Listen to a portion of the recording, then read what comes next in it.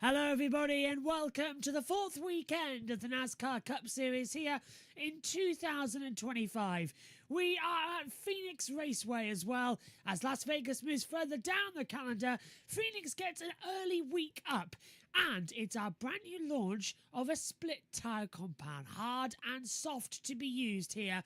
It's going to be a very interesting day to see how the racing is going to partake. Well, let's get into it and take a look. Last time out was our first road course of the year, and it actually gave us a very entertaining race. With COTA shortening the layout, it provided us with our first back-to-back winner in a number of years. Let's take a look back, courtesy of Fox and NASCAR. Well, let's see as the Echo Park Automotive Grand Prix gets the green flag. Whoa! 4 wide. Okay, 5 wide. Whoa! Look out. Who came diving up the inside? That was Ross Chastain, and he turned Chase around. First stage win for Bubba Wallace on a road course. Second place points to Joey Logano, Van Gisbergen, and Busch, a car length apart. Chief Stephen Doran did. Now he's just needing a little bit of overall grip. He told him I could give up some through the right-handers in the 16 of A.J. Allmendinger. Right now he needs the turn. It's better with him as well, but gave up some rear grip as we see trouble for Kyle Larson there. Oh, big trouble. He's lost the right front wheel. And Preece, who led from the pole at Martinsville in 2023 and scored the win in stage 1, is going to pick up his second career stage win here by 2.4 seconds over Ryan Blaney and Michael McDowell. Bell to the lead. It's not over. No, and Kyle Busch, now he needs to go right back at him with some sort of contact or something. You're going to have to exit turn 1, door to door with him, yeah, or cross over. He might cross him over here. Byron's there. A defensive move, and here they come to the front straightaway. Bell grabs a gear, and that is going to do it. Christopher Bell goes back-to-back super speedway road course winner. And I love that they didn't run all over each other trying to make the pass. Yeah, and honestly, when you look at that restart, I think we all anticipated it being a lot more aggressive than what it was. But I think that where the restart zone is, it kind of spread that out. And these guys all put on a great show. They took care of one another. They raced each other clean. That restart could have been a disaster. We've seen it, and these guys. Christopher, you finished second here last year. What was the difference this year in terms of getting it done and getting that victory? That was almost a deja vu of last year. I had the track position that time, and man, these road course races are just so much fun. And whenever Kyle was leading, I was just trying to be so cautious. Obviously, we know what happened last year. I didn't want that to happen. I wanted to pass him clean. And he was just doing such a good job at running his race, and he could get off the corners just good enough that I couldn't get inside of him. But there I started, peeking a nose, and he bobbled and allowed me to get out front. And whenever I did, I'm like, okay, just don't beat yourself. And those were about the 5 or 6 sloppiest laps I've ever run. But just so happy for these guys right here. They've been on me hard about winning with them, and Tony, we got another one. So just super proud for everyone on this DeWalt number 20 team. We didn't count last week. Last week was a speedway. We didn't have that one circled, but we definitely have this one circled, and I'm ready to keep adding to it. C. Bell, your winner at Circuit of the Americas. William Byron, unfortunately, coming up just a little bit short. I saw you get out of the car. You look exhausted. You were giving it your all. How close was that, and what else did you need to do at the end there? Yeah, it was really really close. Just, I felt like the battle between he and Kyle, I was just kind of sitting there waiting for one of them to bobble or slide their tires, and Bell got by him, and I felt like once he got clear, his car was super loose, and it kind of gave me a couple shots at him. I just couldn't ever get beside him, and we've always raced really well together, so I didn't want to move him blatantly and all that kind of stuff. So just just sliding around a ton there at the end.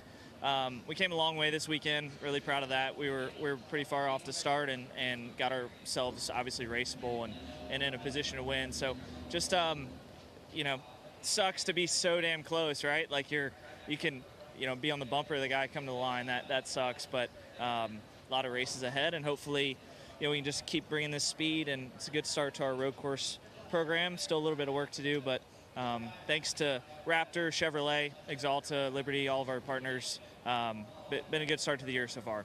Well, Kyle Busch did everything he could, led 42 laps on the day. Heard you talking on the radio about the right rear at the end. What was transpiring there for you at the end? Just the contact we made with the 20 there between 2 and 3 bent the right rear, and it was a completely different race car after that. So hate it for all the guys and everybody with Rowdy Nation and RCR. I mean, we got the grit, we're from Welcome, and we're going to outwork anybody there is to work. So guys did a phenomenal job with the race car that we brought to the racetrack, unloading just not the way I wanted it, and just being able to make as many adjustments as we did there in practice and qualifying, and then there in the race having a really good race car. So I can't say enough about Randall and all the guys, and Rebel Bourbon and Chevrolet and Zone, Lucas Oil, Cheddar's. Just wish we had a little bit more there at the end. I feel like maybe the 2-lap pressure tires the 20 had was the difference. All things considered, I'd love to have equal tires to the 20 and get back after and see what we could do that way. But I also hated to see that yellow that came out. I felt like we had a little bit of a gap there, enough of a gap that I was protecting my tires. I could run all the lines I wanted to run. I didn't have to run defensive lines and really use up my stuff even more so when the 20 was right on me. So I'll give Christopher credit, though, where credit's due, and he ran me really hard, and I was a complete butthead. But he did a great job working me over and just doing it the right way and being able to get by. So congrats to him. Good job to the 20 bunch, but wish it was us. Thank you, Kyle. Kyle Busch leaving COTA with a top 5, guys. Well, Chase Elliott makes up 17 positions in the final run of the race. Chase, you guys came in and got the tires there. Car seemed really fast. I got to ask you about turn 1 on the first lap, though. A tough thing to happen up there. Yeah, for sure. I hadn't seen it, so I don't want to comment yet. But just, it's the first lap of the dang race, right? But just frustrating to just fall behind there early. We had damage, toe knocked out in the back, and Alan and Matt and everybody did a great job fixing it and getting us in a good position, and then fell behind there on that restart and was really just playing catch up. So I thought we got our Napa Chevy back in a reasonable place. I mean, who knows? I would like to say I would love to have been in the mix, right? Easy thing to say when you have a bad day, but felt like our car was solid yesterday, and then after the damage, we finally got it back in a respectable position. And Alan made a great call there at the end to, put tires on us and kind of get us on offense. It was a gamble for sure, and at that point, we just didn't have anything to lose. And sometimes that's a good position to be in. And at the end of the day, it worked out to come back and get a solid finish. I don't even know how that happened, to be honest with you. It was kind of a crazy day, but yeah, appreciate all the effort from everybody at Hendrick Motorsports and Napa and Chevrolet, all the folks that keep this deal going, and we'll try to hopefully have a clean day here one of these days. Thanks, Chase. So the drivers come here now with a vastly different opportunity. Byron won at Daytona as he went back-to-back. And then in the subsequent 2 races, we've had Bell go back-to-back. It seems to be a very interesting season, lining up if your name begins with a B, especially as William Byron is now on pole position for this event here today. Let's check in with what our pole sitter thinks ahead of today's race. William, we spoke before the practice session kind of about the option tires and what you thought about it. Now that you have a bunch of laps in practice and qualifying, what do you make of them, and how do they fall off for you? Honestly, I thought the tire was great. I think it fell off some, with heat and just kind of starting to slide around. So, but I felt like the tire felt good as soon as we bolted it on. Obviously, more grip to fire off, so more pace, on the short run, and then honestly, the progression throughout the run was exactly what you would want to see. So. Just had more grip, and then I felt personally like our car was pretty good on that tire. We have a little bit of work to do on the yellow, but I don't see any problems with the red. I think that it's going to promote a good race and probably some a lot of variation between the tires. Bob Pockris, Fox Sports. Some guys have come in here and they indicate that they kind of knew what their race strategy was as far as the tires. Are you pretty aware of what your plan is, or if you guys not really discussed a plan until you saw what they did today? Yeah, I have really no idea what the plan is per se. I think that we have a general sense of kind of when we would put on the reds, but you have to have, you know, some of those in reserve for the end. So, yeah, I just know that there's probably going to be some varying strategies because the guys in the back of the field will be able to do something different. So I anticipate, you know, everyone kind of being on different stuff, but probably your top 10 guys will be on the same. And that kind of leads me to, does being on the pole in some way dictate your strategy? Because if you were a little further back, maybe you would just say, okay, I have a win. Let me just try to earn a couple of playoff points early. Yeah, maybe. I think, yeah, I wish I knew a little bit more about the strategy. I try to stay a little bit removed just because I feel like it overwhelms my brain. So just honestly for me, I think when we're up front, we're just going to probably do the same thing that the other guys, you know, in the top 5 that we're racing with. And, yeah, it's going to open the door for, you know, a 20th place guy like Suarez did at Richmond, basically, where he had, you know, not a great race going and put on the reds and capitalized. And, you know, I think there was a caution or something. But, yeah, I don't know. I think it could change things a bit. But for me, I'm just focused on, you know, having the best car we can get on both tires. And then Kyle Busch was just in here moments ago, and he said he wished that there were more option tires available. Obviously, 2 stickers for tomorrow. Do you have that same feeling? Yeah, like I think that's my consensus on the strategy is it's going to be pretty straightforward because there's only 2 sets. So I personally would like to see us just go to the red and eliminate the yellow and then just have red tires because I feel like they fall off more, and you'll see more like what you had at Martinsville in the fall. So, yeah, I don't really love the fact that we're alternating, but, I mean, it's going to create an interesting race for sure. Noah Reed, KSAZ Fox 10. Kyle Busch was in here a few minutes ago, and he talked about, you know, respect in NASCAR and how last week's finish was a win for the sport. I'm curious from your perspective, being involved, you know, why, like, what is the importance of having a clean finish of a race? It all depends on who you're racing, you know, and that's what people, you know, ask me throughout the week, like, oh, what's going through your head and all this stuff. And it's like, you know, me and Bell have always raced really well. I have a lot of respect for he and Adam and their team and what they do. And, you know, I think that when you're racing the same guys every week, you learn kind of their tendencies and you always have a memory of what happens on the racetrack. And, yeah, so I think it is very situational. But I think that, you know, yeah, there needs to be a greater level of respect in general throughout the field and still race hard, you know, because this car requires you to race hard and there is contact. So, yeah, it's just, to me, it's all about who you're racing. Do you think with the higher temperatures tomorrow and Xfinity rubber on the track, will that impact significantly or at all the tire wear? I mean, it'll be worse. It'll be worse than today. But I think this place is just starting to age. And we've had hotter races than this weekend for sure, the last few. Like, we've had some 90-degree races. So it's not going to be as bad as that. But I think this track is starting to get some really good age to it. It is still difficult to pass because there is no banking to lean on, especially in 1 and 2. So if you want to be aggressive, it's hard to be. But you're seeing the apron start to become a bigger deal, and I just think the racetrack is starting to lose grip. So you'll have more wear because of that. Now, we've been talking about Katherine Legge for a number of weeks on the Grid Network's Grid Tonight show. You can subscribe to them as well. The link is in the bio of this video. But she made her ARCA series debut back at Daytona alongside Helio Castroneves in order to get experience of ovals and stock car racing. Here today at Phoenix, she makes her Cup Series debut. This is what she had to say when she faced the NASCAR media.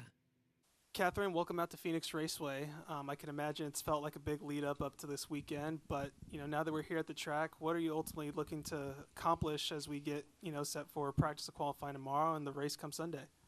Well, thank you for having me first. Second, I don't think it's been a very long lead up. It's been a very intense lead up. I've literally known about doing this race for about 10 days, maybe. I sat with the NASCAR folks in Atlanta and asked them what I needed to do in order to be licensed in NASCAR, and I have to start on a short track, and so here I am. I'm very happy to be here, very happy that BJ and Live Fast gave me the opportunity. And I've spent the majority of the week in North Carolina driving the simulator. So RCR were kind enough to let me on their static sim, and Chevy were kind enough to put me in the DIL there, the motion sim. And Hendricks were really cool, and they let me do pit stop practice, and Cowlick have been awesome. So I feel like super well supported and as prepared as I possibly can be, having never driven on an oval like this, a car, you know, next gen car. I've done a handful of stock car races in my career, so I feel like I'm either going to sink or swim, but everybody's given me the best possible opportunity to go out there and do a good job.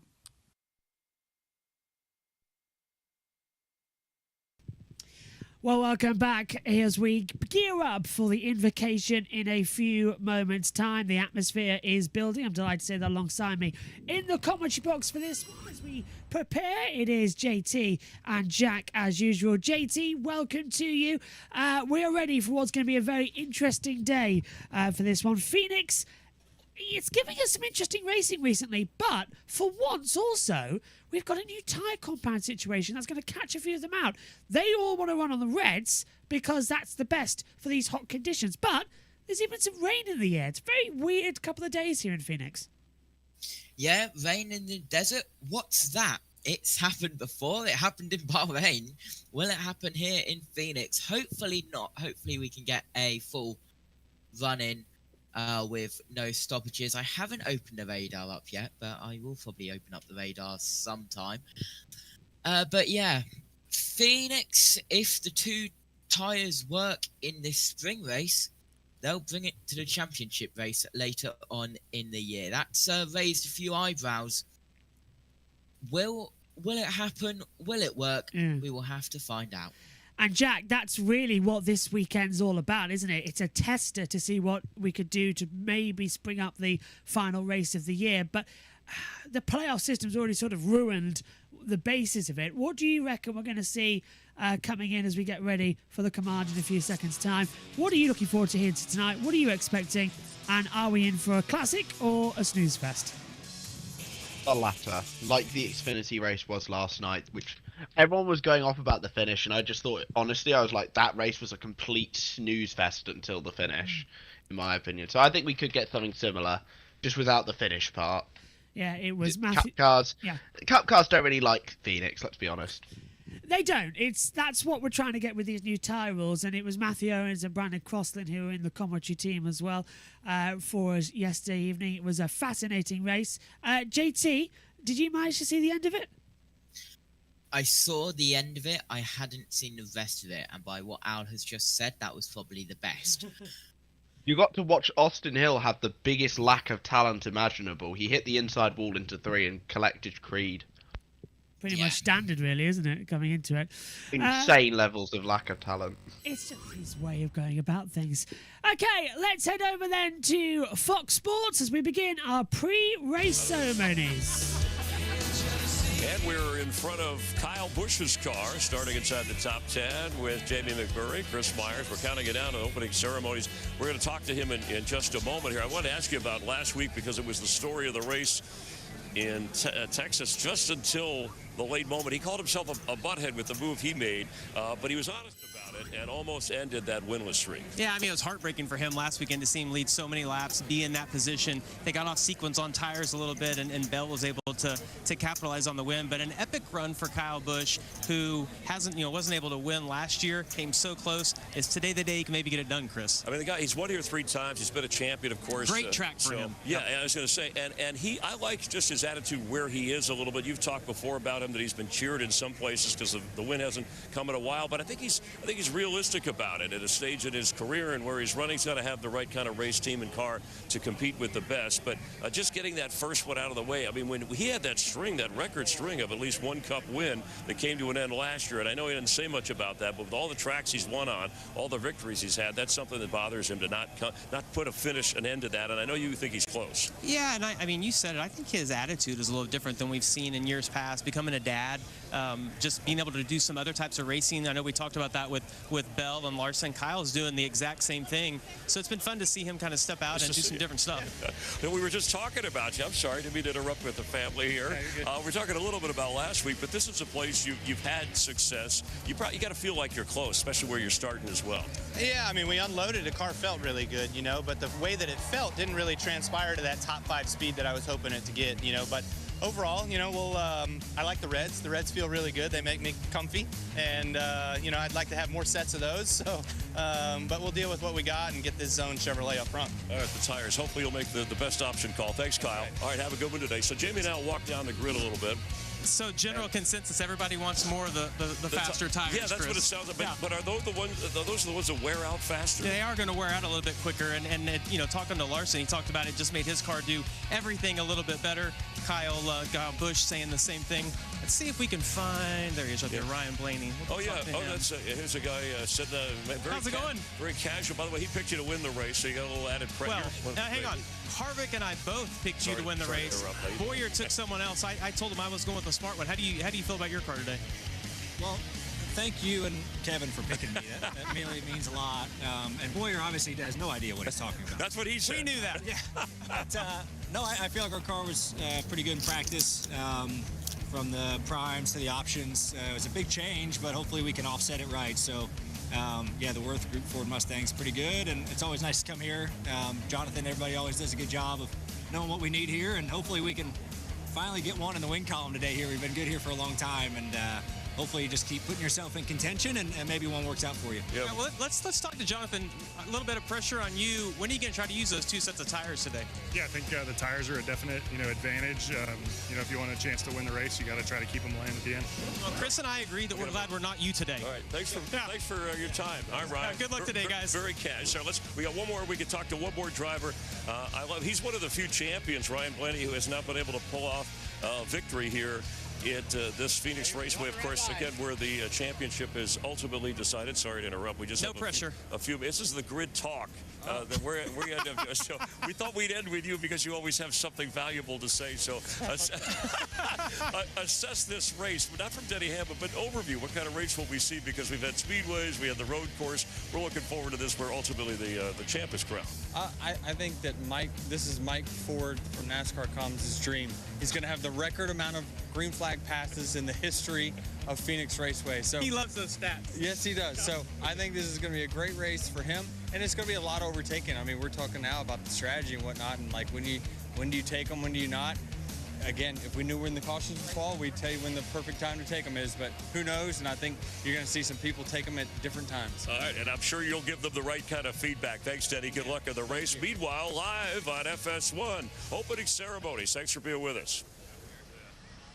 Ladies and gentlemen, at this time, we ask that you please rise as you are able, remove your hats, and veterans render a hand salute as Luke Air Force Base presents our nation's colors. Here to offer today's invocation, please welcome from the 56th Fighter Wing at Luke Air Force Base, Chaplain Daniel Starr. Heavenly Father, hear our cheer. As engines roar, we feel you near. Bless the drivers, fast and bold, with steady hands and hearts of gold. Through every turn, through speed and test, keep them safe and guide their quest. With love to the rescue, we make our end. In faith most true, we pray. Amen. Here to perform our national anthem, please welcome international recording artist Nayo Jones.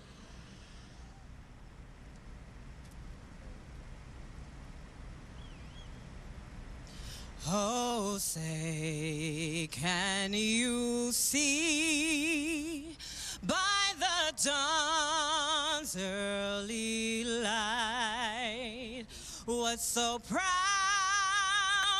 we hailed at the twilight's last gleaming, whose broad stripes and bright stars through the perilous fight o'er the ramparts we watched were so gallantly streaming, and the rockets red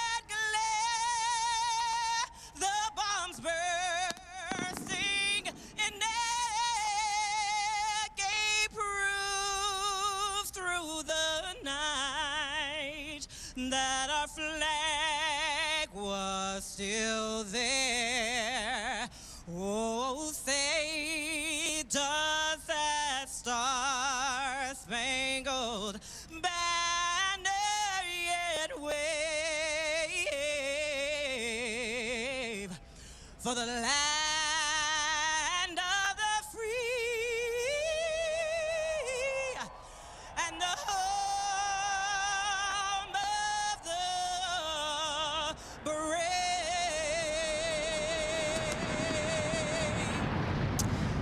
Flyover begins. We're getting geared up for the start of the Shriners Children's 500 watch along here on JB Motorsport. Katherine Legge starting her first Cup Series event as well. The atmosphere is building and the tension is rising. Thrilling miles at Phoenix Raceway. The famed 1 mile tri-oval track will keep drivers on their toes with its varying 9 and 11 degree bank turns. The track has undergone multiple renovations since opening its doors back in 1964. Drivers will need to carefully navigate the dogleg after exiting turn 4. Some will take the dogleg almost like a shortcut, utilizing the extra space along the inside, while others may stick to a normal line of racing. Restarts at Phoenix can be quite challenging due to the track's shifted start-finish line. Drivers must find the perfect balance between getting a strong jump and avoiding overdriving turn 1. With the narrow track and tight corners, restarts often get wild as drivers fan out, aggressively battling for positions. Strategy will also be key. Drivers and their teams must work together to conserve tires, execute during pit stops, and make the proper passes to maneuver to the front of the field as they race in the foothills of the Estrella Mountains. We caught up with 4-time Phoenix winner Joey Logano, who is quite familiar with overcoming the challenges Phoenix Raceway has to offer. Phoenix is just one of a kind when it comes to the track layout. The 2 different ends on the racetrack are maybe more different than any other track we go to. And then you throw in the dog leg, you shortcut it, and makes restarts really exciting. It's no surprise to see cars 5 wide in the middle of the corner there. Last year, Logano battled his Penske teammate Ryan Blaney down to the wire for a championship. Despite Blaney's last-ditch effort for the lead in the final laps of the race, Logano came out on top, becoming the 2024 Cup Series champion. Will Logano come out on top again today? This time around, watch out for risky passes, 4-wide racing, and an exciting finish. Phoenix Raceway has been a staple of the sport's history for decades. Which driver will make history of their own when they race into victory lane? Let's watch and find out. It's going to be a big, big tension rise now. The thoughts of our guys in the booth then as well. JT, starting with you. Who is going to be victorious here today? Have you got an idea of what we could see? Well, if we're talking about strategy, no. I've got no idea about strategy. I have no idea who's going to do what, who's going to be where, but I think I'm going with a safe bet for the win. I've got Joe Logano. Jack, what have you got? Copy and paste what JT just said. I've gone with Joey Logano as well. I think he's very solid here. He's won here, I think, twice in the past, maybe 3 times actually, I can't remember. But no, he's a very solid driver, especially here in the next-gen era. I think he's definitely got this. Obviously, though, you've got William Byron on pole as well, who definitely could be a threat. Another guy who has won in the next-gen era. And also, one thing we have neglected to talk about is a Cup debut today for Katherine Legge with Live Fast Motorsports. Yeah, and I wanted to bring you in actually on both of that. How do you think she's going to fare, Jack? Because she's made an arcade start already this season as well. She got taken out, but she is good, and she is looking forward to making this debut. I like her. I think in practice she was not that far. She in her first ever Cup qualifying session, she was only about 2/10 off of Nemechek, which for someone who's never driven a Cup car before is very impressive, to be honest. So I think she could. I think she'll be at last. Don't get me wrong. It's a Live Fast Motorsports car. Sorry, BJ McLeod. I love you, mate, but it's a Live Fast Motorsports car. She's not going to be amazing, but I think she could do a good job personally. Adam says he thinks she's going to finish on the lead lap, which is a great job as well. I could see that. To come into it as we get ready, let's cross down trackside. Here today. So 3 races in the books so far on 3 very different racetracks, as we've discussed. And let's take a look at the hots and nuts. There are the tires, the yellow side and the red the option. Christopher Bell, 2 wins in a row. Sure, he only led 1 lap at Atlanta, but he was strong at COTA. William Byron, 2 top 2 finishes this season, including his 500 win, and Tyler Reddick started pole last week, 2 top 3s for the season. Now, of the drivers who made the playoffs last year, including our champion, not a top 10 among them. Now, that will change. Remember, Logano was not good here last year in the spring, won the championship here in the fall. I think he'll right that ship today. That car is very fast, Kevin. Yeah, and I look at some of those guys that are struggling. You look at Keselowski. We've been talking about him. They've got to get something going. Daniel Suarez, as we see right there, they've got to right the ship. Let's just get a top 10. And in Ty Gibbs' case, hey, let's just get a top 15, get this thing back on the track so that we can at least get our season moving in the right direction. And for many of those fellas, it's just been a case of bad luck or wrong place, wrong time. Well, a lot of those tracks are wild card tracks. 2 super speedways in a row backed up to a wild card of the unknowns of strategy and everything else that a COTA road course will throw at you. This really starts at the regular season, as I call it, on some regular racetracks. These guys feel comfortable. This is an important track. This is what settles the score at the end of the season for a championship. I'm looking ahead to today's race. All right, we're ready to duel in the desert. Drivers are strapped in, window nets going up, and it's time for the command. Let's go trackside.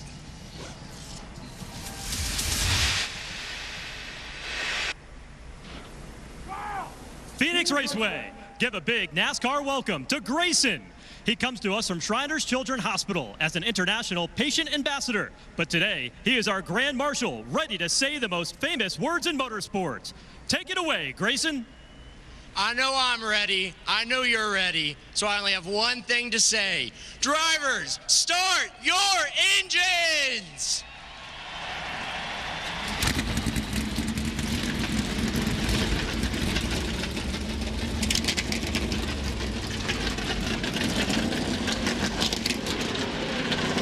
On the warmest day of this weekend in Phoenix by far, NASCAR is ready to duel in the desert. And that's coming up shortly as well, and we really can't wait to get started on this one. We'll move up to the battle screen then as we get ready for the procedure to start. You've got to look on the starting grid alongside us here as well, including the laps to run down. We'll also have the driver tracker as per usual as soon as that becomes available to us from the lead lap. Okay, so tensions are starting to rise. Atmospheres are bubbling. And I think we all know as well that this is going to be a mixed up day. Let's give you the stages as well. Stage 1 goes until lap 60. Stage 2 goes to lap 185. Stage 3 goes all the way to 312 as well. So we get 60 laps as the opener.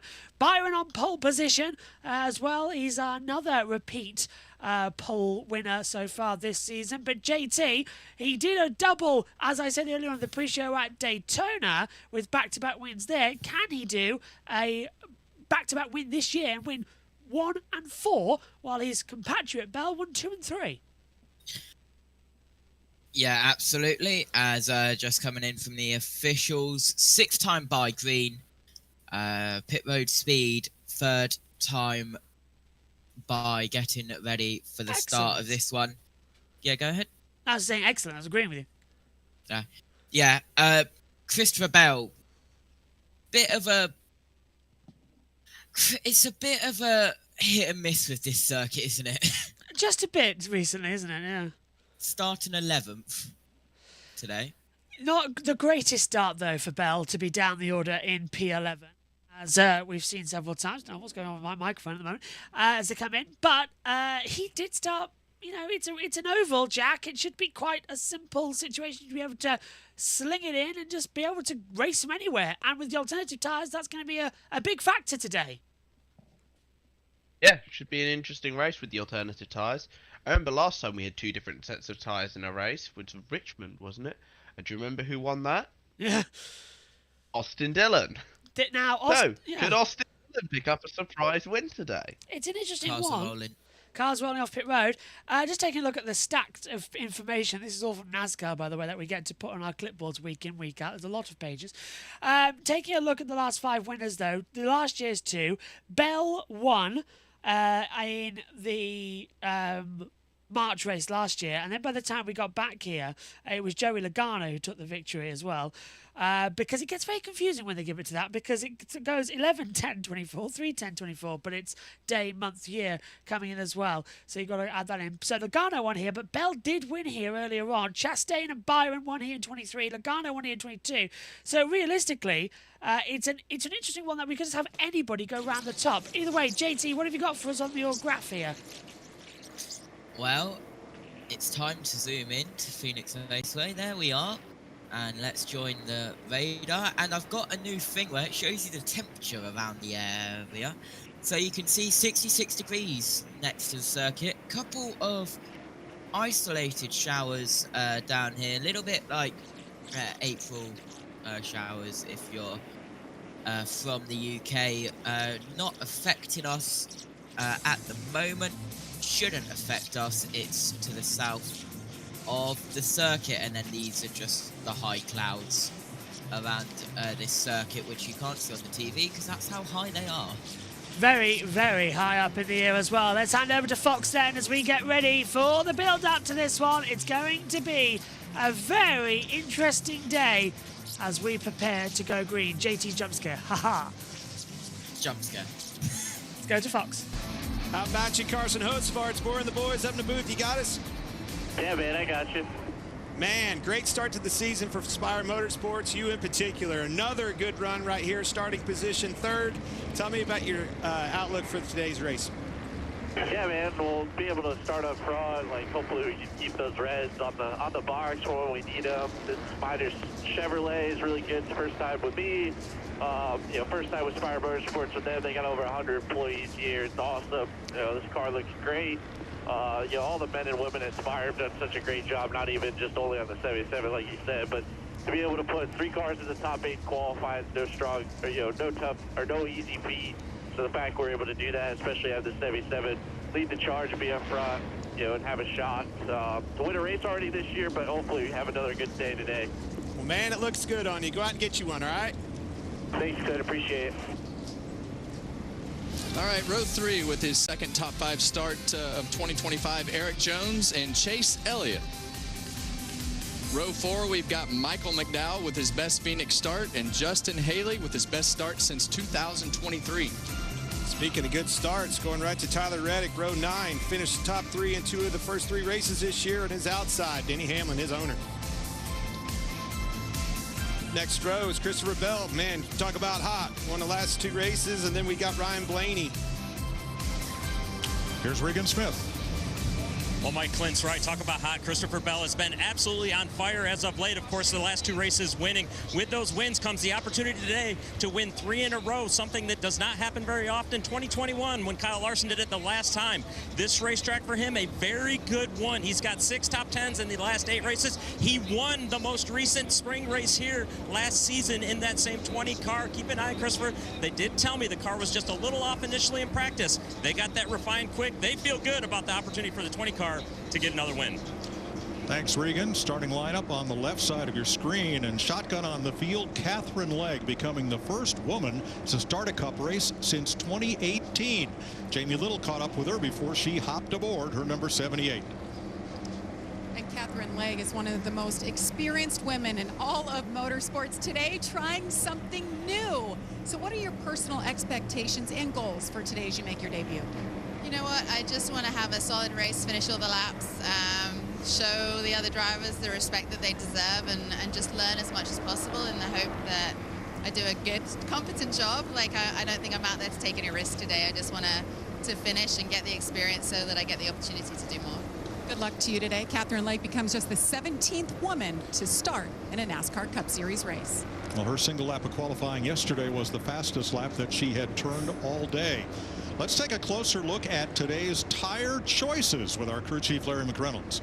Well, Mike, drivers and teams, they have so much to deal with. It's this 1 mile racetrack, 312 laps, 312 miles. And yeah, you guys have been talking about it throughout the pre-race. Hard, soft tires. So let's go to our Toyota cutaway car and let's take a look at what the major difference truly is. We're actually going to use 2 of our Toyota cars. Now, the white Toyota, it has the hard yellow letter tires. The red one has the option, the softer tire, the red letter tire. But what truly is the difference? It's not necessarily top-end straightaway speed. It's down in the middle of the corner, mid-corner speed, where the driver is looking for the most grip. The harder yellow tire, when they're brand new, will be about 107 miles per hour. The softer red on the red Toyota will be about 150 miles per hour. That's 8 miles per hour faster. Think about it. That's twice a lap. That equates to a half to 3/4 of a second per lap when they're new. Guys, we know the red tires are going to be faster, but the question, how will they be on the long run versus that harder yellow letter tire? Well, and that is exactly what we need to learn. These things are going to be faster, up to a half a second faster. That means you got to be able to move around, be maneuverable on the racetrack and make some passes, but how long will they last? When they're softer, that means they wear out quicker. They go faster, and probably somewhere around 40 laps, Kevin, is what we saw yesterday. They start to wear out and those times fall off, but it is a lot warmer today. Yeah, and that warmer is going to make that crossover point pretty interesting, where the softer and the harder tires kind of cross over from a lap time standpoint. But we heard Kyle Larson say it in a pre-race. That softer tire, it fixed all my handling problems. Each team will have 6 sets of primary tires sitting and 2 sets of the softer option tire. Stage length 60, 125, and 127. It's going to get up to 78 degrees here today. That's 10 degrees warmer than it was in yesterday's practice and qualifying. Well, Phoenix is 1 to go, but 24 is collected remain on the inside row. And let's just explain to you what the dog leg is, by the way. 50 foot is 350 foot above the start line area. That is turn 1. And then you're allowed to go down below 800 foot as well. So, Jack, just give us an example. Why is it so important that these guys are allowed to sort of cut half of the track in order to make sure that we have sensible running out here? It just makes the racing a lot more exciting, in my opinion. Seeing the cars go nearly 4 wide sometimes going into the corner. It's also a great spectacle to watch as a fan. Like, look at the video. I know that the fans can't see. Sorry, I know that the viewers can't see, but look at this. It's just brilliant to watch, seeing these cars go like 3 or 4 wide into the dog leg. And JT, as we're getting ready for the start now, the atmosphere is building. Are we going to be green all the time? Probably not, because it's Phoenix. Stand by for action then! NASCAR is green at Phoenix. Byron versus Logano. We go racing! The duel in the desert begins! Great start from Byron. Logano's already trying to go around the outside of him as well. Look at Hocevar immediately defending from Josh Berry. Not many drivers chose the dogleg approach towards turn number 1 though. That is a surprise, but it's a good start. Byron, Logano, Hocevar, Berry, Jones, Elliott as they come through. And already we've got Logano now, not in yellow, but in the light green as well. Right round the outside. He's going to lead the opening lap unless Byron can get the comeback. No, Logano leads lap 1. Byron side by side with him, JT, as we come on to lap 2. Yeah, lap 2, turn 2, we go still side by side. Logano got a little bit of a nose, but oh look, it's a HP car and it's not a Ferrari. Byron leads down the backstretch. And Jack, that was the perfect start. Nobody ran into each other. They all know what they've got to do. Just take on this new strategy, take on this new game, and see where we go later on. Yep. This is why I think everyone's just going to settle down. There's not going to be too many crazy moves unless your name's Carson Hocevar. Unless your name is literally everyone who literally went right down to the wall on the dog leg that time. That's not true. But I think in the next few laps, everyone's just going to settle down, just see how the race plays out. I think we're going to get some interesting strategy going on here with the tyres. I mean, is it the same tyres they used in Richmond, right? It Or is. is it different? It's the same type Okay, this is compound. going to be Yeah. this is probably going to be the most green flag pass. As Denny Hammer said, this will be the most green flag passes we've ever seen in Phoenix. Chase Elliott taking the dog leg to a new meaning there. I think he took all 4 legs down into turn 1, right up against the pit lane exit, and got up 2 places. He's moved up into 6th place as we're already 3 wide with Blaney Larson and Chris Buescher, with Austin Cindric and Bubba Wallace directly behind them. They're 3 wide coming into turn 3 and 4, and we've got a caution out already. Backstretch. Is that Legge? It is Katherine Legge. Who's going to make that caution?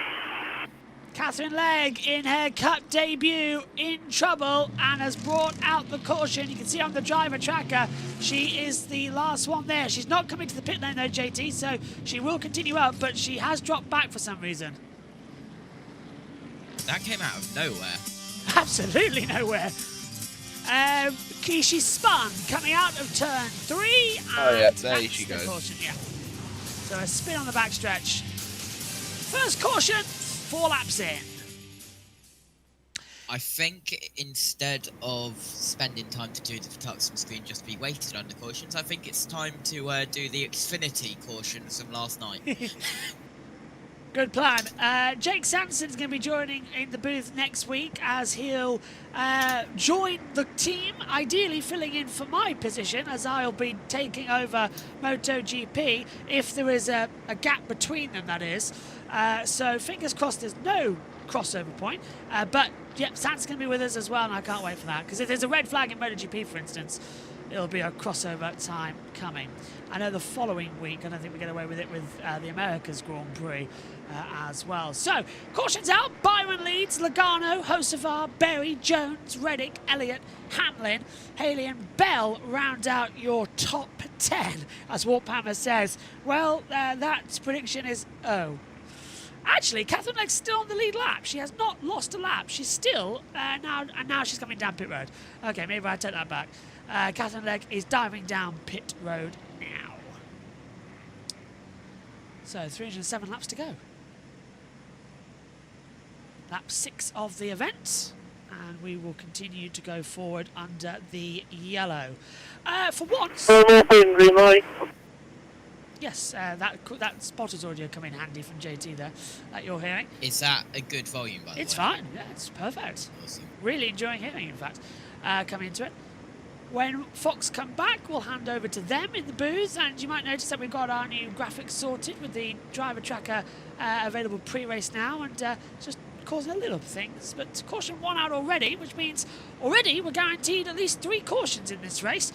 Last time we were here, we only had 4 cautions as well, but the fewest was twice back in 2015. We know that can't happen now because we have to have stage 1 and stage 2 caution, but the most was actually 12 times. It's happened twice, most recently as well in the spring race here in 2020, just before we went into lockdown. Phoenix was the last race on the calendar before that.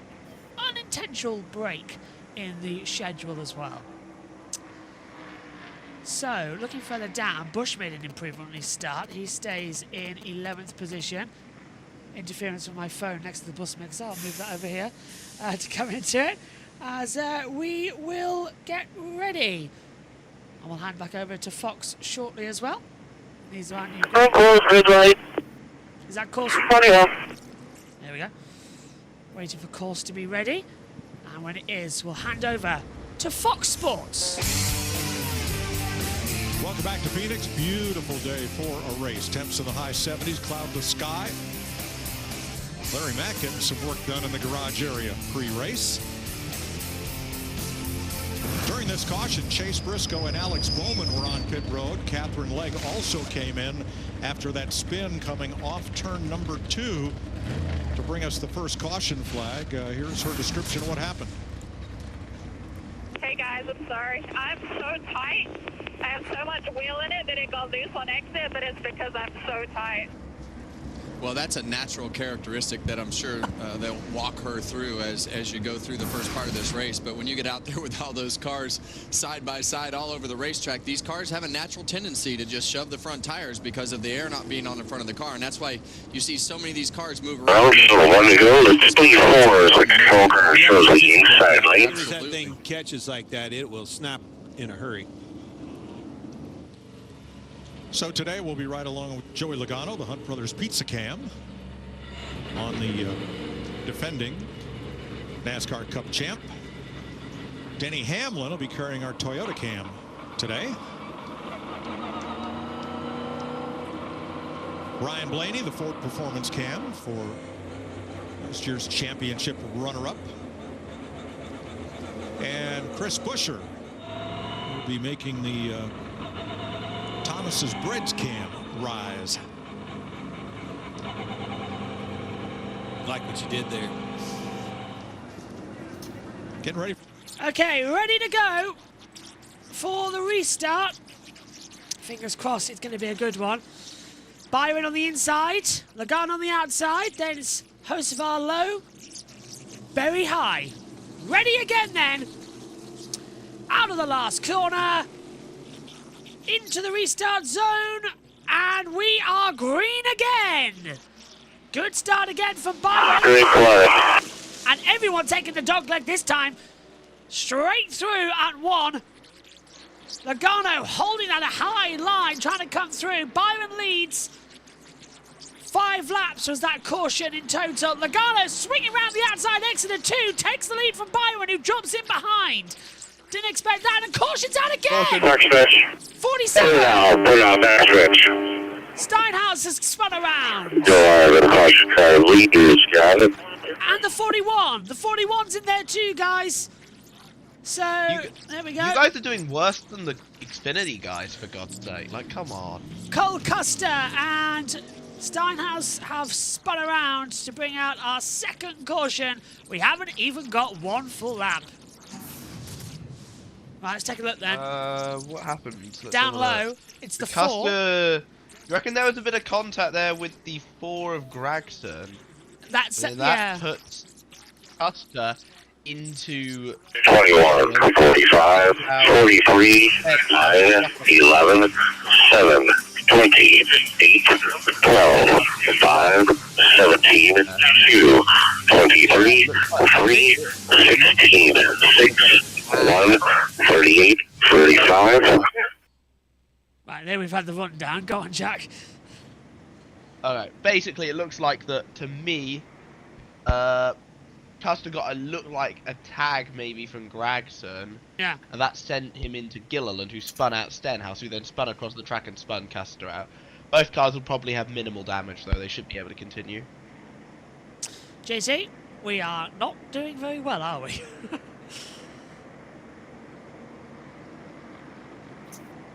He's laser focused there on his actions as well coming into it. Not surprised. So we have done a total so far of I think 3 laps under green flag conditions. Go on, JT. Continuation of rundown 4, 34. 1 to the 99. 4, 34, 41, 60, 42, 88, 71 pit road. Okay, so that was the 41 spinning the 47.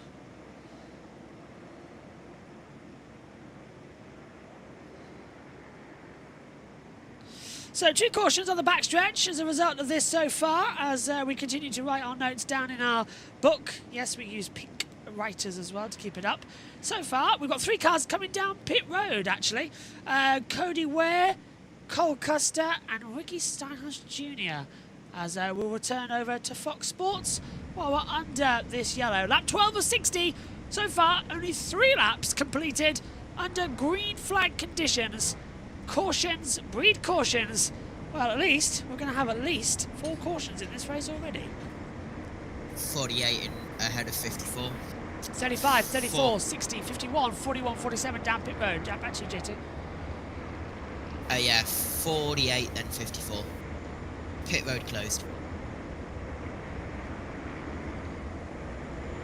So we already know there's going to be 4 cautions in this race, thanks to the 2 stage breaks. So that's already been added in. JT's graphic that he showed us last week, I'm sure he'll be able to tell us shortly exactly how many times a caution's been caused this year by the 41 or the 47. Certainly that was Katherine Legge's first caution. He's now doing that in his graphic now. I love it when we send him down to do a technical feature. It's always fun. Okay, so Cole Custer, Clash Heat 4. Yeah. Clash Last Chance Qualifier. Right. And is that 3 at Daytona? Probably was 3 at Daytona. Let's take a look at it on board. 3 at Daytona, back to back in overtime. Jack, did you just see that? You were spot on. The 4 of Berry touched the side of the 41. That sent him up track into Gilliland and into the 47. Bragston to the 4, not Berry. Sorry, yeah. Bragston to the 4. You're Bragston used to to last year's numbers. I'm too used to last year's numbers. I should look at my note. Noah Gragson the 4 for Front Row Motorsports. Yes, sorry. Yeah, Gragson. I just read Cole Custer's radio transcript, which confirms he got hit up the back by the 4. 47, Clash Last Chance Qualifier. That was the Myers, absolute abomination. Daytona's involved in the same one as Custer. Yeah. And then Atlanta, anyway, 1 to go, coming to the green. So, Ryan Preece alongside Riley Herbst at the moment. That's further down the field at this time. I don't know why we're highlighting them at the moment. We're coming in. Logano's chosen low this time. Byron's chosen high. Hostfire and Berry stay in their same positions, and they've bunted the restart, and that's caught several drivers out. Logano did not go at the moment. That was not the best restart, and that has caught several drivers out. That was nearly a big one as they come through. Trying to see, that caught out Reddick, and I think he caught out Elliott as well. So we'll come back to that shortly. But Logano leads by a big margin already to Byron. Exit at turn 2 on the backstretch, and we've got 3 wide. Elliott, then it's Larson, followed in by the 12, and with anything got the 17 just alongside going down low. There's a 3 of Austin Dillon moving up, and they're just making it through this time as they go through the dog leg once more. 4 wide as they come out to the exit. They're going to have to filter out through. Dillon backs out of it, and coming out the inside there's the 40. Coming out the inside, it's John Hunt Nemechek in the 42 as well. Can't tell from the helicopter angle. We're having to sort of tilt our head on that number, but it's a clean restart, JT, finally, but it almost wasn't. What was Logano and Byron thinking? They didn't go. Yeah, restart under review just come over the officials radio, so we'll keep you updated on that one. Car taking the dog leg down. Is that 45? It's yes, it is. Yeah. 45 of Reddick. Reddick going through. Hostvar's dropped back in a position as well. Right, let's take a look at it. Jack, what do you make of it? He didn't go at the restart line. Yeah, just got caught out, I think. Or did the 2 behind them just shove Well, he's going below the yellow line prior to the start-finish line, or was a pass-through? Close to the 22.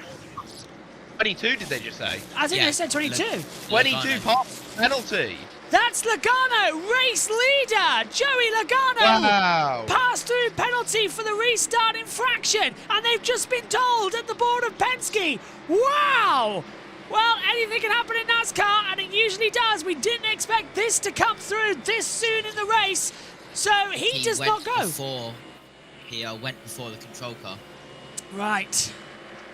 So, He goes below the line, I think, before. He does, yeah. Below the line. He went before the control car and... That's the 22, yeah. Yeah, down the line. Below the line before the start-finish line, therefore it's a pass-through penalty. Logano's just said over the radio, no way did I do that. And he has. Improper restart for Joey Logano. The day that was starting so high has gone so low. You're ready to sway the 5-5 with the light cross to the 22. There's the information they've told. That's the race director telling the spotter, and it's coming down pit road now. So the 22 down pit road. Byron will take the lead of this race, and this is disaster. It's a long pit road here as well. Yeah, is he going to be a lap down here? It's a short track sort of start racing, isn't it, here at Phoenix? So he's going to be down on the order by miles. He's got a dual screen. Yeah, there's Byron. Where's Logano? He's still up high. Well, that was a useless screen there.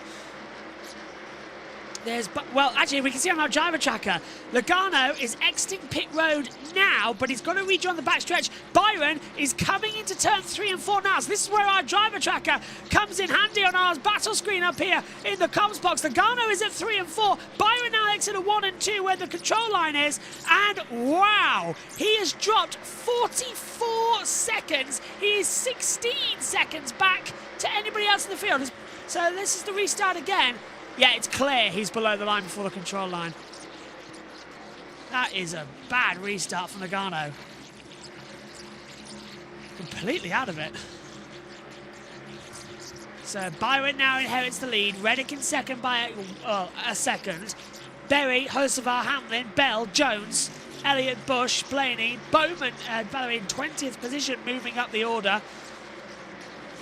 After an interesting race yesterday in Xfinity. Well, not the race we were anticipating, guys, but an interesting one nonetheless of how it's turning out. Logano won here twice in the last 3 years. Probably not going to win today. As we look at the 16 moving around the outside of the 17. Oh, that's a very high line. The normal racing line, as Busch decided to go low. Ryan Preece has made up 20 overtakes since the restart and has shot up the field. I'm trying to see where he is actually now on our monitors. He's up into 12th place now. He'll tick over next time by. And his next target is the 8 of Kyle Busch. Oh, and he's done Larson as well. He's got Larson in the same part of the track. Didn't even spot them passing Larson. We were focusing on the camera. So that is Ryan Preece up to 11th. Kyle Busch in P10 is going to be an easy mark. So I think Ryan Preece on there on the the better tyres, I would say, coming into it. We'll keep an eye out. There's on board with Logano. Too far back. JT, Logano's going to get lapped soon, isn't he? He's sort of looking at the driver track. He's right between the two of them. Yeah, quite possibly. Still more than halfway to go in stage 1. 26 out of 60. Then we double the stages for the final 2. Long stage 2 and 3. Yeah. Very, very long, Jack. Is back to you. Yeah, all I'm going to say is the Phoenix fans are going to be happy that Logano's near the back. That's where we're going, that one. Blaney side by side now with the moving up of Ryan Preece. Preece goes well here. We saw this last year actually in the spring race. He goes very, very well. And he's on those red tyres as well. So he's on the soft compound. That is much better, much faster. Many as well still on the yellow Ward Goodyear as we've been talking to. So the yellow, that's the hard tyre. The red, that is the soft tyre. So so if we say yellow, it's hard, soft is red. So we'll try and keep you on set with that as we go along throughout the race. Preece moves ahead of Elliott. That soft tyre is working wonders here in the best weather and the warmest weather we've had all weekend long here in Phoenix. Rain is what greeted us the first time we arrived on Friday, and it took a while to dry the track. We had to cancel one of the racing events as well early on in the weekend. Arca. Yeah. Not the best situation, was it, JT? No, in the desert as well. Yeah, raining in the desert. Don't forget. Made for quite the race though in Arca, didn't it? It did. To be honest. All the drivers never being on the track before. Made for a great race and an excellent finish between Brendan Queen and Brent Cruz. Reminder, by the way, that if it does, by some miracle, rain here again today, we have the wet tyres here, the sort of intermediates, because it's a track that has been designated as suitable to do so. Tyler Reddick, currently in second place, started 7th originally. We're halfway through though. Stage 1, it's taken us 20 minutes to get here. In the space of that, we've had 2 cautions. The 78 spinning of Katherine Legge. Go on. Beat is on the option tyres, by the way. Yeah. And he is carving his way through the field right now. Name a more confusing set of rules than the NASCAR wet weather policy. What is this strange space? The offside rule. Yeah, the offside rule is worse than I understand it. Name a more random and not just so out of this world motorsport rule. The FIA's way of officiating races. Sure. All right. The most weirdest motorsport rule that we know of. How about? I know what the weirdest sports rule I know that I've actually I know of is, at least that in football at least. I'll tell you right now. What? You cannot score an own goal from a kickoff. Yes. Weirdest rule ever. You can score a goal, you can't score an own goal. Which I suppose is good in one way, because it means that the other team can't get a goal against you. How on earth can you score an own goal from a kickoff, though? Strong wind. That's the only explanation, or somebody genuinely forgot which way they were shooting. Happened to me once in a game of FIFA. Forgot which way I was shooting. Celebrated. I was like, oh, hang on a minute. Why am I being called an idiot by Martin Tyler? I was like, oh, okay, that's one. No, the wrong side. It's not like in other games where you can swap sides halfway through. By the way, the 12 is looking fantastic with Ryan Blaney right now on the back of Hamlin. And these two have been dogfighting quite a lot in the early stages of this race when we've been on green. We've now gone green longer stage of the day. But Hamlin in the 11. This makes sense. Struggling here. Go on, Jitty. A one-car spin which instantly did not hit the wall and instantly continued was a longer caution than a 4-car incident on the backstretch. I've just noticed that. 5 laps. Only 2 of them spun, to be fair. Oh, and Hamlin up high. Blaney going down low into 3 and 4. Approaching the dog leg now. Will he keep it to try and force Hamlin up high? He's got the momentum. They do. Staying within the yellow line. And Blaney should be able to squeeze through and drift up to block Hamlin into the backstretch, and that's exactly what he's done. Beautiful move. And now we cut forward with the 77 and the 20. So Hocevar and our double back-to-back race winner of Christopher Bell, who's locked himself into the playoffs twice now with these victories, just going for glory. And I suppose I want to bring this up here. What if Bell absolutely dominates the regular season, becomes the regular season champion, and then fluffs the playoffs and he doesn't become champion? How is that deserving? One word. NASCAR. Yeah. Playoff systems are stupid. Then again, if we were to ask Ben Snyder of what is a more stupid rule than the wet weather playoff system in NASCAR, overtime, he would say playoffs and overtime. Yeah, what do you call it? The Daytona 550 or something that we said 1 year as well, because we had to do quite a lot of overtimes. Look at that, Ryan Priest up 28 places since the restart. Trying to see if he's come into the pit lane. Bell has. No, hang on. Ryan Priest has come in to change those soft tyres. So has Bowman. So has Briscoe. So has Gilliland. They've all swapped over to the other tyres. So they're on reds. This is a mandatory stop as well you have to do. You have to run these tyres in this race. Many drivers as well. You've got, was it 6 sets and 8 sets to use? It's a long run. 312 laps around Phoenix is a long, long way as we look at Michael McDowell in the 71. He's currently in 26th. He started 37th. He's on the yellow Ward tyres of Goodyear as they fly up. Many people wondering at the moment, by the way, what Goodyear's future is in motorsport. There's been whispers that they're returning to Formula One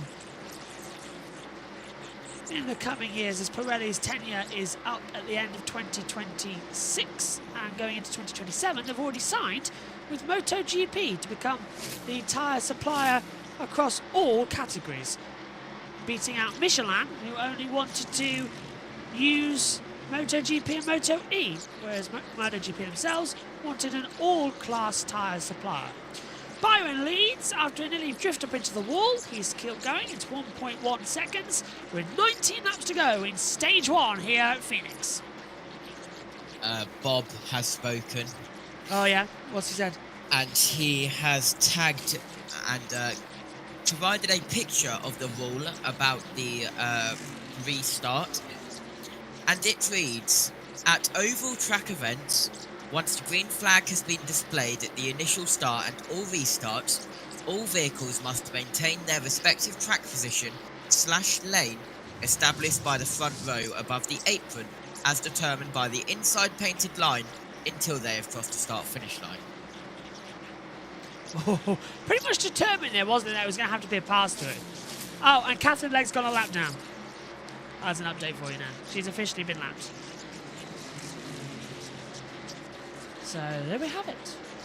Ryan. And I think the commenter on Bob Potgrass's tweet may need to go to Specsavers because he has just commented. Going off about the penalty.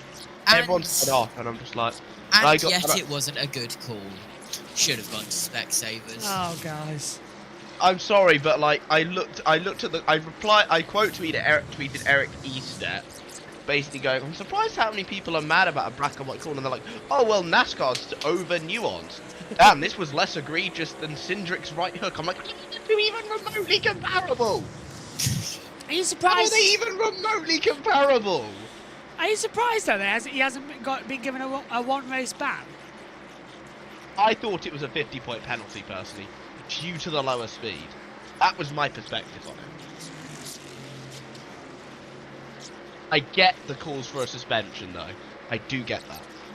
I don't know what's happened, but all of a sudden all the Discord messages I've got have just flooded into my phone, even though I'm still on Discord on the Mac, so I don't know there. Ryan Preece has passed Josh Berry. That is called Discord Mobile being 100 light years difference to notifications. Yeah, it is so annoying. Please tell me I'm not the only person who gets a million notifications after 2 hours just like that. Yeah, me too. Same here. Quite a lot of the time. Lap 47 of 60. The first time ever. I've never known our TV pictures be way ahead of any of our timing software. It's the first time. I'm glad I had my phone on silent because it happened during the incident at Aldershot. Oh yeah. Today. Have we had any news yet? No. I will message in Manchester's channel when we do.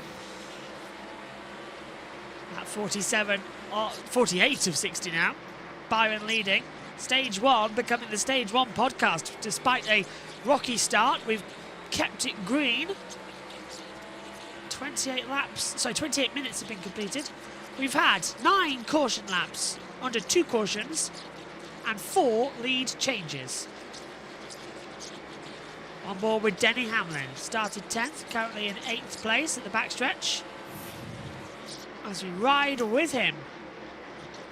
Don't mind me just completely confusing my own spreadsheet which I have made because I've seen a graphic about information going into Phoenix about the 2025 NASCAR Cup Series. Yeah. We have had 4 red flags this year. So I looked on here, wanted to know where they were. Only 3 of the boxes were coloured red, and I'm like, well, where's the 4th? Then I remembered the Daytona 500 double red flag for the weather. Yay. Yeah, it doubled up with the weather, didn't it? It was 2 red flags for the weather. We got green for like 5 minutes before they red flagged it again. We didn't even go green. No, we didn't, did we? They went out on the circuit under the pace car and then they stopped it again. Yeah, I remember now. Yeah, that was a long night. Which is why we had a 14-lap caution. Yeah, that was a long night. With that one. Was it like 9 hours, something like that? Rivaling that of the Indy 500. In terms of hold on. JT's got the information. Good point from Seth Eggert. Thinking about it. Caution 1, Katherine Legge. Caution 2, Stenhouse Jr.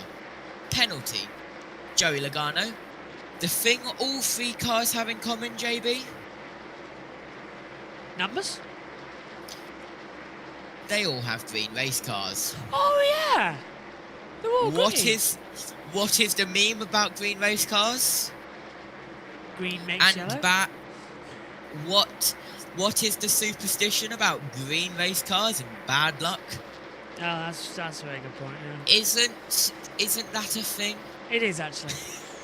It's probably why Sterling Moss never had much luck in his racing career. He always wanted to have a green racing car. Side by side, 43 and the 5. So Eric Jones in 10th, trying to pass Larson for that position as well, but Larson's on the outside. Still doing battle between it. Larson gets credited as 10th place on that time by. Battling out for top 10 honours here as the racing continues. 260 laps to go, 259 laps to go as the timer will tick down, down and down. JT. Bob Pockfass has just given us the minimum speed for this event, 31.24 seconds. That's because Katherine Legge is circulating 3 seconds a lap slower than everyone else, but is still meeting minimum speed. Her last lap, when this tweet was sent out, was a 30.821. The minimum speed of the Phoenix Raceway is 31.24 seconds, so around 4 tenths off. I would pretend I would know how, but I really don't. It's really bizarre for me right now. As we're just getting our information back up here in the comms box. Something tells me that every single team is looking at how powerful these option tyres are with the number 60. Well, he's made up about 30 places in this stage alone. Exactly. It's insane. Closing up on the end of stage 1. I'd love to know, by the way, why timing 71 is now a lap behind on the graphics there. It's very bizarre. It's not usually this bad. We might have to change going forward. Laps and rundown is also a lap down as well. Ah, okay. So that must be just a glitch in the system today. TV screen is working lap 57.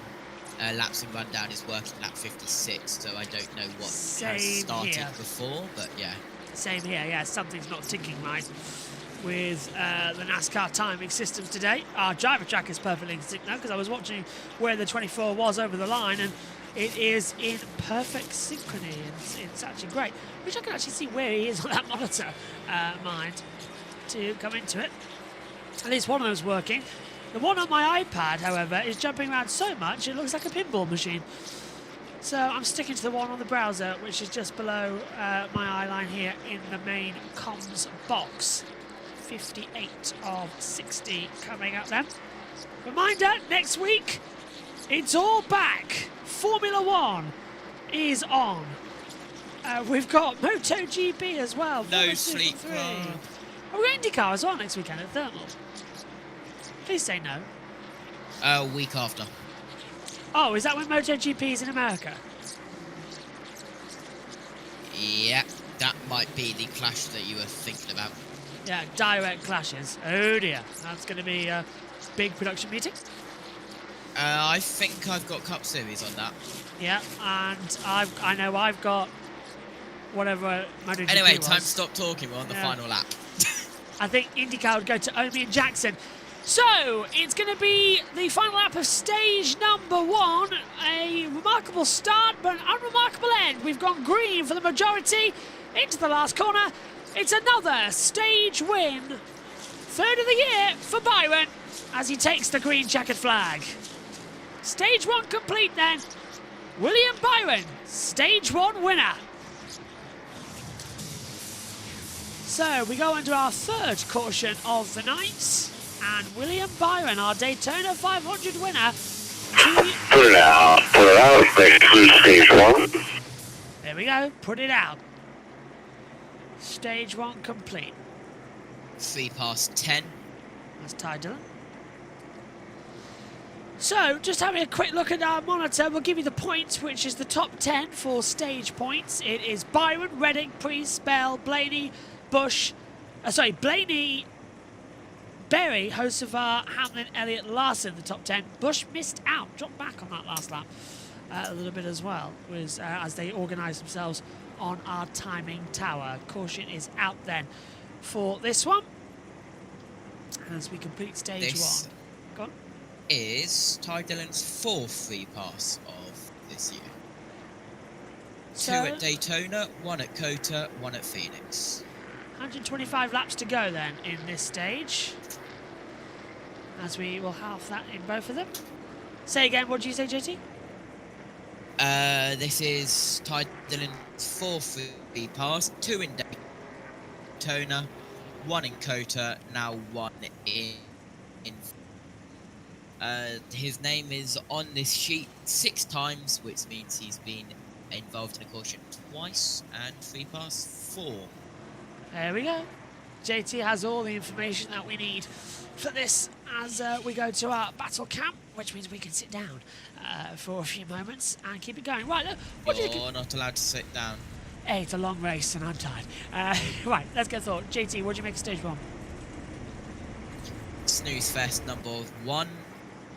Time for Snooze Fest number 2 in a couple of moments' time. Jack, what about you? Hi guys, I just woke up. What's happened? Not much. Not much has happened. I was going to say, the one thing that had kept me entertained is Priest carving his way through the field. That's kept me very entertained. Yeah, Good to also, see him doing Joey well. Logano is back up to 29th. Wow. It's an odd year. Just remember that. So, That'll be his average finishing position this year. So Byron wins. Joey Logano's only good on even years. That's true, actually. I don't suppose you've got how many stages Byron's won. I was told in my ear it's his 3rd of the year. I haven't. I don't keep track of stage have wins. that on I don't really care. Yeah. We'll get that back to you. Right, let's head back over to Fox Sports. Who will rise up in the world's could have most stage famous wins, arena so I wouldn't and take do. the conference crown? The Big East Tournament live from Madison Square Garden. Coverage begins Thursday Can I on be FS1. bothered is another question. Oh, fine, I'll mute them. Look, I'm surprised nobody's been saying how good I am that I'm timing the Fox things to the second here. But do pop in with your questions. Yeah, JB, you're amazing, mate. Well done, well done. Thank You're you. happy now. Yeah, thank you. My ego is flattered. Go on. Everyone in the No, chat say well done, JB. Oh, Everyone in the chat say Jack, well done, JB. JB is just jealous of all of the new production screens I've got. Hang on. Yeah, do you want to know why I know about all this, by the way? Because I'm reading off this stat sheet about the running order for this week, so I know when the cautions are coming. Okay, let's meet the team. Who's even in the chat?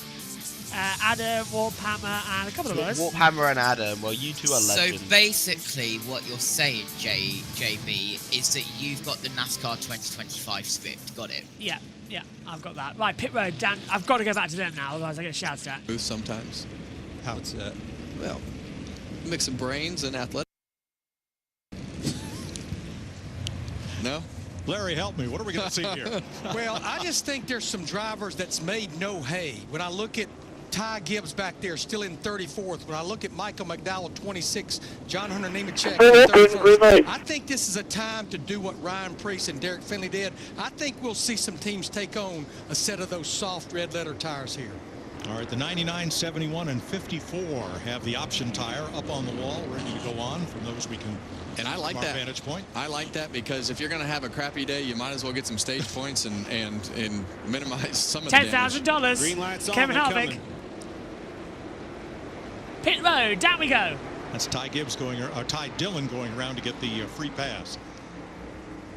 As they head for pit road, Jamie. Tyler Reddick comes down. His car was pretty good, but started to get a little bit tight center. They've got those primary tires going back on air pressure adjustment. The 17, the guys we just introduced you to, going over the wall for Chris Buescher. Got a little bit tight for him, but made up some great position. And the 60, Ryan Preece up 30 positions on those option tires. They told him, great job. He said, it actually wasn't terrible, Regan. The 24 William Byron leading the race, very good so far, but told the team, I am loose right now. I need an adjustment for that. It stayed the same the whole run, but he needs some drive off, and also made mention of an issue potentially with the steering. He said that I went through the dog leg and something hasn't felt the same since then. Byron will lead them off pit road, and the pit timing line has been moved here at Phoenix, further away from the #1 pit stall to lessen that advantage. Great stop by Hamlin's bunch and Chase Elliott at 9.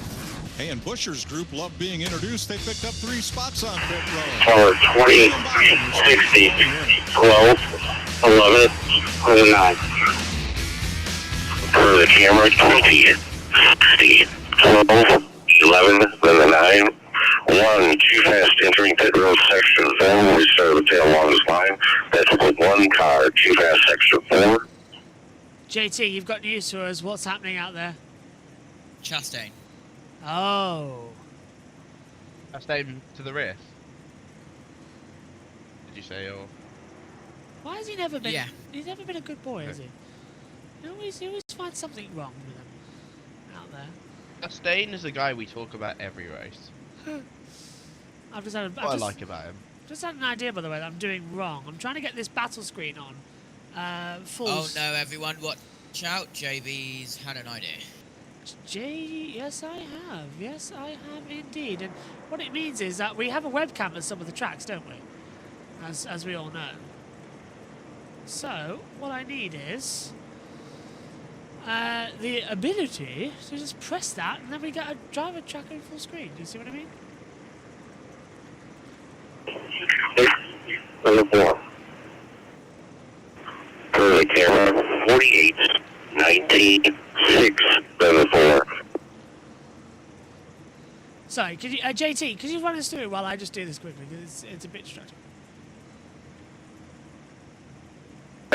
Sections 19 and 20 will restart the tail along this line. 78, too fast up pit road. Sections 19 and 20. To be fair, that's brilliant. No. What's happened to Our Katherine? Brit is falling. Katherine had 1 job. How are you even going too fast on pit road? You're in a live fast car. Live fast, die young. There's something else I can't say for non-BBC words. I was going to say, die young, but she's like, well, she's in her 40s, to be fair. Power, look at the position of the 4 police. Still young. 40s is still fairly 48, 19, 6, number 4. Not for a racing driver, though, necessarily. JB. Yes, hello. Did I hear die young? Yes. Well, I hear your heartbeat to the beat of the drums. Huh. Let's head back to Fox. The Spring Dynasty now chasing their 4th title, but the rest of the league coming for the crown. The new season kicks off March 28th on Fox. Well, let's see what kind of fun the boys have found wandering about. Well, we are actually at what they call the perch, which is just above turn 1, and I appreciate you guys letting us kind of invade your space here. We're actually working. We're live here. So I'm sorry, you're a young fan here. What's your name and who you're rooting for? My name is Julian Solis, and my favorite racer is Byron 24. Oh, good pick, because he was on the pole. He did way better than the guy at Atlanta who did not answer you, Myers. We didn't know where we were. But tell me what you're keeping an eye on so far from this great spot. Yeah, well, I mean, Joey Logano, he had that penalty early on. If you're going to have a penalty, have it early so you can recover from it. It's going to be interesting to see now that they've reset Chris. Is he able to drive up through the field and get back up the lead where he was? Yeah, it's a great view, and thanks again. We were going to go on a Rattlesnake Hill. Too many lawyers. I was okay with that. Yeah, a lot of attorneys up there got in our way. All right, enjoy the race, you guys. You know, thank you very much. If you are watching on YouTube, we now have that battle screen approach where we have full screened the driver tracker, and we can cut to that at any point in the race from now on as well, which gives it very handy when we need to see who's in what pit stops or who's caused what caution. So we hope you enjoy that as we will go on throughout the broadcast. JT's now desperately trying to have a look and see what I've done to cook in the last few minutes as well to come into it. By the way, no, go on. I am got my finger on the mute button because I know what's coming in a minute. Oh, yeah. This screen will come in handy when we're under caution as well. Then we can just see who's where out there on the screen. Let's head back to Fox. So for Bruce. I know we pass cars. I don't want to kiss, though. Good, I didn't want to. Yeah, starting to fall off there at the end. Yeah, I was managing. It wasn't terrible. Lacking a little bit of right rear side bite. One will be coming back to the choose. 10 will choose left. That's what that cape extended with those softer tires. Choose line I want to hear coming that conversation after these next set on here. It's not going to be near as pleasant, but he got the track position that he needed, and that car will drive better because of it. Now, Ross Chastain was penalized for too fast entering on the way down pit road to his pit. So he came back in to serve his penalty and put on the option tires. Well, this is a tricky pit road with the way that that corner is and where the pit stalls are. It's really easy to get that speeding penalty, but it definitely, that shows you how important the track position was. And when you went all the way to the back, they were like, the heck with it. We need to make something out of this stage in order to put ourselves in a position. They don't think they can obviously win today because of the fact that they've got themselves so far behind. Joey Logano back at 25th there after the stop and after serving his penalty for cutting the yellow line on the restart. Well, going to your point with Chastain there, they didn't want to use them. Obviously, they didn't put them on. Lights all around, so let me go. The 24th control car shows the inside lane. And the highest one of those in the running order is Austin Cindric in 14th. He's on the option, so is Justin Haley. Cole Custer is on the red sidewalled option tires. Riley Herbst, John Hunter Nemechek, Ty Gibbs, Michael McDowell, Shane Van Gisbergen, Daniel Suarez, and as we mentioned, Ross Chastain. They will start stage 2 on the red letter option tire. And that, JT, is going to be very big news indeed as we get ready for the green flag to come out. Tail enders lining up. Yeah, that'll be big news as well, to add the 51 to the rear for pitting on a closed pit, just coming up for top up on the 1 to go. So 178.51 at your cars at the back on the inside line. You can see them in the rear of your picture. Anyway, coming up to the restart zone.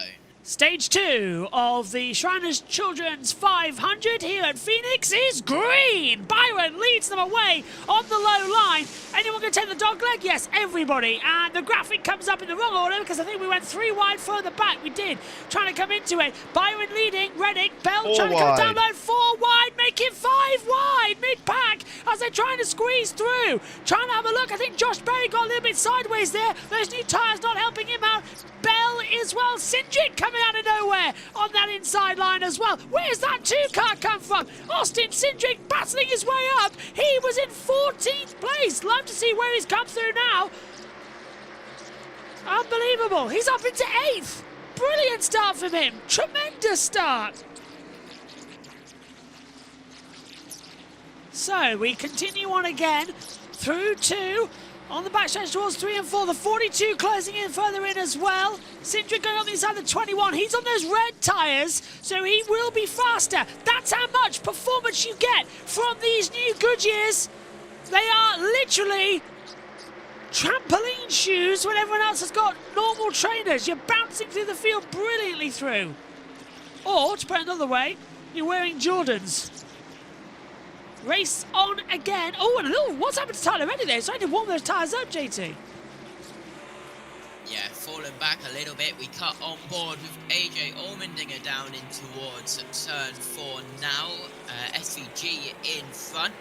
AJ Allmendinger side by side with the 34 who takes the dog leg. AJ Allmendinger decides not to.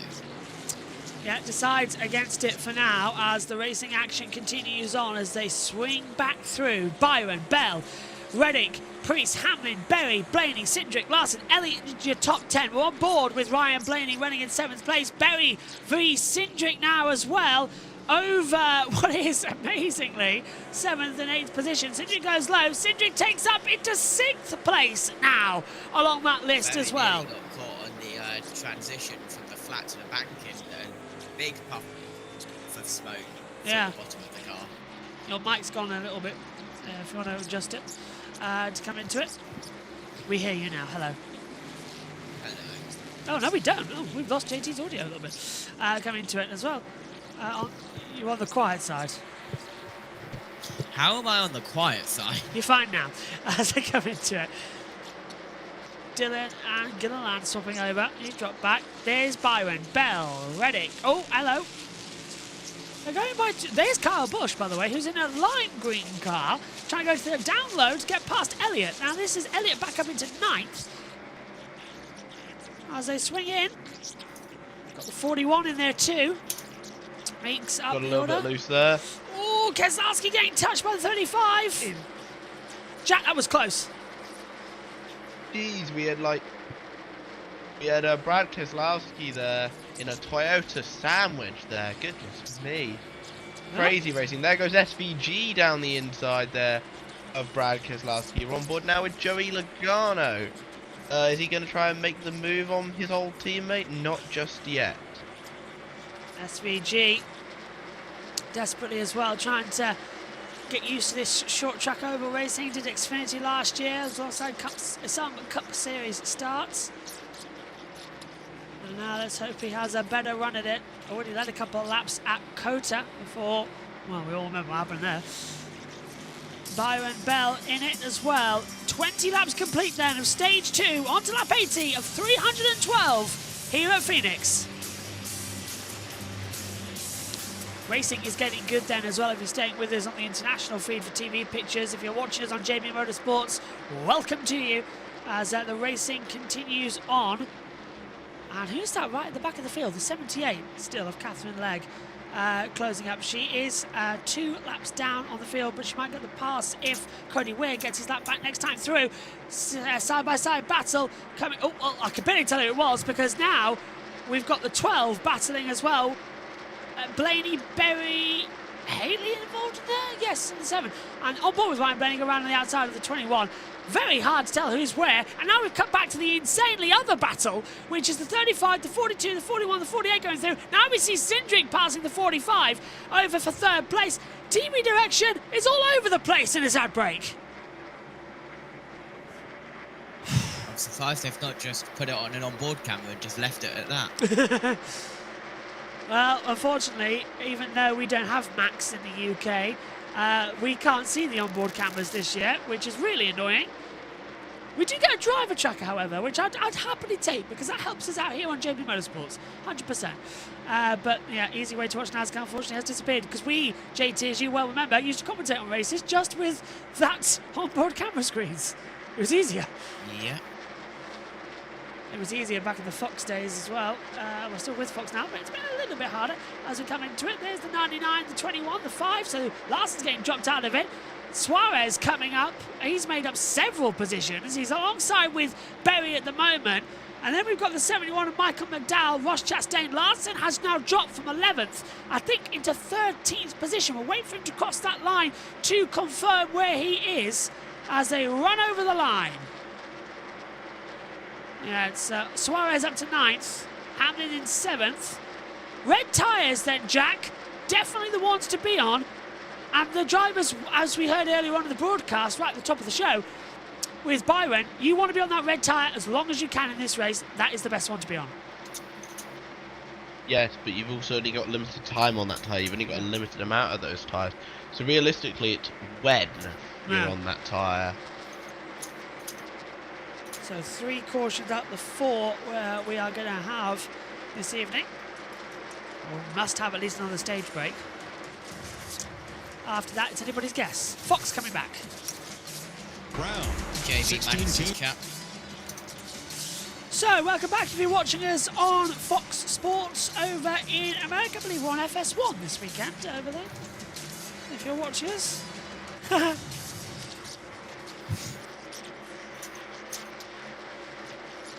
That's how trucks are made. This is a replay of what we missed in the break. I'll send it to you as well, Al. Cindric getting ahead of Bell. Cindric up to now in 2nd position. Already, we're 4 races into the Cup Series in 2025, and it's Byron and Bell, the 2 who are always at the front. But I think, is it fair to say, JT, if you're not, I think Cindric is very quickly, Cindric's very quickly joining Byron and Bell at the front, aren't they? He's always sort of, he's there or thereabouts, and he's on right now the red tyres. Yeah, on the red tyres, which are the better tyres around this circuit, as right on the back of Byron now, going across the line, and we cut to the 24's pit wall on full screen instead of going straight to the dual cam. Well, that's okay. Yeah, hang on a minute. What's happened here? We just literally a second ago. I'm very interested in this guy's face, not gonna lie. Well, I want to know how a second ago we were watching Cindric and Bell together on the circuit. Now Bell's dropped back a second, and Cindric on this red tyre is now side by side with Byron, and now into the lead of the race, coming into 3 and 4 on the low line. Unless our TV pictures from Fox were delayed for a split second, but Byron and Cindric are now battling together, and Cindric takes the lead. Cindric leads here in Phoenix. Byron's trying to hold on the outside, but the red tyre far more superior, and he's got him. So what happened there? How come, is that the superiors to the red tyre? It can literally get a second in the space of a few corners. That was insane. Yep. I thought I was hallucinating. So Austin's in your lead, JB Little. So told me that if they couldn't drive into the top 10 by the end of stage 1, they would put these option tires on. Well, he wasn't able to make up much ground at all, so he restarted 14th. They put those options on here. He's gone to the front, new leader. Well, and it's not just Cindric. Justin Haley's jumped up into 4th spot, and the cars on the option tires that pitted and started at the back for stage 2, they're coming to the front. Yeah, I mean, it's not just Haley, Suarez, Chastain. But I want to point out, look at Priest. He's still up there. They drove, he started 28th, put those tires on, got him the points that they were looking for, but it also got him established up front in the cleaner air, and the car's going to handle better. And you can, you know, he's obviously holding court right there. So I think he's, that was a good move by them, and it's put him in a lot better predicament than he had before. Well, time will tell if it burns him later. There's no way of getting around that. The closer you get to the front, the better your car is going to handle. Oh, smoke! Who was that? Who had smoke at the top there, JT? Caution's out. Yellow's out. 71. McDowell. Michael McDowell. Michael McDowell. And smoke coming from the back of the car. This could be a red if it's oil. Yeah, and it's a puncture. I think it's debris. Leaders of 2 halfway down the back, also the body to 78, just exiting the restart zone now. That's not. Blue engine and cleanup should be ready to come out. Outside the wall just prior to the restart zone. So it's Priest is behind him here. So does Priest get into him? I feel like Priest would have to send it in there like Amarola did yesterday. It just went? No, he blew a tire. He blew a tire. Has he blown 2? The way he's locked up on the inside front right, so front left, and then it's blown on the rear right. A weird wreck. Yeah, so he turns in, the front left locks, goes straight up, whacks the rear right. That indicates to me there's 2 tires. And that blows that tire probably. Yeah. Punctures then, and under yellow.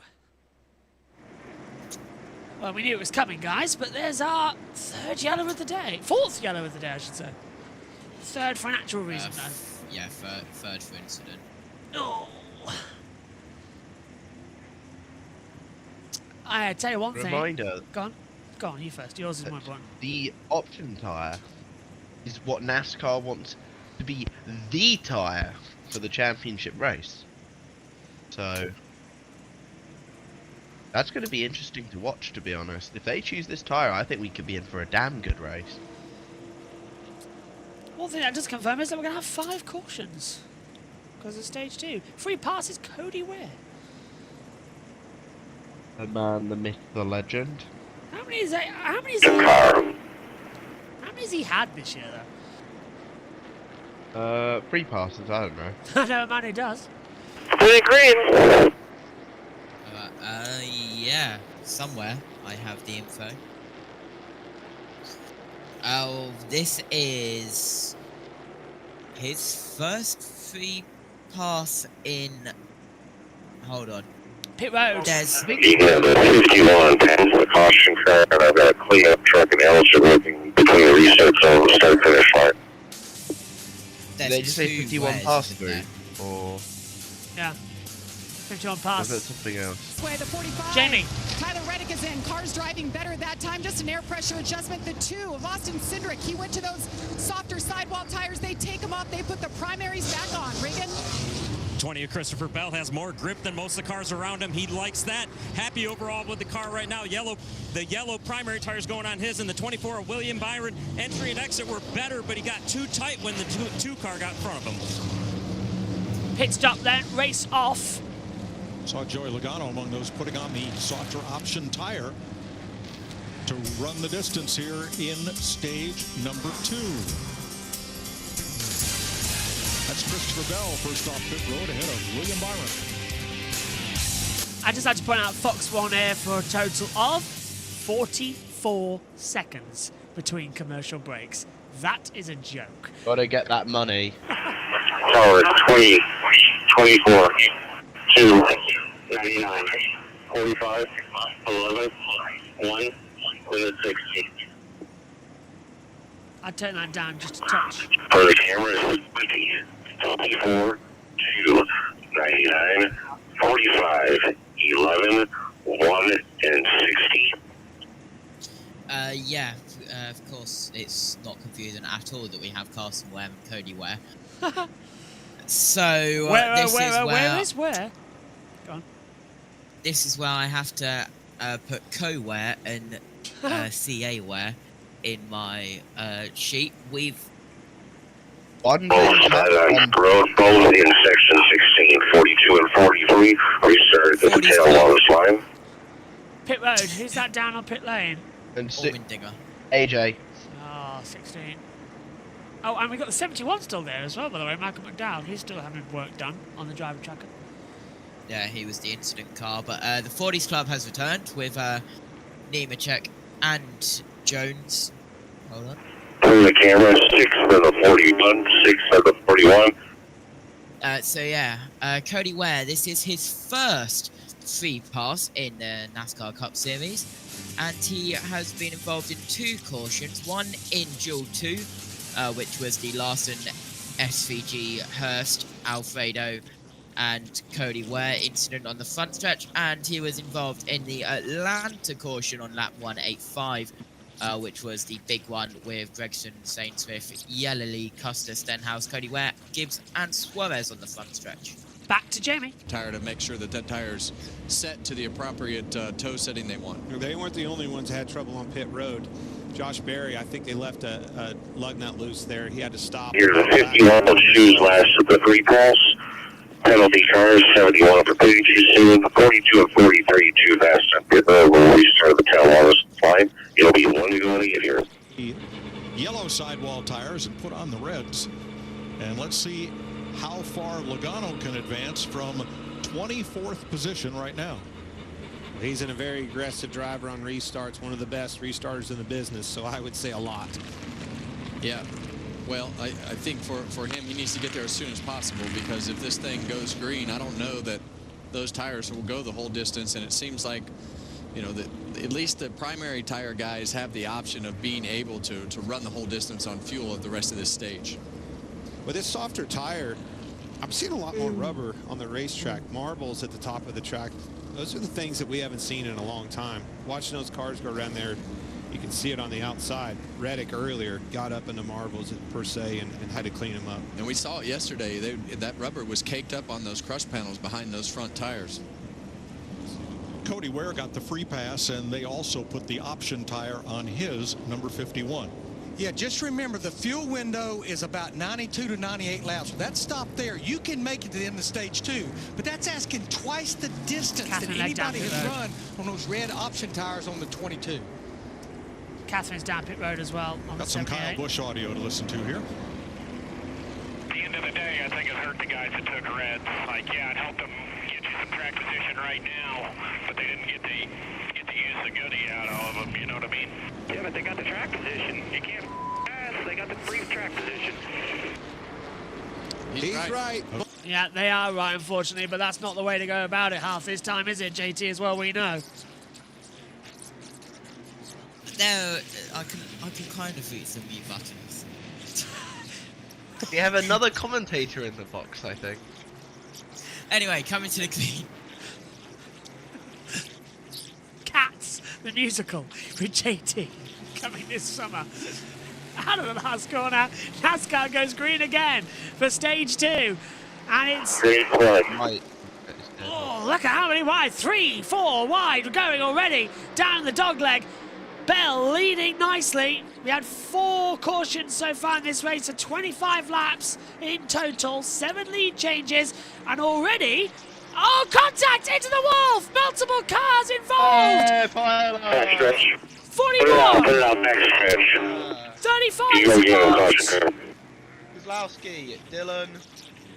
Well, I think that's Gregson. 51, 88 SVGs involved. This might have to be a red flag. Cars are stopped in the fast lane. 35, 6 as we started. Hosevar's involved as well. He made such a great start. He was doing so well.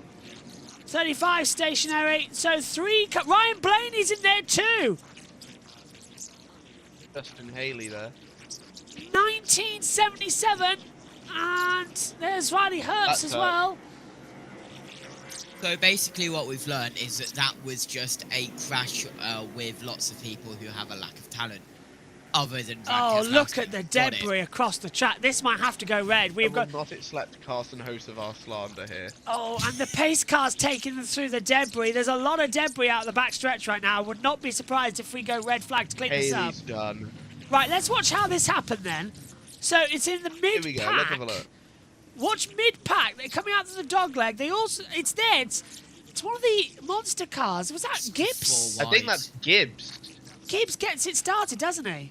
And then the 35 spinning out. Briscoe was very lucky to get out of that in one piece. He was sandwiched. So yeah, look, Gibbs, it's Gibbs. isn't it? Yeah. He comes up the track. Yeah, look at. Oh, and the secondary contact, because you're right, Briscoe touches the 7 Wow. as well. So there's 2 sets of contacts that set I that don't know off. if I'd call that unscathed. 5, 65, 60. I've got 1, 2, 3, 4, 5, 6, 7 cars stopped at the backstretch. Getting some news about a possible red, guys. Yeah, I wouldn't be surprised. Cole Custer's into the pit lane. Let's take a look at it now. So Gibbs comes up, but Briscoe's already involved. Halfway down cleanup, I've got a side with that movement. Heavy grab. Caution cars right in the middle of 1 and 2 now. That might be a red flag. So look, if I take a look at it, I think it's going to be Justin Haley sort of checks up because Gibbs comes up, Haley checks up, and then they all just sort of plow into. Well, Briscoe sets it off as well, but it's all triggered by Ty Gibbs moving up the track at the exit of turn 2, and then it's just on board with SVG, and it's just a wipeout with the track house. 21 to the 34, 21 to the 34. Last one on the track is 71, and then cleanup should be clear whatever you need to do if you need to go off the outside wall. They haven't stopped the race yet, which is a surprise to me. The amount of carbon fibre we can see on our TV pictures is a lot. 5th caution of the night. Cleanup 2, what you need, Colin? Right, 5th caution of the night now. We might go red flag, but I'm keeping that radio open because we need to hear what the officials are on about, what they're planning on doing, JT, because this looks like it might have to be a brief red flag to clean this track up. A lot of debris on the backstretch. Officials open. There is a report of one of the windows out there. I'd like to clean up, so take a look around that. Clean up 1, you'll stay down low. Caution cars is coming off on 2 now. So we've got this. Clean up 1, when you get around there, you'll clear everything after they remove the cars from the inside. After the field goes by, clean up 2, you pick up anything on the high side. I wonder if we'll get away with this one. I think they are, yeah. Of course, they've updated. 3 to the 42, 3 to the 42. They've updated the cars involved, which means they have to add more cars involved to the NASCAR 25 caution. Thanks, guys. Could have done that earlier. Yeah, so we have the 6, 77, 35, 7, 19, 40. Clean up 1, you'll just stay behind. You need to regularly remove each of the cars from the inside. You just make sure to pick up anything that's there that they left behind. You just stay at the bottom. Pit roll will be open to the caution car. Yeah, the 41, the 88, and the 3 have all crashed out at turn 2. You people in the chat, hope you're enjoying it out here as well. Thank you for the lovely compliment. We already do. JT, in fact, you are commentating. Oh, we got a compliment for you, JB. Do we? I actually like this broadcast and I like the accent. Apparently you remind him of Lee Diffie, according to Gageman. Thank you very much. Although you should look into being an announcer at your local racetrack. Well, JB, his local racetrack, is it Brands Hatch or Cadwell. I don't know. Cadwell. I don't know where you live, to be fair. My local's Cadwell, and I'm not going back to Brands Hatch for a long time. Well, another 3 months at least. Last time JT was at Brands Hatch. I nearly died. Yeah, Exactly. the first time, the last time and the first time that JB went to Brands Hatch, he was this close to dying. Is it a bad time to announce I'm already going back? Through Indy. When? The Indy race. Well, all I'll say is it sounds like it's going to be an absolutely killer experience. Cautions out then, 44 of 125 of stage 2 of the Shriners Children's 500, 104 of 312 completed so far, and we've had a total of 5 cautions and 7 lead changes. This latest caution out for a crash with a 6, 77, 35, 7, 19, 41, 88 and 3 at turn 2, caused, well, they haven't included there, Ty Gibbs, who sort of triggered all that off. We're going up high into the 7th Bruce out of the car, he is done. So, several drivers are going to remain on that stationary list. While we wait, let's hand back over to Fox while we're under this yellow. Facing each other with respect. Great finish. It was a great finish, and see some contact right there, but those guys raced each other really hard, really clean. Bell in the end had a little bit of a tire advantage and was able to clear Kyle Busch and drive away for the win. But it wasn't just Busch. William Byron, I mean, he would, with as hard as those two guys were racing, William Byron got himself back into it, but ultimately Christopher Bell was the winner. And look, which 2 drivers we're talking about today? Exact same 2. Christopher Bell coming off 2 straight wins, trying to tie what Kevin Harvick did in 2018 and Bill Elliott accomplished in 1992. 3 in a row.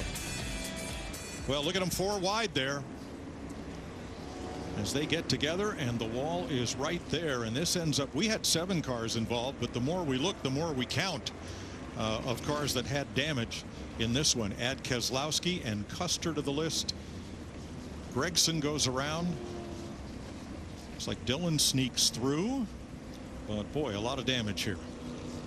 Yeah, and it's just that's a tough spot where with everybody racing on the apron, and like we talk about that funnel, but it is so narrow. As you see the right front tire there on Chase Briscoe's car, and as much hype as around Briscoe, they've not had the finishes to go with it, Clint.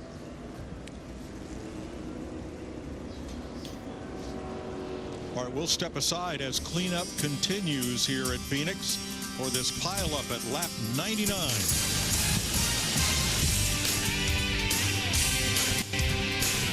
I guess they have 99 problems, but a caution ain't one. That was poor. I'm leaving. I'm not going to do that one again. Okay, yellow's out then, and the field continuing to circulate. I'm surprised. One thing I would be thinking now, especially if I'm on those brand new red tyres, punctures. Is that something to breach? Because they've gone through a lot of carbon fibre. Yeah, possibly. We'll have to see. I believe they are working a bit of oil on the backstretch. I believe they're going low, or the oil is low and the cars are high.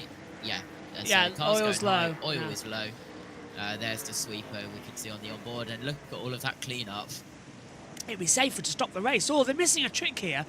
Bring them through the pit lane. Because pit lane entry is just before this crash. So if they bring them through the pit lane, they get them out of that zone of where we need to clean up the track. We're missing a trick. This is NASCAR. Yeah, they don't think logically, do they? There's a lot of carbon fibre still also, there. JB and Al, you should definitely check Tom's chat. What have you done? If it was... I haven't done anything. It's courtesy of NASCAR Chasm. Oh, well, you can read it then if it's a good one. From NASCAR Chasm. It's not really readable. It's a meme. Oh, okay.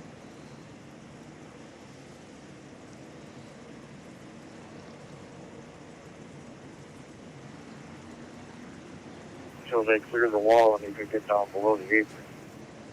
But there is some fluid flow on the track there. Turn 3, driver's left.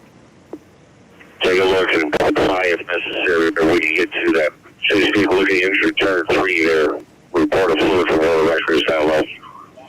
If you see a cleanup, go ahead and cover it. Check the cleanup truck crew. Only Elgin work that area you got there.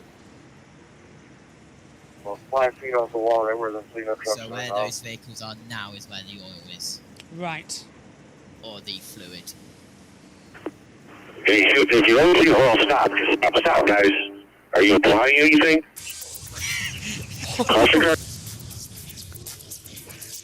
They really are waiting. Back to Fox. The Craftsman Truck Series under the lights at 9 p.m. Eastern on FS1. Still cleaning up from the lap 99 crash. Now, Justin Haley was coming in the top 10, headed for the top 5 when he got caught up. Listen to Haley and then his crew chief, Rodney Childers, after this happened. And I tried to check up for kids, but it wasn't worked on. Did he not just come across my nose? Oh, I got it. Sorry about that. Y'all do a good job all weekend. I had a good car. Kevin, these are some really hard hits. Yeah, and that's usually the way that those hits are there off of turn 2. You know, we saw the 54 car come up the track, and you heard Justin say right there, I tried to check up. He knew that there were 2 cars on the outside of him. Not sure if the 54 knew there were 3 on the outside of him, but they all just squeezed into a tighter spot than would fit 4 cars. Yeah. So your leader is Christopher Bell behind the Chevy Corvette safety car. Let's check with Regan. Mike Christopher Bell, fast on the racetrack all year long, two wins in a row, but you can't get 2 wins in a row without a fast pick through Darrell Edwards, Jackman for Christopher Bell. You guys won the race off of pit road on that most recent yellow flag. What is the sensation like when you have a good stop like that and your driver's out first? I mean, it feels really good. Like, that's all the preparation work that you do in the off season, and when you see it all come together at the right time, man, it just feels so good. And with this group, like you said, we've been together for 4 years now. We just try not to be superheroes, man, honestly. We just try to give Bell the best shot and send him out there and leave it in his hands. Mike Darrell's having a good day. Also, High Point University, where he played basketball, qualified for the NCAA tournament for the first time ever earlier today. Shout out to High Point, baby. Let's go, boys. Finish. Darrell Edwards out of Baltimore, Maryland. He's competed as a jackman at NASCAR's highest level for the past 5 seasons. Saw those guys checking into the hotel yesterday. They're dudes, all of them. It's amazing the job they're doing on pit road these days. Jamie? Well, we're at the Infield Care Center waiting on drivers to get checked and released. Riley Herbst, the first one. That was a big one here at this 1 mile oval. What did you see there, Riley? Yeah, I don't know. It all happened in front of me. Just kind of biding my time, learning, continue to work and build. And they were wrecking off turn 2, and I tried to avoid it to go low and just got caught up, I think, at the very last second. So frustrating for sure, but get to go home next weekend, and hopefully we have a good run. So look forward for all the support, and yeah, thank you. First Cup start at Phoenix ends early. Want to go at the line then, so we are getting set for the restart, JT, and this should be hopefully a good one. Yellows breed yellows, however. Yeah, been a 10, Mike. well, second. Sorry, go on. Hate me later, oh, go on. Are you messing around with me again? No, it was really bad. Yeah, second 10-lap caution of the day. It might be 11 by the time we get going. I think it will be, but here's an update on the back. Paint trips and debris. Driver's right up against the wall, but it's all within 2 feet of the wall. Oh. The caution card we need to do something else. Riley Herbst is I'd run Elgin down the backstretch against the wall. Elgin's down against the outside wall. Vacuuming the outside wall down the back. Riley Herbst See is if out. they can get that debris in time. Yeah, let's take a quick look then. Gage says, I was at Phoenix Raceway for the championship race last year. I had a pit pass and watched it from the road Saturday and Sunday. Jealous, very jealous. However, I do have an open invitation to go over to NASCAR and have a commentary box. So, got to pick the best race for that. Plus 1 lap. Ah, so they are going to sorry for you for watching that champ race. That was a horrendous race. What would be the best race of the year to go to for NASCAR that we could cover? Obviously, there's no point in us going to Bristol because we get a webcam for that track. So where would we actually go to? Yeah, because we can cover it. Probably Talladega. Yeah, that would be the one. You're right, that'll be the one, Talladega. That's on my bucket list. Get us all out there for a Talladega, that'll be quite fun. Depends how much money I'm making. I'll tell you what, the introduction, our pre-race intro would so be us running to the line and doing the whole thing at the Talladega Nights. NASCAR finally seeing sense and are sweeping the safer barrier on the backstretch as we go through the There's in front of you, nobody lost on pit road. You're coming in at making a big loop at the end of the pit wall and going in, it's turn 4 cutout. No, they're doing what NASCAR does to their officiating calls. Sweeping. Sorry, NASCAR, that's a bit of a stray. You guys aren't as bad as people make it out. I think we'd get in, but I've got a feeling, Jack, you might not be allowed in. Why? What did I do? Jamie. Obviously a good car there, Carson, but what you see that ended your day? Yeah, it's frustrating. Our car was fast. I felt like our minor Chevrolet was pretty good, and we just got behind on a pit stop and just playing the tire game, and shouldn't have been back there is really what the result of it was, unfortunately. We had good track position, just the way that cycle worked out is we're just back there in the mess. So unfortunately, we have a restart. Our cars are fast, and I'm sure they'll be fast again. Thank you. Ready to go for the restart, and Fox have gone full screen on an interview.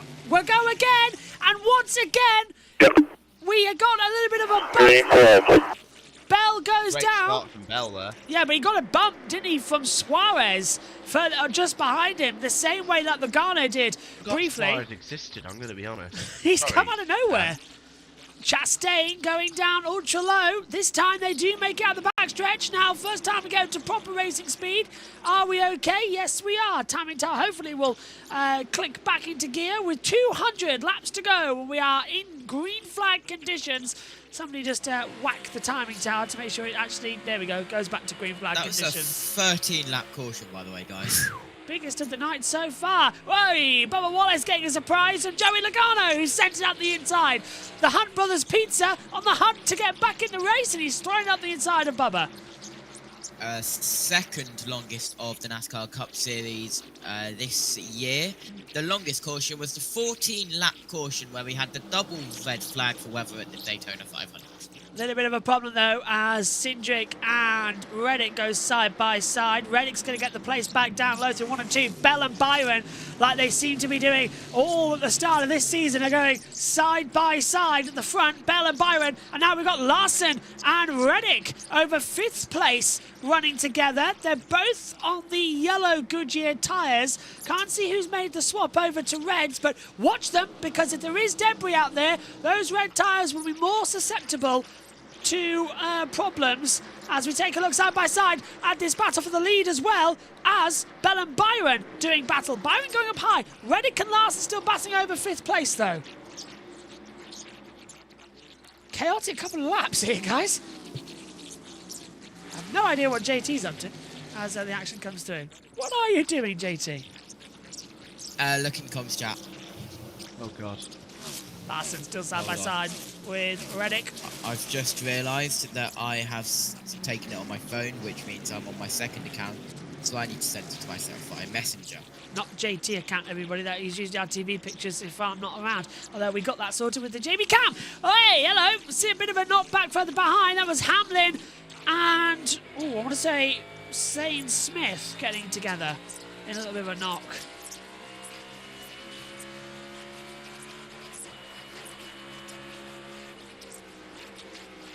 Logano in there too, closing up.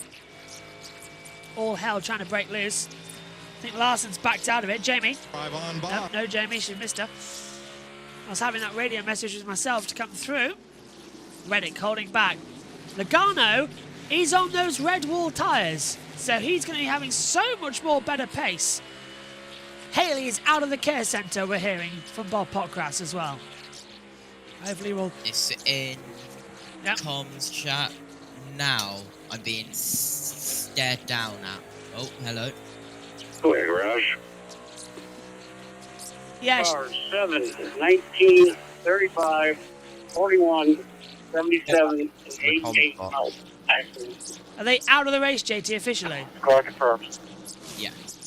So we have retirements in this race from further down the list. So I'm being... I don't know... I could break my camera doing this, but I'm going to do it anyway. So yeah, I'm just being stared at. Oh, I see. By Cat. Hamlin and Chastain rubbed together a few laps ago with Zane Smith. I reported it to you on the comms chart, but Chastain has got a little bit of a love tap from Hamlin. The 1-11, 1-1, make one.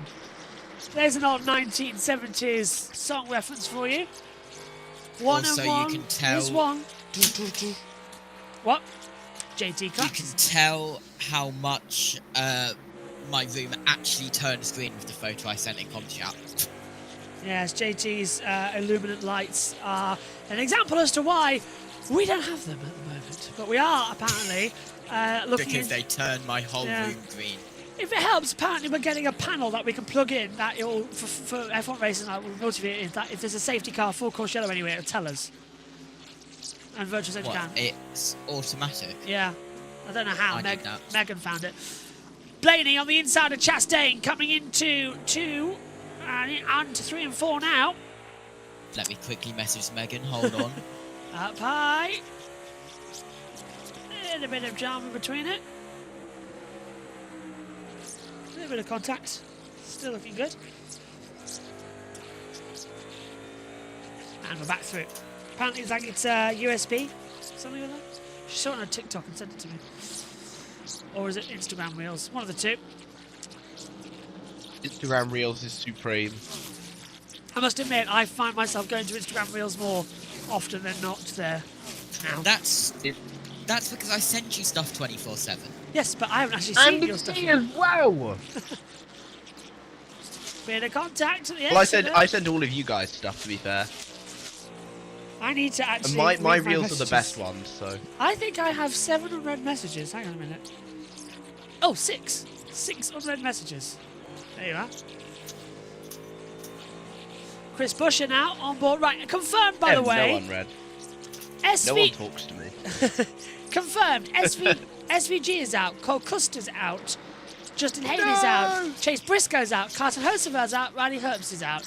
The only one, by the way... The only one I'm disappointed about that is the Cole Custer frozen custard livery. I still love that someone called Cole Custer has a custard sponsor. Omi's now just put 7 on red. Thank you very much, Omi. By the way, yeah, confirmed. Look who's now back into second place on those red tyres. Joey Logano back up in SVG's front. out, you said. SVG is out, yeah. And all of New Zealand's just tuned off. Sorry, everybody. Sorry, guys. We'll scream wake up another time as they come into it. What a start. I don't even know what do they watch over there in New Zealand? It's rugby and stuff, isn't it? And now JT's put 8. Little does he know that he was already on red. I'm joining in. I'm joining in. That frozen custard shop as well, says What Power. Battling together hard here in Phoenix. Bell, Logano, Byron, Suarez, Cindric, Reddick, Larson, Priest, Busch, Hamlin, your top 10. And eligible for stage points. 68 of 125. There, Briscoe. So if I've done 8, Al's doing 9. Who's going to do 10, I wonder? Omi? Actually, I'm only on 7, it says. Need to find a funny meme to Alright, Al, you do 8, and then Omi's secret account can do 9. Hold on, I need to find a meme. It's a very secret account which there we go. JB That's my has meme. no idea about. I literally just sent him. I was just like, I've got to think of a funny meme to send him. The utter woke nonsense meme. well, that escalated quickly. Yeah, just. That is a good meme, to be fair. That is a good meme. I like that. I've used that a few times. Battle for the lead. Me and JT are educated in meme culture. Logano versus Bell. Bad to say. Side by side at the front here, Logano and Bell. Now Logano's got the red tyres, Bell doesn't, and straight through. The 22's back to the front after getting a pass through for an illegal restart. Race back on. Logano leads here. Don't do it again. Phoenix. Yeah, don't do it again. Slap on the wrist it was. It wasn't anything more. Clear to meet minimum speed.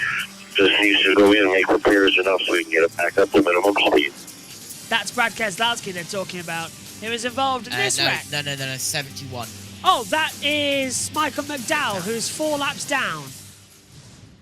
Katherine Legge is in 28th position right now in her first Cup Series. Warphammer says that frozen custard shop is good.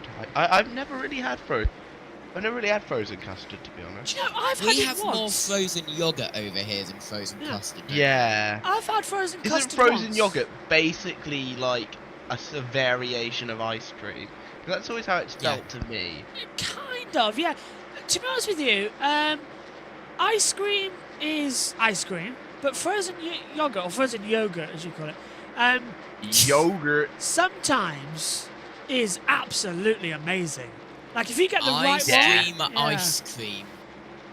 Yeah, I love ice cream, but sometimes you want a yogurt. Like if you get a proper frozen yogurt, oh, beautiful, beautiful. Not speaking American. Absolutely above minimum. They can keep it there with the black flag on it, but he needs to maintain above the minimum speed. Well, I can technically get away with it because my brother-in-law is American, so get away with it. No, you can't. I can. You're not directly related. Can actually, yeah. JB's just like, yeah. I've got one brother-in-law who's Mancunian, one who's American from Texas. What's Mancunian again? Manchester. Oh, okay. 71 behind the wall, mechanical. I've just realised something. Speaking of Manchester, by the way, imagine not being able to beat Manchester United. Couldn't be my club. Imagine losing to Nottingham Forest. Couldn't be my club. So imagine drawing to Bournemouth. It definitely was my club. I said to draw v Bournemouth. That's how sad things have got. Imagine winning 6 games in a row. I don't have to imagine, because that's my club. Who do you even support? I can't even remember. Good old Is it your local by the team? sea. Is it your local or? It used to be my local. Okay. Now my local is Salisbury, and that's going well. Aren't you guys almost getting relegated right now? Yes, we are. What is our we'll next join Saturday you soon, game? so don't, considering the form we're on right now, we'll join you soon, so don't worry. Right, hang on. Just to confirm, it's a brother-in-law. So it's what? Extended family. There's no American And in also, it. I know we're talking football, just for our Americans in chat, soccer. Yeah, we're talking about the soccer, folks. To be honest with you, I'm very much looking forward to this next week when because he's coming down, my brother-in-law, next week, and I'm very much looking forward to translations. That's going to be quite an interesting day. I know a lot of people hate it, but I am going to mention it anyway. What will Max Fosh do next year? He's done an Uno card. He's shredded the card. What is on the cards next year? He'll red card the ref. He'll red card the ref. Yeah. Can I just ask something? A reverse card in Mark Plattenberg. First time this year, Stage 2 podcast. First time. Fully and well in swing right now. Because it's been all the stages so far this year for Stage 2. They've been great. But we haven't had a Stage 2 podcast. It's been bad by any means. It's just been kind of a slow burner. Yeah. Speaking of slow burners, look at these, the red tyres as well. We're seeing on our screen now. There's not much degradation compared to that of the hards. And we thought it'd be the other way around. Which is good news, I suppose. But the racing continuing on here. Gelato is delicious, says Adam as well. So Josh B does have some American in here. For us Brits, JB, Adam. That is just normal scooped ice cream. Ah, gelato. Okay, good. Oh, And that's really... not even an American word, that's an Italian word, Yeah. so you should know that. Italian-American, yeah. Oh, I'll tell you one thing, I really, really want to try. This is slightly off topic, but we're in the Stage 2 podcast at the moment while the field just lap around waiting for a caution. As Suarez battling with Cindric actually is our most interesting battle on the circuit, with Reddick and Larson closing in behind. We'll keep an eye on this as Cindric closing in behind. And that's Elliott getting ahead. Can't see what that is actually. 48 going through on the inside. So this is 14th position, Chase Briscoe. Yeah, just on that restart, you know, we're all kind of 3, 4 wide, and I just climbed over the 7s right front. So, yeah, unfortunate, you know, we were able to go to the tail and drove back up to like 12th, 13th, and felt really good about our mass push up Toyota. And yeah, I got myself in a bad spot. You know, I was probably trying to fade a little more left, just showing that the 77 was on my right here, and yeah, climbed over the 7s right front. So, yeah, unfortunate, but try to learn from it, not do that again, and go on to Vegas. There we have it then, from Daniel Suarez. Here's information. Suarez and Cindric still battling together. Oops, cameras are still so shocking. I thought there was a crash then because of how it panned. I thought there was. I thought we gone yellow. Still green on our timing screen. Logano and Bella is, you know, so far ahead of the field right now. Logano is catching the back of the 47, which is Ricky Stynes Jr., who's already a lap down, so he's going to nearly head 2 laps down. Best thing NASCAR did was give us a driver tracker. We've been asking for it for years. Not according to Ben Snyder. Why? Doesn't he like the driver tracker? The best thing to happen to NASCAR, it hasn't happened yet, but it'll be moving over time. No, I like overtime. If it's not that will never happen. You know that won't happen. I don't know. I think we should try it. Well, I think the overtime rule needs to be cut off, doesn't it? It's like we try it once, that's it. It's a one-time deal. I'm fine with the unlimited attempt. Yeah, it gets ridiculous. We're sort of a study going But on. I think it should, because I know exactly why they. Who was that?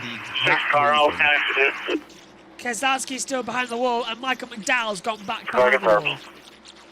And do you want me to explain the exact reason why there are unlimited attempts? Yes, please. I think it was Kevin Harvick in 2015 at Talladega. His car died, but my throat just 71. My throat literally just died. So hold on. Okay, so basically, Kevin Harvick, 2015 Talladega, his car dies on the second restart. Then there's a big accident. Back then we only had 3 attempts at a restart, so on the 3rd attempt, what does he do? He casually drifts up into somebody who's about to pass him. And may or may not have intentionally wrecked them, causing the caution, and race was declared official. And as a result, he went through. Got no penalty or anything. Cheeky, cheeky, cheeky.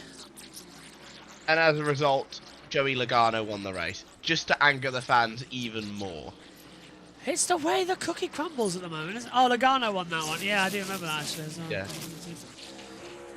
2 weeks later, 1 week later, I think it was, Matt Kenseth decided he'd had enough. My cat is on my keyboard and he's typing random stuff. If JT suddenly disconnects, it's his cat. His cat is far more entertaining than JT, not gonna lie.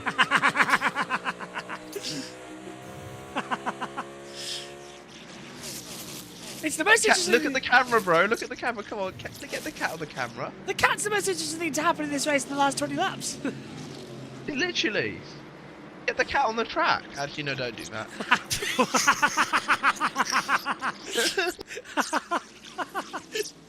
Cat on track. Turn 5. 22 Logano now lapping the 47. So this is lapped traffic now coming through from Ricky Stynes Jr. So he's gone 2 laps down. And now Logano on those reds, going to try and get it 37 more laps to continue in. JT's cop box is invaded by a cat. It's quite funny actually now. Actually, considering there's not a lot going on, I wonder if turning my camera on would actually be all right this time. Because of what we've reduced it to. Let's see. Ah! Hello. I've just been jump scared by a cat. You've been jump scared by your own cat. Yeah, that'll do it.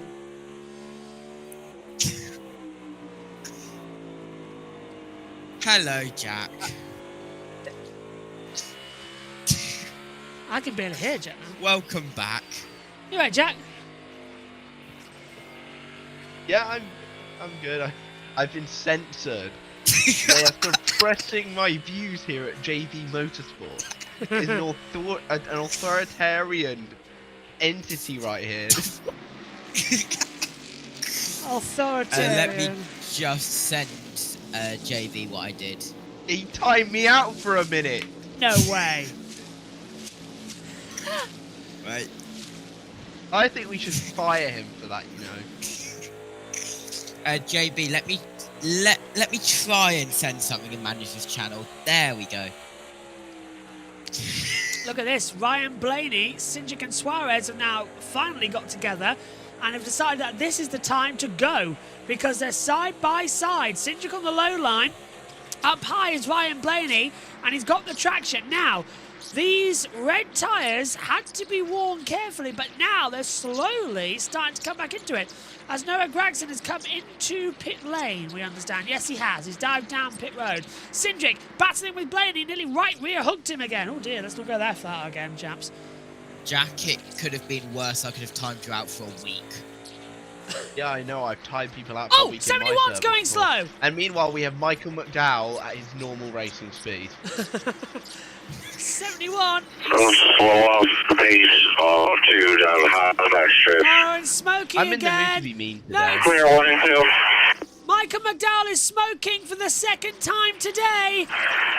54 and 4 for 3, third 1. He's got another puncture. Another puncture. 3 clear. Rear, Smoking for the right. second time today, that's not very healthy. You got anything in 1? Are they going to throw the yellow? He's out the way. There's no debris, I wouldn't think so. Second puncture. They'll watch this tyre and see if it disappears off the rim. Now that tells me that there's something that on the car that we're shredding it. Something tells me that my cat is just relaxing on my Oh, we're desk. getting the for third 1 and 3 debris. Blaney gets ahead of Suarez for 4th position in all the melee. So Blaney now has pushed through. He'll set off after Byron. JB Cat. Calling us a JB Cat. Like Top Gear dog. Yeah. Track's clear. McDowell into pit road. Surely now, NASCAR have the same ability as Formula 1 now have to command a car to stop. That's the failing to reach minimum speeds. JB. So I think that's the case. I think that might be Michael McDowell. Good night for the night. Yes. Did you see Manchester's channel? No, I have not. That's what I picked up my phone for. But then we had drama. Okay, so you're saying that Formula 1 can command a car to stop if it's going too slowly? Mike, yep. That's the new rules How for on the earth FIA. does Lance Stroll keep finishing these races, man? Like, damn.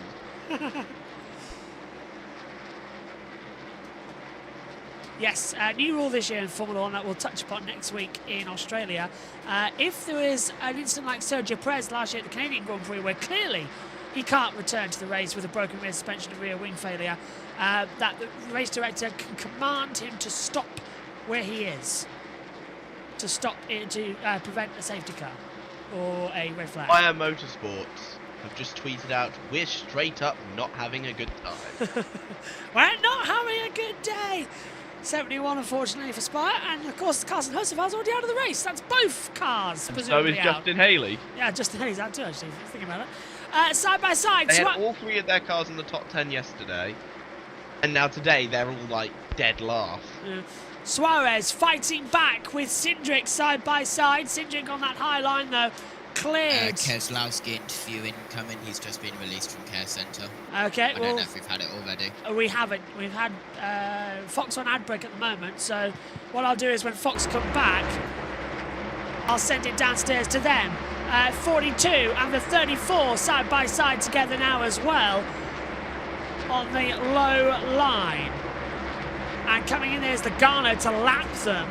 So this is going to be Todd Gilliland in 22nd and John Hunt Nemechek in 23rd as Logano's trying to get through but can't because of lap traffic.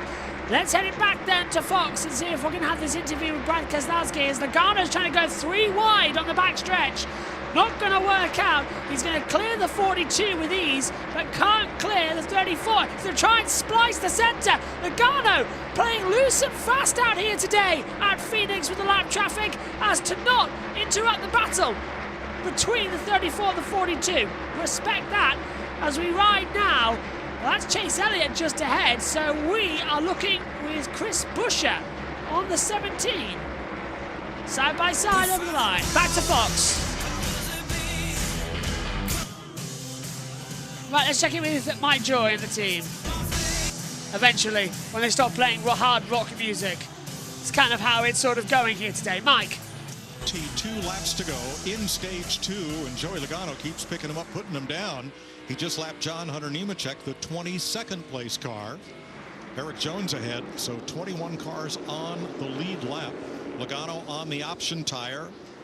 He and Cody Ware, who was 1 lap down, the only cars so affixed. Most everybody else still has 2 sets of those red sidewall tires.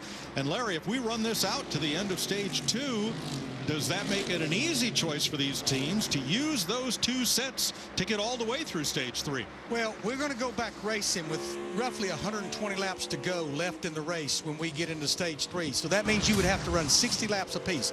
Joey Logano in the 22, they're giving us a measuring stick right now that this may be doable. A lot of guys in the garage here told me this morning we'd love to save both of our stages for stage 3 and do that exact thing. But when I think about the 20 car running second, William Byron running third right now, they got a bigger playbook to work with. They have a win in the bank. They can roll the dice and do things differently, which is exactly what Rudy Fugel, William Byron's crew chief, told me this morning. That's good news. Eric Jones in 21st place. Right, I'll keep an eye out for Logano as we heard from Michael there. Isn't it good to hear from Larry Mack as well? That's what I love. Oh, hello. What's the camera looking at here? There we go. Pick something up.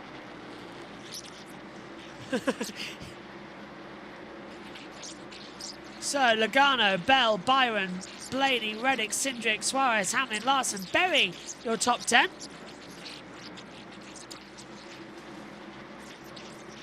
Side by side, there's Gibbs coming through. Bell now starting to lap traffic as well. And it's actually, Bell's caught right back up, JT, to Logano with this lap traffic. So it's helped out massively. Yeah, helped out massively indeed. That was, I believe, the 20. Yes, it was going low using the dog leg through in towards turn 1 and turn 2. Look at that, 3 wide. Through lap traffic for Joey Logano. Doesn't care, does he? Just splicing through the centre of them all. Doesn't even care if it's going to be a big problem or not. Come later on in the race. Bell trying to do the same, but now Logano's got a bit of free air. The next car in front of him is the 8 of Kyle Busch.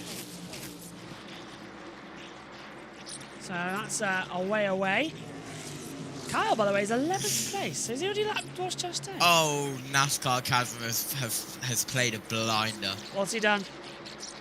You know when Joey Logano got the penalty Yes. for going below the yellow line? Probably one of the best one-liners of this weekend from NASCAR Chasm. I'll be damned, the yellow line at Phoenix does actually have a job. It had one job, that's it. There's nothing else that needs to be done. Everyone else ignores it as Hamlin clips it coming through 1. Yeah, he can't go below it before the finish line, or the control line as it's called. So that's why he had several problems throughout this race so far. Just checking if that all information is correct. Yes, it is. Officially, by the way, Michael McDowell is back out on the track. So he's somewhere around there, but he is out there. Very interesting situation then. 15 to go in stage 2 before we wrap up for stage 3. still a quite interesting one. I'm quite enjoying Phoenix today. It's been quite an entertaining day, to be fair. Longest we've had by the way of green flag running in this race. JT, if you're talking, we can't hear you. I think your cat's put you on mute. Yeah, good to see that my cat knows how to type in Madison's channel. I was seeing your mouth move, and I was like, "You're not talking. You're not talking." I'm watching and messaging my girlfriend at the same time, multitasking right now. While I'm watching and letting my cat send messages in Madison's channel. Jess is going to wake up tomorrow going, "What the hell's happened here?" If you're wondering where Tom Dillon is... just send a selfie in manager's chat. If you're wondering, by the way, where Tom Dillon has been recently, he's been very, very busy, but guess what? He's back!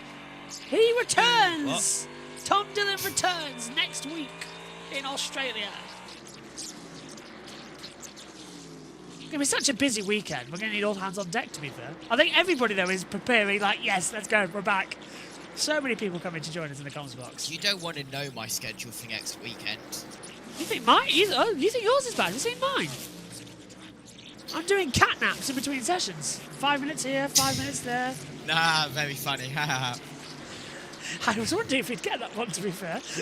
He's on the ball. 11 to go in stage 2. Because aren't I juicing the 12 hours of Sebring, or is Jackson got that? I don't know if he has an OBS, so I think you're doing it. Okay, so with that, let me move on now a sec. Let me have a look at the commentators chart. If I move, there we go. Okay.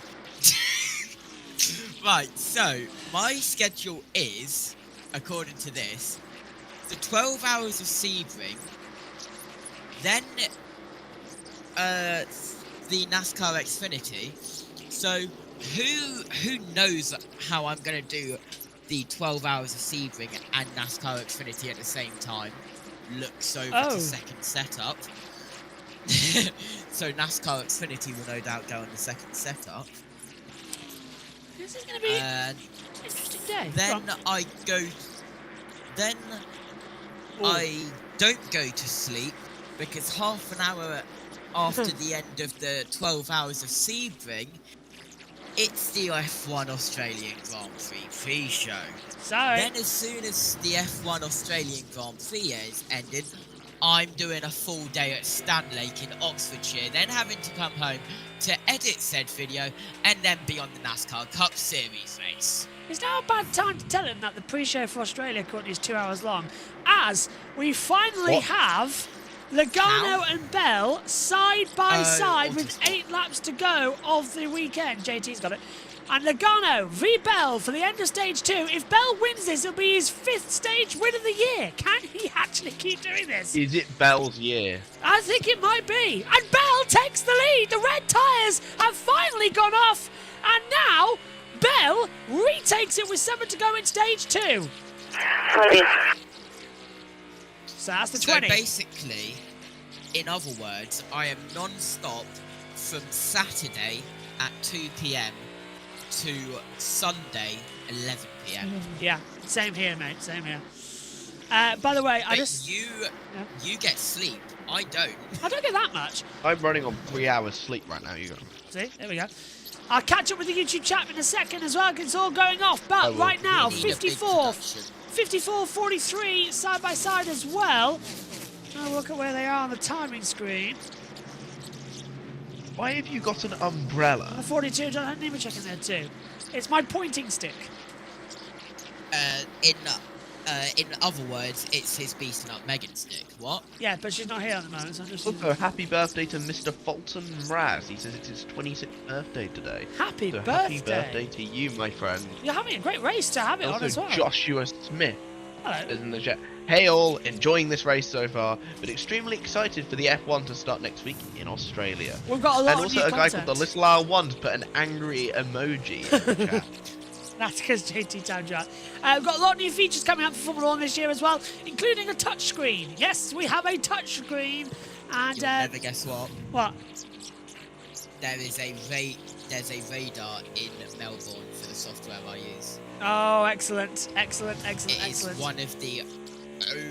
one of the only countries outside America on this software which actually has it. That's going to come in handy because of the wet race that we could have. Yeah, by the way, Megan will be at the touchscreen this weekend in Australia, well, next weekend in Australia. Everything can go wrong. Yeah. We're going to have strategy on the touchscreen as well. So we have a brand new device that we can cut up to in either pre-recorded segments or live to talk things Formula 1 this year. And hopefully we're going to try and roll it out for a couple of other series, but we're trialling it in Formula 1 first. So I'm looking forward to that. Basically, we've got a SkyPad. The inside, Cindric. Yeah, Cindric. On William Byron. But Eddie Hamlin thing. That's not William Byron. I am a moron. That is Ty Dillon. That's a lapped car as well on the traffic graphic. I don't even know how I got those two confused. Denny Hamlin packs the air on him a little bit there, I think. That's going to push Denny Hamlin trying to get past Austin Cindric. Because I'll explain what packing air is to anyone who's quite new to NASCAR. It's basically when you get close enough to the car's rear quarter panel that it basically forces them to lose a bit of grip and slide up the track. Because you're taking the air away from them, it completely disrupts the airflow. It's quite common, to be honest. Anyway. One to go, and it's going to be Christopher Bell. 5th time this year, he's going to take a stage win.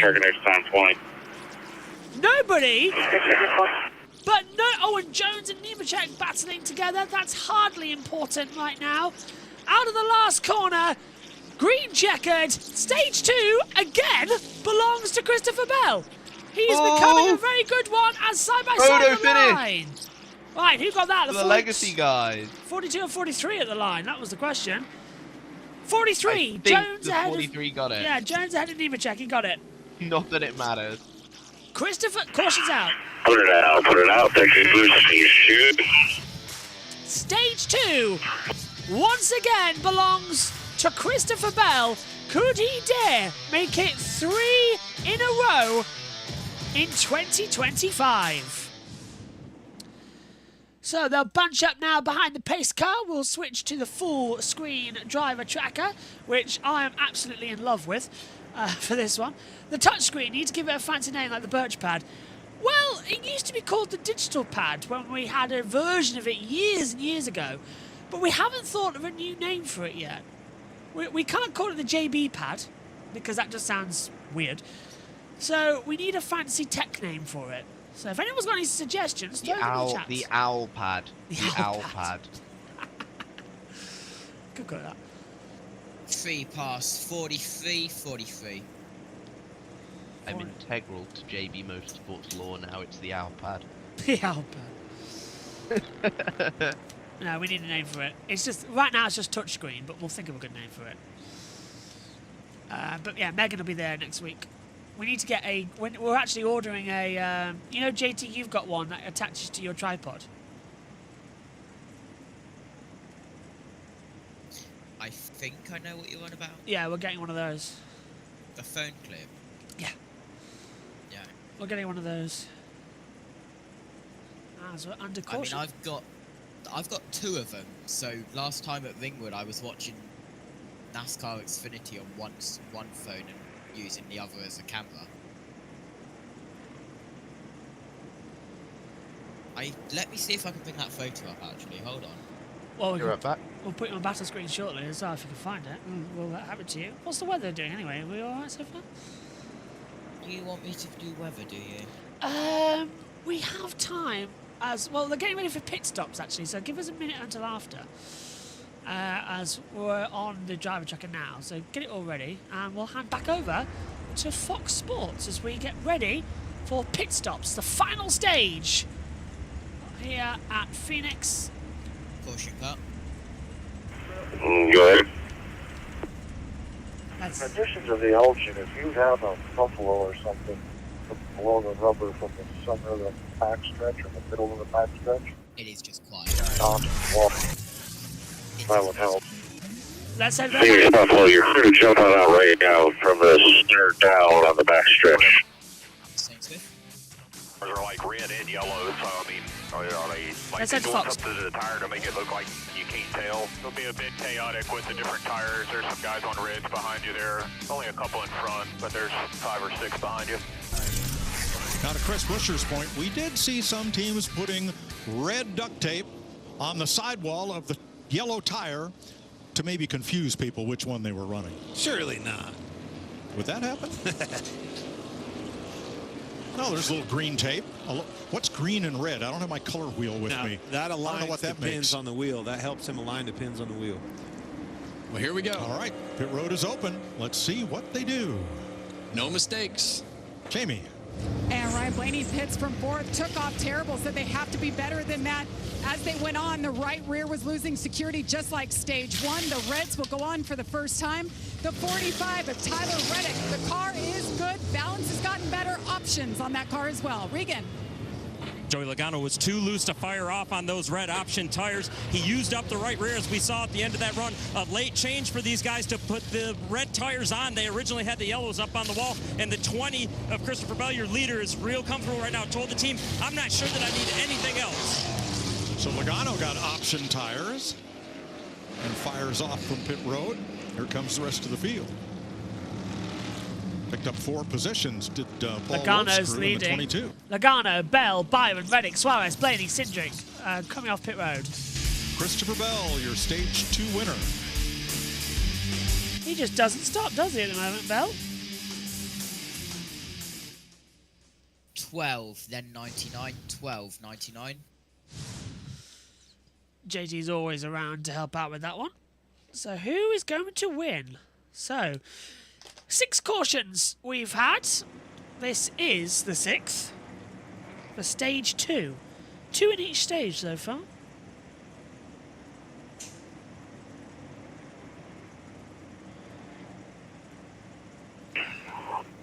We were waiting for that radio. Really careful. 1, 11, then the 9. 57 races this has held, but this is the 21st annual Shriners Children's 500 here at Phoenix. 27 different pole winners. As we wait to see what's going to happen next, if you're watching us, cars are still filtering in and out of pit lane before getting ready for the next launch. In my opinion, JT, and I hope you agree here, if they can do this on the website, the driver tracker should be available on the NASCAR scoring monitors pages that we have up here in the box. Yeah. And these timing monitors that you see as well in terms of your laps and rundowns, they actually come from the actual timing monitors that Fox Sports would use, and that's what we use up here in the commentary box, the same pages. In fact, one we haven't seen so far much tonight is this one. This is our laps and rundown pages. So what this does is, this is the information that we give you for the cautions. So you might see what you get is the completed laps and the running order at that time, and it tells us if they've stopped or not. The current lap. This is my favourite screen, by the way. It's mine too. I've got it on the screen. It gives us a current lap, so you can see 20 on the lead lap, and some are down and some are out. How many lead changes we've had, and including in terms of as well. Well, JT, the lead changes help us understand because that changes each time there's an overtake for the lead, but also we can track how many laps has been led for everybody else. Yeah. I think my favourite part is this bit, the summary page. Don't you? I love this one because it gives an average speed of what the race has been run at, how much time has elapsed, which is 2 hours, 4 minutes, and well now at 15 seconds. Haven't been under red flag. If the red flag comes out, that's what that timer starts. Laps, well, lap 191. We've got 121 to go. Stage remaining, 121.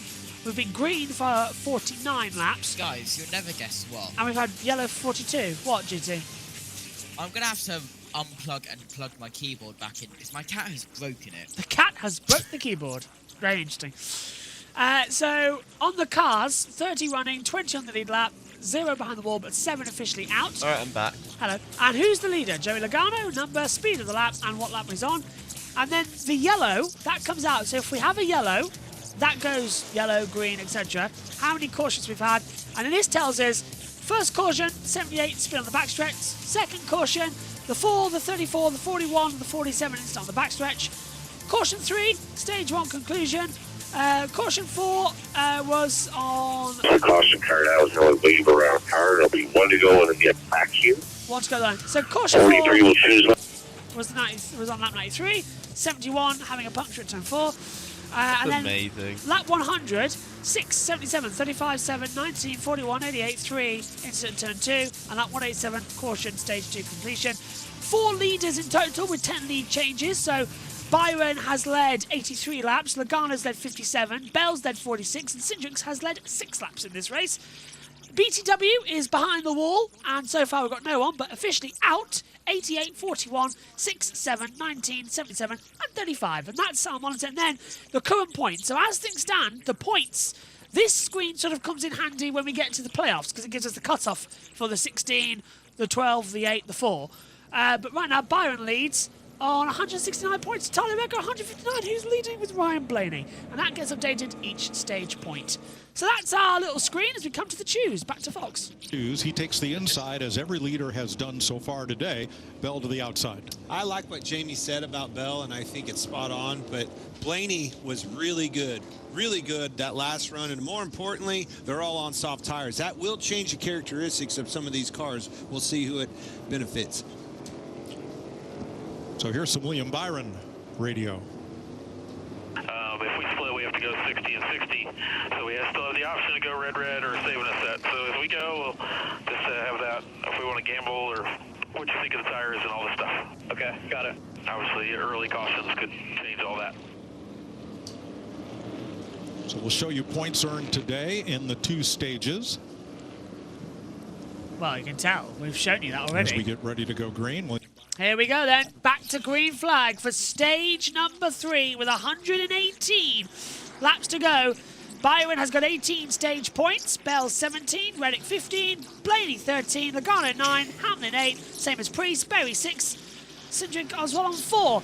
Stage 3 here at Phoenix is green, and they're bumping and balling with Logano and Bell at the front already. Logano takes the restart down low into turn 1 and 2. Not many people using the dog leg. However, it is going to be Bell just a tiny bit sideways. Reddick taking the extreme high line. We've got 5 wide coming through. And Reddick, yeah, not surprised. Contact in the midfield. Reddick and Bell still coming through. Jack, that's going to be tight between them. They need to back off and just leave it a bit. Oh, here goes Tyler Reddick. He's trying to get to the outside of Joey Logano. Logano says, nope, you're not getting through yet. Not going to block yet. Not going to attack it. Not going to attempt it. There's some dust further back. Hopefully that's not going to cause a yellow. Here he goes. Again, to the outside. Reddick going. Is Reddick going to get there? No, but he's probably going to swap over. No, he's not going to. I think he's lying in wait. Yeah, just sort of staying. Yeah, I know you're there, but restart is ruled as good, apparently. Yeah. I don't know what Omi's doing, but apparently there's a party going on in the chat. He's doing Gartic phone. Omi, why are you on Gartic phone? We're in a very, very serious broadcast here where my cat has locked my keyboard and I'm trying to figure out how to unlock it. Numlock, JT. Press the numlock button. Oh, Blaney! No. Blaney hits the back of Buscher into 1 and 2. That nearly spun. Blaney just went straight into him. And that, well, I hope it's not a revenge thing, because look how close they're getting now through 1 and 2. Blaney's really forcing him into the wall. He's forcing him into the wall. I think Blaney just wants to get past. He's really forcing him into the wall there. Reddick and Logano still under pressure between the two. Holds it nicely. Buscher's not really a retaliation type guy, by the way, Buscher. No, he's not. But Blaney. Blaney, on the other hand. Look at that, look at that, look at that. They're making contact. They're door to door. Banging one side. Buscher is going to get pretty peeved pretty quickly, I think, with this style of racing. Get his radio open right now, JT, for Blaney. Get that radio open. I want to know. As through he goes. Blaney making a move. But that 17 car on the outside is going to have that. And now, on the inside, Kyle Busch. And Chastain coming in. Hamlin too. And the man gets involved. Oh, and dogleg has been taken for Kyle. He really sent that to the low line. Chastain getting Busch involved. hit the wall. I think Busch hit the wall there. Yeah, he was dropped back a lot, didn't he? And Blaney now with Busch. Busch nearly taking out Buscher. Chastain and Hamlin coming through. Blaney sweeps it. Busch really made some sort of error there, the way he dropped back that quickly. Yeah, I'm with I think you. he hit the wall. I think he got shoved in the wall by Blaney. Chastain takes the dog leg. There's Chastain! Goodness me, I always think that they're going to hit each other. That dogleg sweep back is brutal here at Phoenix. Just watch out when Busch gets back to Blaney. That's all I'm going to say. Just watch out. Chastain is and Busch are in between at the moment. There is Logano leading with Reddick in second place, Bell third, Byron, Berry, Suarez, Larson as well. 110 laps to go here in stage number 3 as the racing just continues on. Keeps on ticking, keeps on motor racing. That's what we need here right now. Just a smooth, calm race. Yeah, go on. Oh, sorry, I thought I heard something. Have you unlocked your keyboard yet, JT? As side by side with that? No. I am pressing the buttons, which it tells me to unlock the keyboard. It is not unlocking. Have you tried pressing F11? I have. That's the buttons I'm pressing. Have you pressed F11 and escape? Yeah. Have you tried getting the cat to walk back over it again? It might play a message from the devil. Like when you play that Beatles song back and it says that John is dead or something like that. Side by side. What song is that? Also, I don't even listen to the Beatles. I can't actually remember. Google it. It was after his facial surgery. I don't listen to the Beatles, so. They said Sanchez for some reason. Chastain gets ahead of the 8. Those two have not even ever been in the same team. I don't know how you got that confused. I don't know. Suarez. Sanchez is solid, by the way. He really is. I was looking at the rookie standings for Xfinity, by the way. Can you guess who's top? It's got to be Sanchez, isn't it? Nope. Oh, okay. Taylor Gray. Oh, okay. Yeah, I can believe that, actually. Oh, there's some more contact between Bubba and Bowman. Those two can't stay apart, honestly. It was last year as well those two got together. Loving his racing. That's what we're having right now. Radio. Oh, okay. Thought we were going to have something there. 107 to go. Just ticking down the laps here.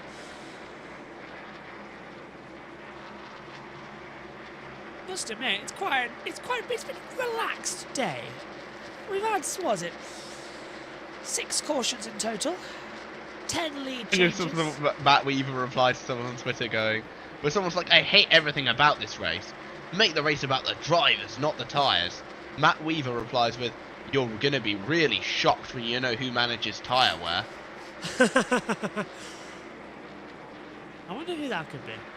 King of... Yeah, might be the driver, but I'm not sure. It's all calmed down now.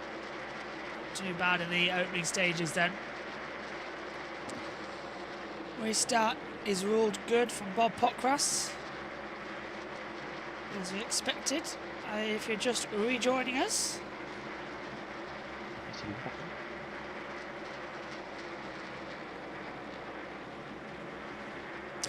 Lizzie Whitmore's helmet's arrived, so Lizzie will be back with us soon in the comms box. I cleaned my entire room and thrown out years of junk. Now I can type, says Omi. Omi's back in the box.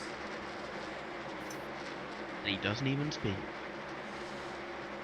He was enjoying the previous race more than this one, I could go. Larson battling with Blaney. Probably, yeah. Blaney on the high Then line. again, we can't expect like super amazing races every race. I just can't wait to call the Talladega. Might actually stay at Donington for the whole night to call the Talladega.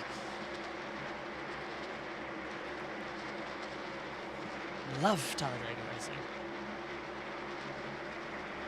And with JT now being able to do the same things that we are, I don't even need to be in the box.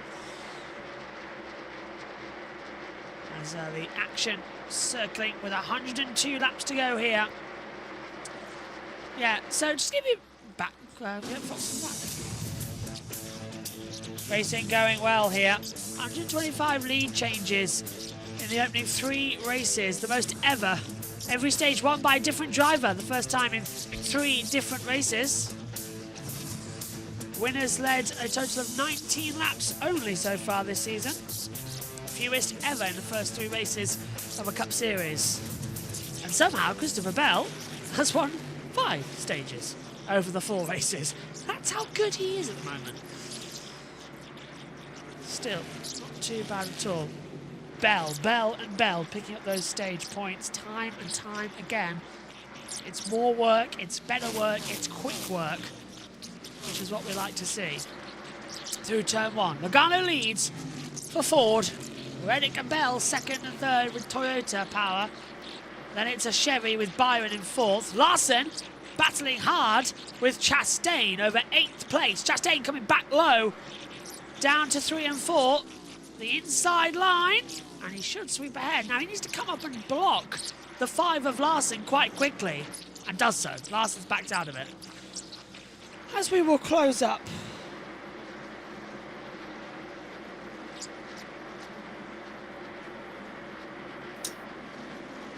And a Nemechek still there. There's the Hunt Brothers Pizza. Just calming it down now. 78 lap in traffic as well. There's smoke coming out of the back. Yeah, he's gone a bit slow there actually.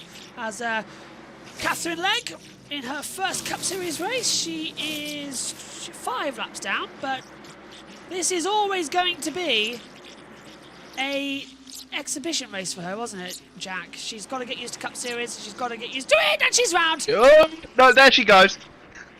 Oh, no! Collected by Suarez as well. Oh. Now next The 2 internationals collide. Sector 22 down.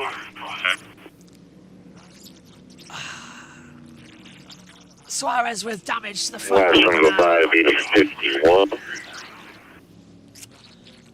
Catherine, I'm sorry. I've done my fellow countrywoman. Sorry there. Sorry, Catherine. Suarez. In fairness, I think she got clipped there.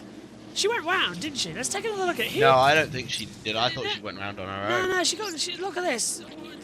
21 goes round and tags into her. Yeah, she just drifted up into him. Yeah.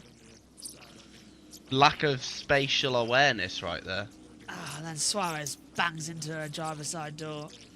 Suarez has an Arca brakes moment.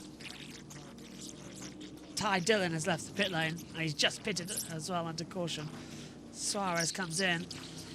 Katherine Legge, second time today she's spun out of turn 2.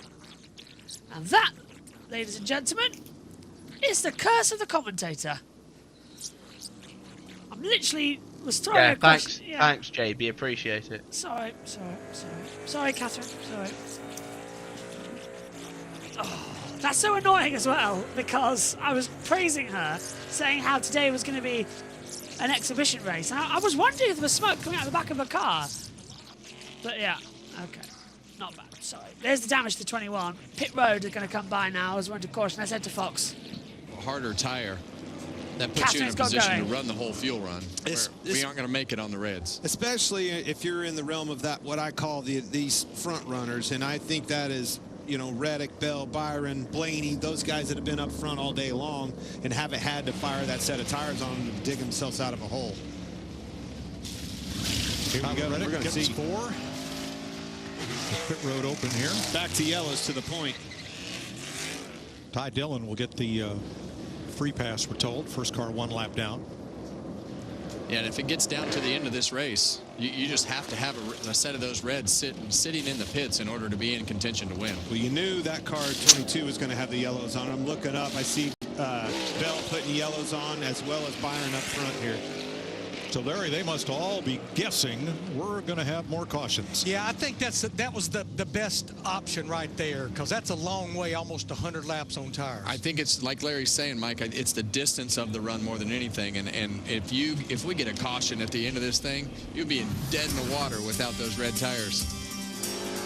Daniel Suarez, fine drive inside the top 10, runs into a spinning Katherine Legge.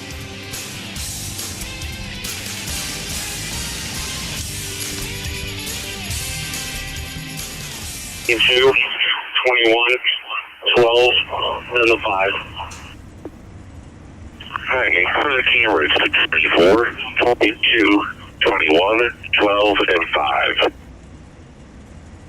Official radio. ATP's around the bottom there, clean up. You want to see it, something that I see picked up. They get a free caution car. Yes, sir. 7 cautions then in this race alone, JT. Well, we already know that's the second time that Catherine's caused a caution, but how many times has Suarez been involved in a caution this year? I asked the spreadsheet of many. Oh, hang on, can you see? Have you unlocked your keyboard? No, which is why I'm... Oh, alright. I will ask that question later on then. When you have your keyboard back. We're on driver checker back screen, by the way, just so you know. Suarez has been involved in 5 cautions. Oh. 1 in the Clash, 1 in Duel 2, 1 in Daytona, which was the red flag one, 1 in Atlanta, 1 in COTA, and now 1 here, so 6 including this one. New screen here, which I'm really interested about, on the NASCAR screen here that we get. We've now been told, for new this weekend, pit crews, and who's on what pit crew stand.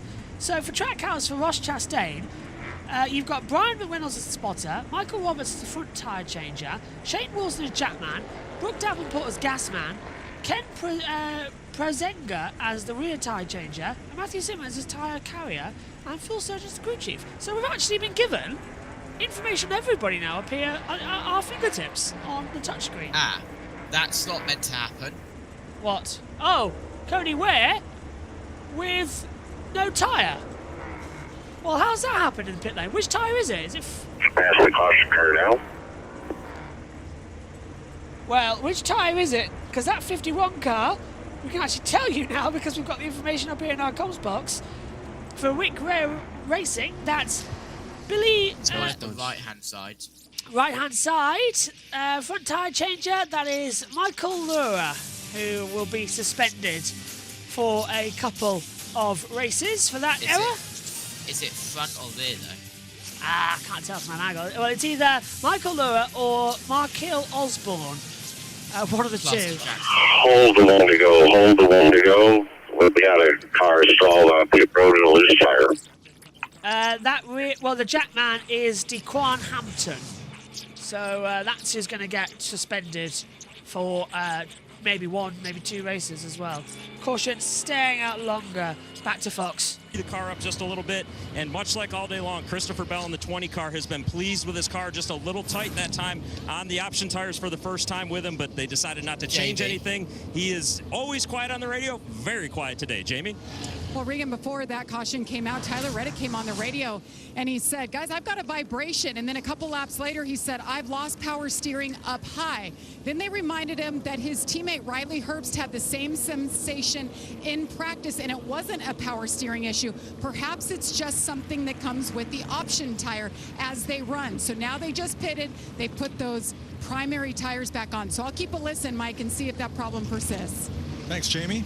Christopher Bell, your leader from Tyler Reddick, William Byron, Joey Logano, and Josh Berry, who overcame that long pit stop earlier and is now in the top 5. Now, Ty Dillon got the free pass. Have you managed to get the culprit then, JT? I have got the culprit. Now you... Okay. And the cat is now... Well, the cat's in the cradle of the silver spoon. Little boy blue. Put a man on the moon. Oh, will you get off my keyboard? I love how I can just do that and it's all fine as we're under caution here. And the cat's in the cradle with the silver spoon, little boy blue. Getting a little bit grim here. When you're coming home, but alright, it'll be 1 to go in the 2. Let me get back here. This one, who has just jumped down, has been giving us different presents of certain organs at the front door of our house the past couple of days. And now this is just a cherry on the top. Has your keyboard actually been on frozen yet? No, it hasn't. Okay, well, JT's coverage of Australia is going to look something like this.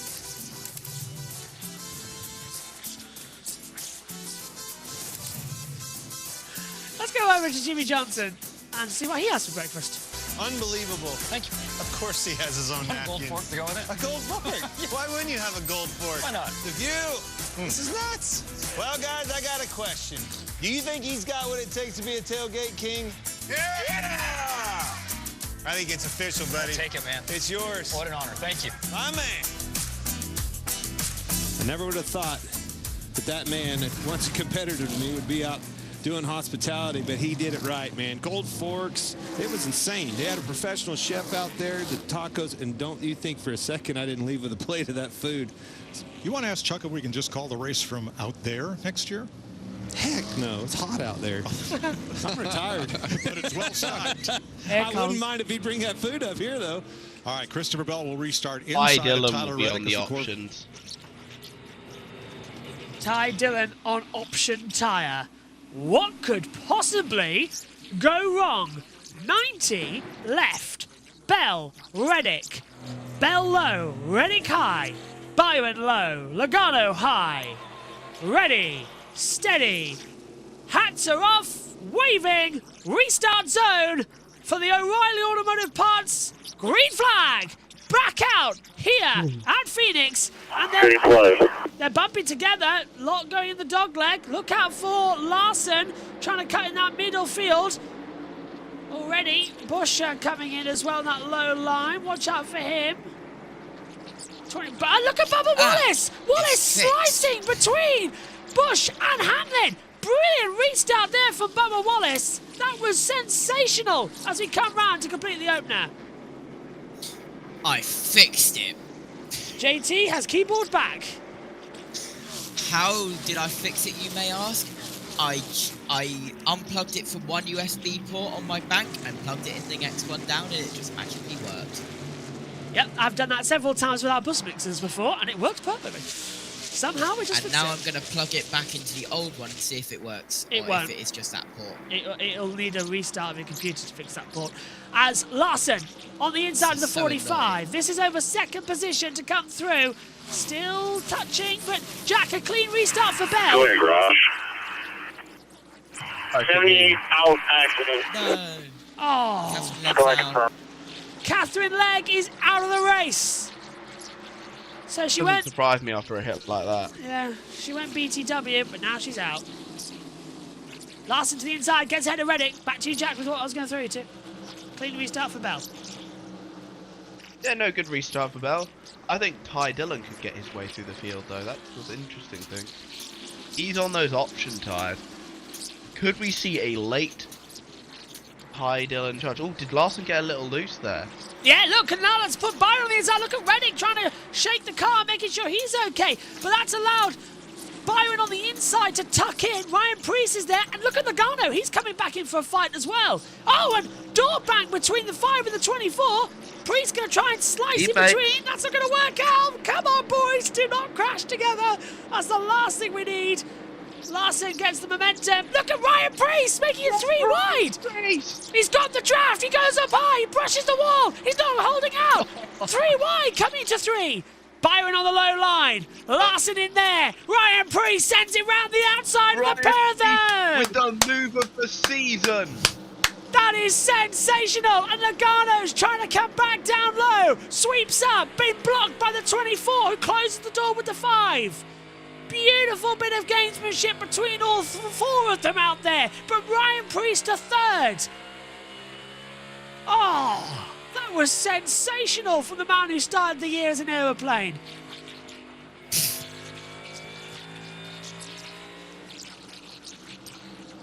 Well, he's certainly flying today, isn't he? But in the better sense of the word. Absolutely fantastic. Look at it now. Biggest mover since the restart. Again, Ryan Preece up 11 places. And now, Bubba Wallace getting past. Up into the top 10. Oh, yeah, he's now into 10th. And Bubba down now. He's been passed by Eric Jones. A Ty Dillon win would feed generations. It would solve you and your... it would, wouldn't it, actually? It would be our first time winner of the season, by the way, in any series. Not including ARCA, by the way. Well, that's ARCA sort of just outside the NASCAR trio, isn't it? Yeah. It would be our first... Because, by the way, do you want to know when the last season we did not have a first-time winner was? Oh, please. In the Cup Series. Always? I think it was 2017. That was a long, long time ago now.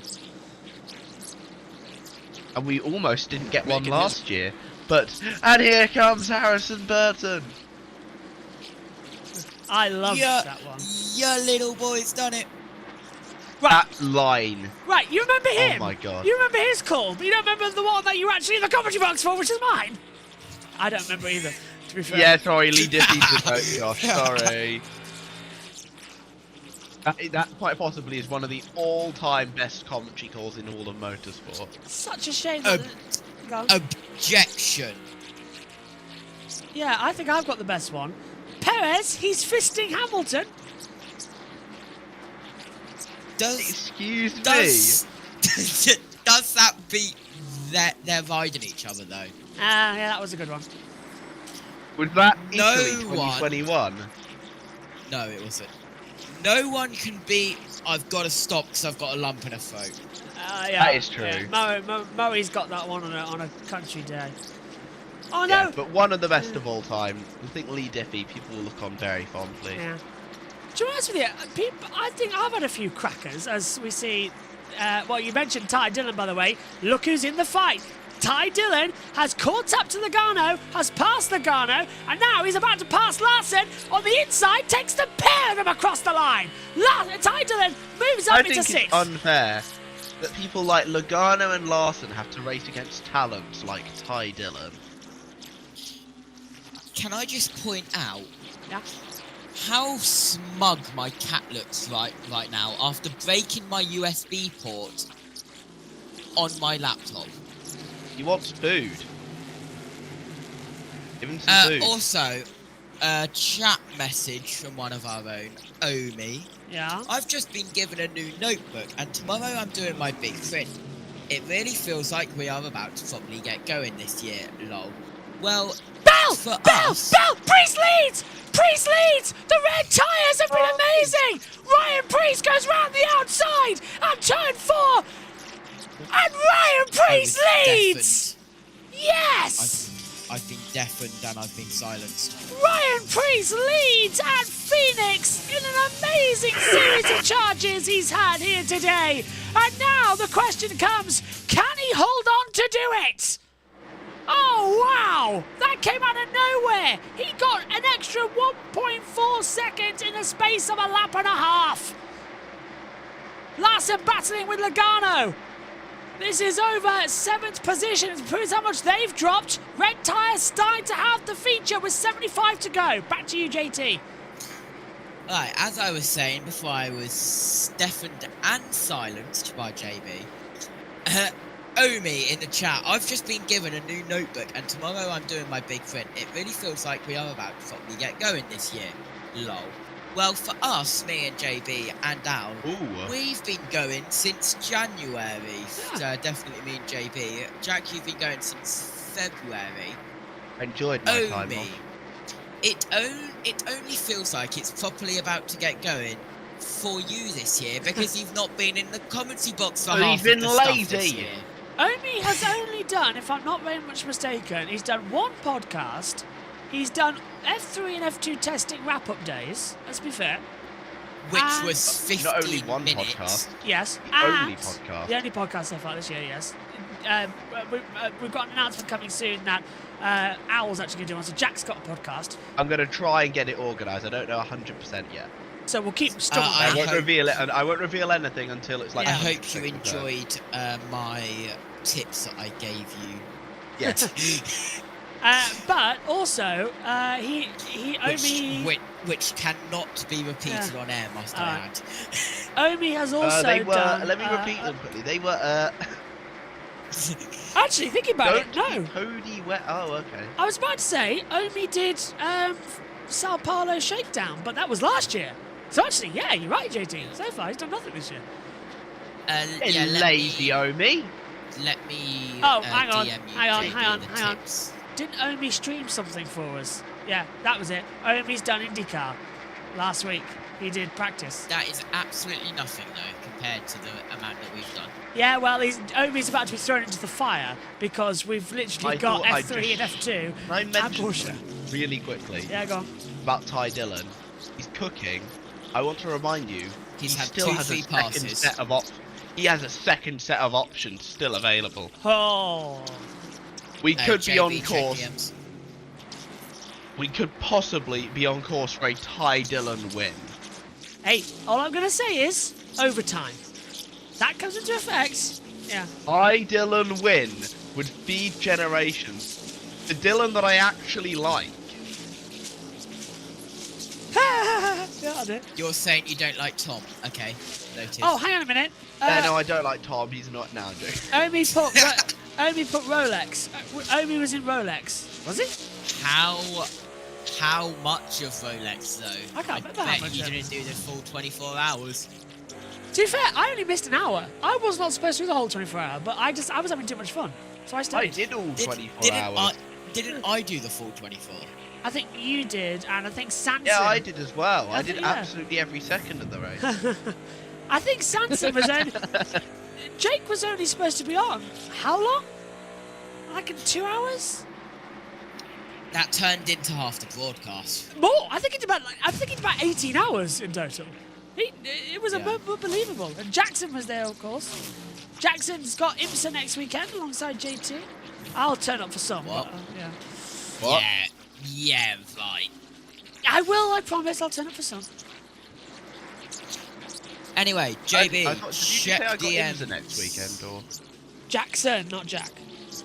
Oh, okay. I was going to say I don't know a thing about. Well, I do watch him, so I don't really know a lot. I was going to say I'm not even that free next week. I'm really busy. Jack, can you do me a favour? When you have a kid in the future, and if you have a son, could you call him Jackson? Because then it would just make my day. No. This is Jack, and this is Jackson, son of Jack. Please do it. I'll just say my girlfriend literally, like, for God's sake, she's already come up with kid names for me, and we're only like 20. It's ridiculous. There we go. Busch passing Elliott now. Help me, please. No. Admit, look, you're the only one of the team, I think. No, actually. No. You're one of, I think, 5... We're motorsports fans, JB. Yeah. I think you're one of 5 members of the JB team who are actually in a relationship, so over you go. That's yours to deal with. Form a little... We're motorsport. We're proof that Formula 1 fans can indeed actually get partners. If you want to know how that's possible, write to this address. I don't believe you. London, PO Box, wherever we are. So, Ryan Preece leading now by 2.3 seconds. Interesting address. Well, the one thing we don't need now is a caution. We cannot have a caution. If a caution comes out, that really Idle and told we could have a really special day here. I really want Ty Dillon to win now, just so that you... You know what? I don't care whether it's Preece or Dillon. I'd love either of those. If you want to know who I'd prefer, probably Preece. I would love it if Ryan I like Preece that little bit more. Because Preece is a guy who literally has fought for everything he's had. This guy is one of the few grassroots, non-rich kids left in the sport. Problems for Blaney. Oh, Ryan Blaney struggling. I forgot to mention that. I didn't see that earlier. Let's see if he's going to be okay. No power on the straights, apparently, according to him. This is him now. Sounds okay to me. Larson's going to pass him, though, with ease. Blaney and him are actually swapping places again.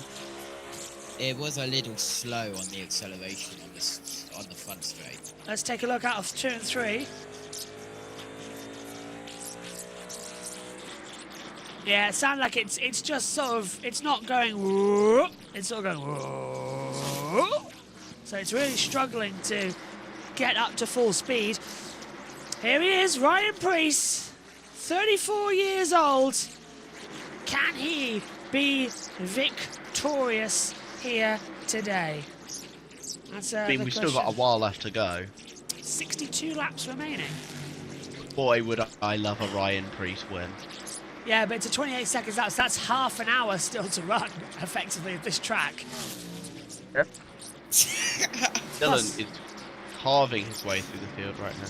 Plus overtime. And yeah. NASCAR Chasm has quoted NASCAR Insight. I've just seen it. Oh, yeah. 8 cars are currently out of the race due to accident, the most ever at Phoenix in the Cup Series. NASCAR Chasm has said, "See, we should hold a quick auction for all of their unused option tyres." I've got 5, let's not forget, Omi also did F1 testing. So... For how long? How long did you do it for?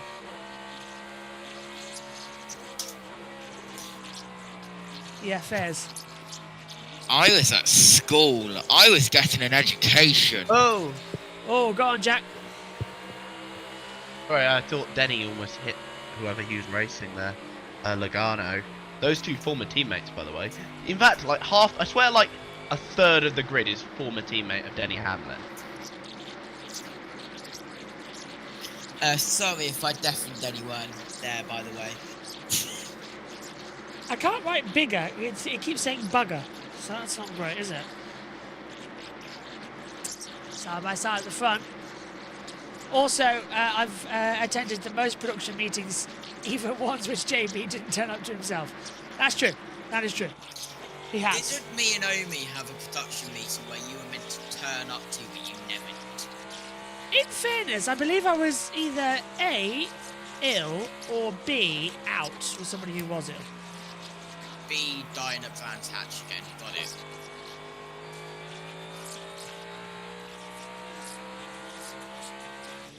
Well, I don't know. There's the flag stamps.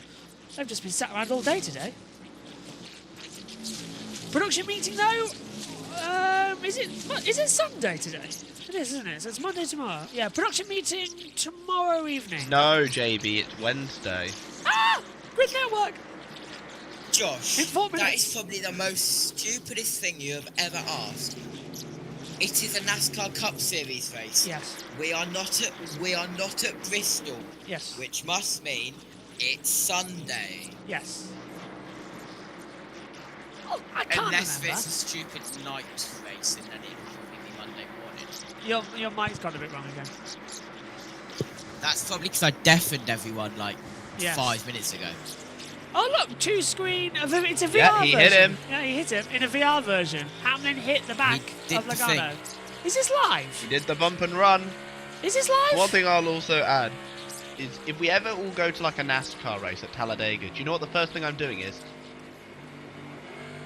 Taking a photo with BJ McLeod. You are not going to be that kid who just stands at the front of the grandstands and has his hat blown off by the cars going past. I would be going into the pit area and getting a photo of BJ McLeod. I do not care what anyone says. First thing I would He do. is my goat.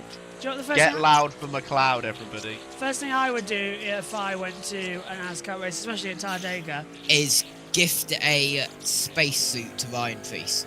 Yes. No. Did you see RFK's Twitter, by the way, of him in the Superman suit? I did actually, yes. Did you see Brad Keselowski's Facebook post after? I think it was on Twitter as well. After COTA. Simchick and Elliott battling together now as well, just quickly side by side.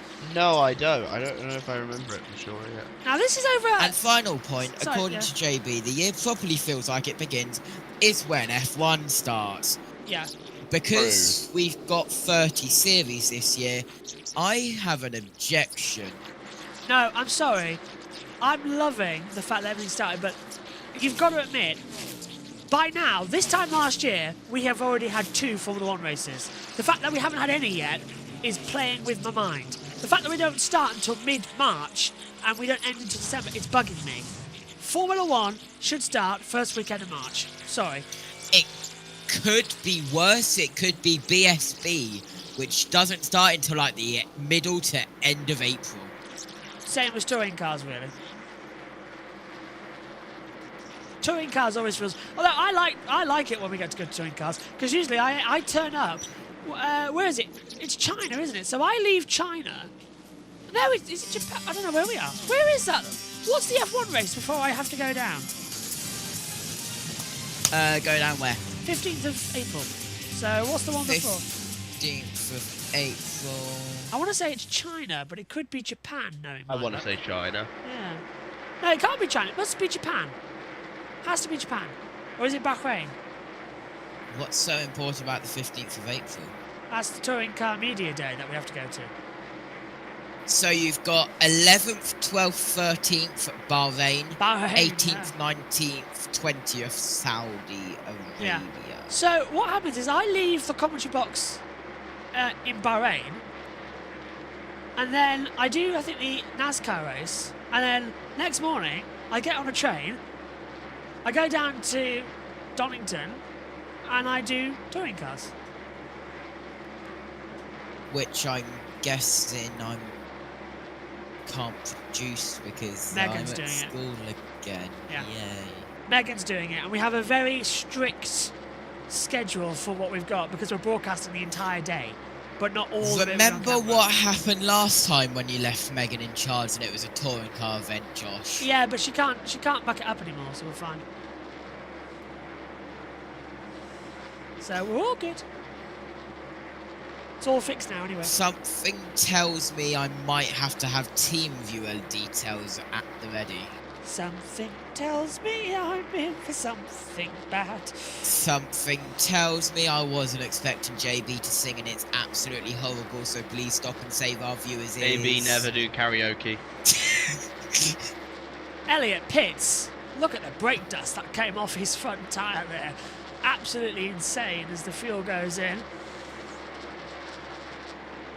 New tyres, away he goes. It's the yellows. A little bit of a wiggle, but a good stop. Wiggle, wiggle, wiggle, wiggle, wiggle, yeah. You are not a cat, JB. Oh, no, don't do that. I feel old now. It was so popular in the early 2000s. Oh. Well, if you're a cat, JB, can you please break JT's keyboard again? Oh, sorry, guys. It's been... Oh, the 23. Bubba's touched the wall. Oh, Bubba in the wall. Bubba's touched the wall. And is he going to get into the pit lane in time? Yes, he is. We stay green. 3 high. So, Byron in 2. Byron pits. You say the 3 high or clear high? The 3 high. Caution's out. Caution's out. Bubba Wallace has debris. And they've... 1 and 2. Oh, this absolutely kills William Byron as Bubba Wallace goes behind the wall. There's debris on the track. Couple coming off the pit road. Last time track will be the 3. Hi, Dylan. 16 is good. 16 is good. Dylan. This helps Ty Dylan. This helps Ty Dillon, but it absolutely hurts William Byron. Yellow is out. Reds go on. One more coming off the pit road. So fasts go on for Byron. Interesting. Well, that was is that a well-timed caution or a bad-timed caution, JT? What's that for Byron? That was... Well-timed. I don't know. Low to 60 down. Oh. That was a puncture for Byron, and it slammed the wall, exit 3. Jeez. This is where I yell the famous line from Martinsville when Chastain rode the wall. Last one's a restart, finish line leaders at restart zone. That was exit of 1. Sorry, that was coming into 1. I know exactly who what a certain commentator would have said right there. What? Wallop straight in he goes. Alright, the 16 was good. We get the leader at the start finish line, even though he's on pit road. 16 can pass the caution car. Yeah. That'll allow 54 free pass. This will allow everybody who has reds to use them. If you do not have reds, Clean up 2. please. Got a couple more you guys that I'll send you. I've got a piece of debris up high to pick up. Just pick up NEC and 1 and 2 there. Go on, Jack. Everyone who doesn't have red tires, you're screwed, by the way, just saying. That's right, and Priest used them all, because is that his second set? Oh. Bell suddenly looks like he might be able to do 3 in a row. I think that Ty Dillon has a very good chance here. Racing above racing is going to get very entertaining. Caution's out. 43 to go of the Shriners Children's 500. Priest, Bell, Redding, Ty Dillon in 4th. Strategically in 4th place, though. Berry's team thinks that Bubba Wallace blew a brake rotor. Pit road open. That would take That too did look long. like a brake rotor blew, to be fair. But that's going to take too long to fix in this stage of the race. That could be Bubba Wallace out of the race totally. Pit road. But yeah, Bubba's going to be done. But if his brake rotor's blown, he's done. Half the There's no field. way he's coming back in. Half the field diving in. Let's go down. Jamie. And they called Tyler Reddick in. Remember, he was having those power steering issues. See the water bottle get swapped out. Take a tear off for Clearview. 4 tires here for him. Just a note, Chase Elliott had already pitted before that caution came out, and also the 60. Ryan Priest stayed out, led 34 laps. They'll go back to the primaries, Regan. Joey Logano needs more turn to fire off on the runs. This will be the primary tires for him. He's not putting those old options back on the race car. And the 20th, Christopher Bell, same thing. Just needs to be a little freer for fire off, but only fire off, not the rest of the run. Who's going to win the race off pit road? It looks like it's going to be Bell. Pit road. I believe he's on the option tire. 3 wide behind Logano there. We'll sort that out. Bell, Hamlin, Logano, Reddick, Larson, Chastain, Jones, Blaney, Priest, Ty Dillon down to 10th. That was the 20 crew has been on it today, Clint. 42 to go. Caution's out again. So 19 cars on the lead lap, plus those that will wave around that have recently been on pit road, and we will set for the finish with roughly 40 laps to go. And there's that brake duct. That's now been picked up. Yep, I told you. Brake duct. Yeah. Austin Dillon is down pit road. 45, 5, 1, 43, and the 12. Over the camera, 22, 55, 5, 43, 12.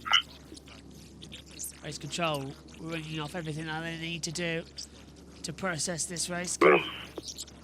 Coming up in 3 hours. Go on. JT? The officials. Now we're clean at 4. We got debris as well at the bottom of the track. You're clear on now. They normally repeat what they say if it's penalty, but they didn't. 45. You're going to be a lane low Phoenix as the next time you go. Tyler Reddick has been given a penalty for too fast exiting pit road. So, Jack, that massively helps the 10. Wait. I just heard, I think I just heard a number, and I don't want to say what number I think I just heard. Turn it up. It is Ty Dillon! Penalty! That's Reddick. 10! Reddick as well. Yeah, Reddick's on it, but Ty Dillon has been given a penalty for entering pit lane too fast. Utter pain. That's my I can't second. see that on Twitter yet, though. It's come 71. It's come from race control, Jack. 71 as well. Now we're clean at 4. We need to cross pit in. That's Michael McDowell. Yes, you can cross it. Ty Dillon, too fast entering pit road, has been given the ride through. Oh. 1 leaving pit road. Just 16 will restart the tail. Too fast section 18. Well, this race has just gone bizarre. What is going to happen? Michael It'll be McDowell. to the rear, by the way. It'll be to the rear. Too fast entry. 99 will restart the tail long section. Suarez 2. And Now, like 22 fast. AJ as well. Suarez 2. He's been given a penalty to the rear. Where is Suarez? He's 25th anyway. 4 laps down. You got 40 laps here. I still think. 1 lane lower than through the rails. Well, this has certainly been an entertaining Can you confirm it was 16 speeding? couple of laps. Yes, he did have a section he was speeding. He maintained his lap status, got the lap back as the caution came out versus the leader, but he still did have a section he was speeding in. We'll pretend we understood some of that. And that was basically spotter to officials confirming what car was, if number 16 was. 45, I'll say equipment all too soon. Clean up 4, just drop down on the inside, hang out by the wall, and clear you across pit road. Of course, JT speaks radio. There was 45 to go. That's when those things make the most amount of lap time. Okay. So the mathematical best chance to win. 2-4, I got you. I think Chastain has a shot at this. Who? Chastain. Outside shot, but he's got it in fifth. I think the biggest chance of anyone could be Byron, though. Do you know who my money's on? Christopher Bell. Joey? No, Christopher Bell. I think he's going to do 3 in a row. I've just got this feeling he's going to do What 3. about Hamlin? Hamlin could do it. Racetrack ready. Let's not forget, though. Hamlin has not won, I think, since last year. I can't remember what race it was, though. Definitely hasn't won won. since last year, Hamlin. But a long time ago since his last race win. We will double He check that. flopped in the second half of the season last year. If you give me a second, I can tell you the last time he won, because it'll be in our stat sheets somewhere in the comments box. Racetrack's not ready, actually, JT. There's 2 vehicles on the start strip that have come through. So they delayed it by a lap. The one who's going to choose when they get back here. Lead rounds are the 34, 47, 24, 9, and 4. You're past the caution car now. Penalty cars are the 45, 10, 71, 16, 19, and 99. 54 will choose last as the free pass. Basically, what the pace car means when racetrack is ready is that everything that the vehicles needed to do has been done, but there are still vehicles on the track, but they are not doing anything. They are just staying out of the way and then will return. There's no like clean up or anything happening. Yeah. So the vehicles. Most of us sitting in the bar apparently, watching the race from there. Not a bad place to be fair. Classic Katherine. I am flying through the pages at the moment, chaps. There's nobody I love more than Carson Hocevar in this grid. I'm glad you said in He's this like grid. the most unique character. I'm glad you said in this grid, because your girlfriend might have hated us a little bit. Sorry, my girlfriend. You got competition. No, I'm joking. And It's my tell she's got competition. And that's Jack in the doghouse, everybody. Caution officially. You don't hear from me next week. That's what's happened. Sanson's going to be here for that one, so yeah, you should turn up. You haven't commentated yet with him. Speaking of Carson, random fun fact: the tallest driver on the grid and the shortest driver on the grid are teammates. In terms of stage wins this year, as I have said, well, why is it telling me that Bell's got nothing? Oh, Bell. Oh, no. Oh, that's okay. Last win for Denny Bennett Hamlin. has power steering issues. Denny Hamlin last won at Dover in April last year. So that's how long it's been since his last win. Here we go then. Ready for the green.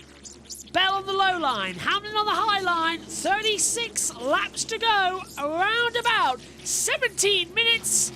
Is it yellow, Breed? Yellow. We'll go again. Okay. Let's go. Good restart so far. They spread out through the dogleg like a slinky down a step before merging back together into turn 2. Nice. Look at the 21 coming in though, Berry. He's taken 1 set, he's taken 2 set. Come on, bring it up high, side by side with Logano. I reckon. Berry's going to 4th, but he's got a bit of competition. Buscher goes in there too. The 48's Look on out the for high Chastain. line. Chastain bunches them up. Whoa, close and high. And there it goes. Wow. Oh, okay. That was amazing from the 21 there on that restart lap. Just swooped into everybody. I think he's now up into about 5th Could Berry place. get that win? Berry's going hard. But look at Kyle Busch. He's also... Is he on the reds? I can't tell. 43's dropping like a stone. Red tyres now are the benefit here. But Bell leads Hamlin by 0.2 of a second at the line. But Don't Reds... wait for the field to spread out. Yeah, Reds are coming. And that's when they'll start really pumping hard. Over the line we go. 34 to go. Wish NASCAR would tell us what tyres they're on the timing screen for races like this when we have the alternatives. Because we don't know. So we're having to guess.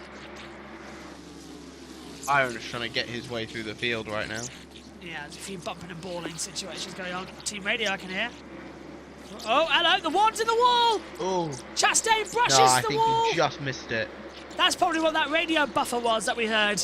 He nearly got collected by... Is that the... That's 38 coming in. He's gone wide as well, actually. So Zane Smith's going to swing back underneath him. We've got Austin Dillon, who gets nearly hooked. Ooh. Elliott's going for the move. We saw that happen. Elliott diving down low into 2 and 3. Into 4. Let's hear for Bubba. It's Bubba Wallace. Leading up to that last restart that we had, I just noticed about lap 3 or 4, my pedal just traveled further than it has, just by a little bit. So turned on my fans, came back, and that was it. It's a bummer. We didn't have the best of start or the best of mid-race for our Lidos team, but felt like we finally got our big break and cracked in there to top 10 and was going to make something of it, trying to survive, and just got ripped out from underneath us. Unfortunate, I hate it. We've had such a strong start to the season, but all in all, can be pissed off about it. It is what it is. The team executed. I felt like I executed all day and just wasn't in the cards, so we'll go back home and fly back out here to go to Vegas and have some fun. Thanks, Bubba. Phoenix and Vegas swapping Apologies round. to the language there from Bubba. Busch is on the red tyres, guys. Let's not count him out. But Bowman fighting side by side, tooth and nail with him. Is he on the reds too? He's on the reds too. Yeah, go on, JT. You should definitely go full screen on my camera quickly. That's very tricky. Hang on. I have done so. What have you got? If you want to know why I wasn't on the truck race at Atlanta, that was why. Oh, okay, yeah. We were wondering where you were at Atlanta, to be fair. Jump scare. Are you commentating the truck race? No, I was filming and recording it at the same time. I don't actually... that was the 22nd of February, wasn't it? Yeah. Yeah, the footage that I did actually never got uploaded because I couldn't be bothered to edit it. That is literally all of the people who film the videos and edit them and upload them all by themselves. Yeah. Filming them is one thing, editing them is a completely different. Hi, Chase Elliott. Elliott slips through on Logano, but Logano's got the better traction.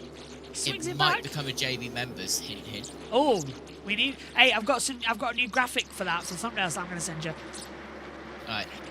You said that like a month ago. Yeah, but they haven't all been ready yet. Hi, Dylan. We've been having like 5,000 or 6,000 of them. 22, 9 and 10, 3 abreast, continuing through 2 and 3. Did I not say? Yeah, you did. Ty Dillon could still get a top 10 here. Yeah, but he's hang on. The stewards might clock in there because he was in the commitment line for the pit lane. So the blend you line. You think he was? I thought he just avoided it. No, he was in it. He was definitely below that line. So I wonder if the officials will pick up on that. We'll hear. We've got the radio open, so if we hear it, we'll hear it. But it looked to me like he was below it. But he's going through either way on Logano. Very low through 2, way below the line. So look, there's the commitment line, and he's below it. That's twice now Dylan's done that. It's the white line. You've got to hit that orange thing, I think. Yeah. You've got to hit that orange thing. But he's hit it twice. Watch. Are we going to see a replay of it? No, this is the battle at the front with Bell we're going to see Hamlin. Denny Hamlin running out of talent, maybe. No, it's just them going to an ad break. No, this is live. we're seeing a replay of absolutely nothing, just live action. Yeah, it's live. This is live, by the way, what we're watching now. 25 laps to go as... His joke. No, they haven't gone to an ad break, so I don't know what on earth that little clip was about. Yep, Reddick's effectively out of this contest. Power steering on. Omi said, I've been waiting for the thumbnail driver since January. Yeah, because we've run out of room on both OneDrive, so I'm frantically trying to edit, but more races come in. One word for that. What? Excuses. Yeah, well, I've got thousands of things to do, but they'll be ready by Australia. Because once we get to Australia, that's literally everything through the touring car's done. So I can get... Oh, caution's out! Oh, blowout! Caution! That's an engine blowout! Oh, Blaney, that's oil! Fluid restart zone through 3-4. Blaney's blown up, and that's going to be a... He literally said... And next time, I have a 12 quarter mower right in the middle of 3 and 4 lower lane. I never went through there and caution car when you get out. Leaders just off of 2. Hey guys, for the first time today, Timely 71 and the Discord stuff, they've all caught up with each other. That caution came out at the same time it did for us. Fire on Blaney now, it's on fire. oil. That'll be oil. Leaders out of the restart zone, pick up the 20. What are they highlighting with Reddit? Clean up 2, come on, out, down, your front stretch down low, you can hug that inside wall. What's up? Right below the Dovex general tire entering turn 3 there, take a good look. 12 to the garage mechanical. 23 to go, cleaning up the track, might be a red. JT, what did you say with Reddick? 45 for you guys. He's got the free pass. He's got power steering issues. But has been given the free pass as well. Yeah. Right through there, about where he blew up there, chase vehicle. And then once he got by the restart zone, he dropped to the apron. So they're going to go to the apron so they can clean the track Clean up, just hang back in case they see something I need you to. Yeah, do we need to stop the race? It's going to be the question everybody's going to be asking. How much oil's out there? Caution cars, you came out to do anything as you followed him on the apron. It blew. I didn't see anything. I'll take a closer look, but it looked good to me, sir. It's blown on the low line. Well, just ask Byron if he's got any oil on his windscreen. Then we'll know if there's anything down there on the track. The good thing is... Pit road open to the caution car. Pit road open to the caution car. Jack, the good thing is, though, that fire would have burned off some of the oil that was coming off the side of the exhaust, so we might get lucky and there's not too much down. Or we could just do what we did at Glen. Let them go. And like what's it, like 13 years ago, and run when there's still like oil on the track. Yeah. And give us one of the greatest finishes NASCAR's ever seen. Pit road are coming for a effective splash and dash. It'll be 10 minutes to go. Pits are open. Nobody going down at the moment. Oh, Reddick has red. He has red left. Ooh, ooh. Logano, Cindric. Yeah, they've died down. Logano as well, I'm told, has scuffed red left. Yes, he does. We're seeing them now on our pictures. Let's go down pit road, Jamie. Chastain. Option tires up on the wall for Ross Chastain. Yeah. Trackhouse have got some left as well. Cindric. Reds, scuffed. No, red, new. Very good stop from Chastain. Logano, Jamie. And when you pit from 15th, why are they using our 19 lead lap pit cars. hang on, Logano hasn't put reds on. Logano's put yellows back on. He's put the hards on. Logano has not changed to those scuffed reds. He's changed his mind. He's going for overtime, possibly. He is thinking overtime, isn't he? Paul Wolf is his crew chief, and I will tell you right now, that man is a genius. Yes, he is. Very is. One of the best crew chiefs on the grid. Genuinely, I guarantee it.